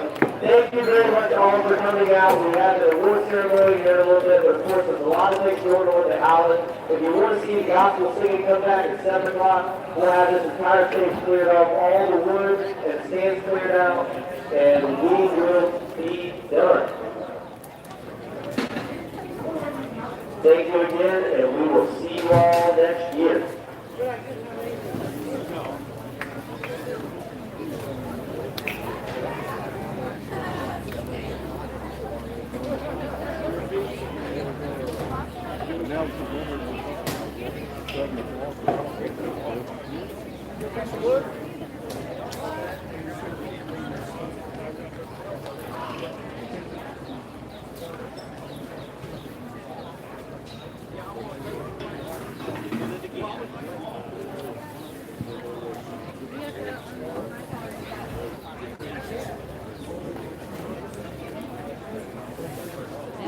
get somebody to help with this. That's all right, I guess.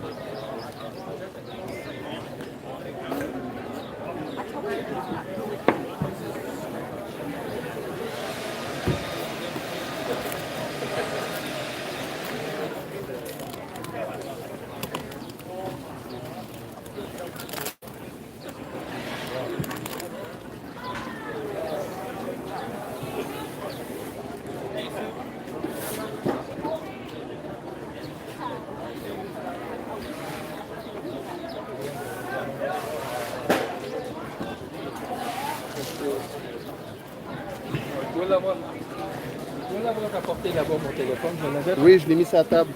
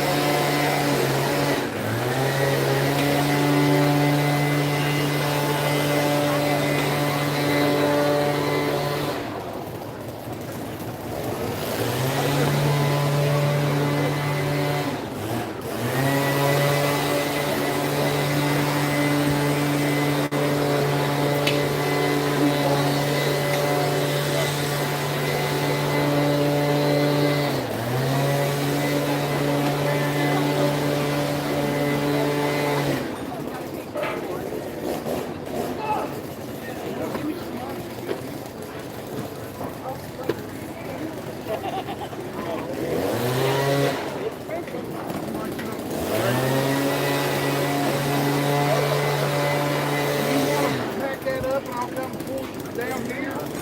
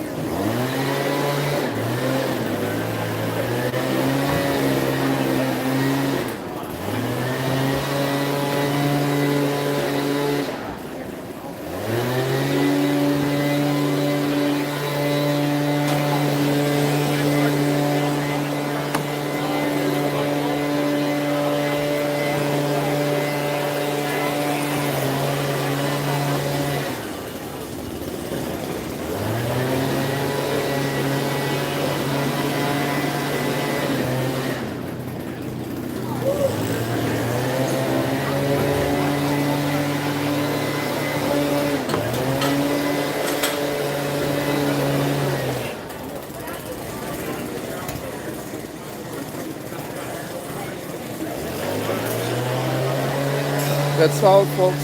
Starting to rain, we have to pack. So see you next year.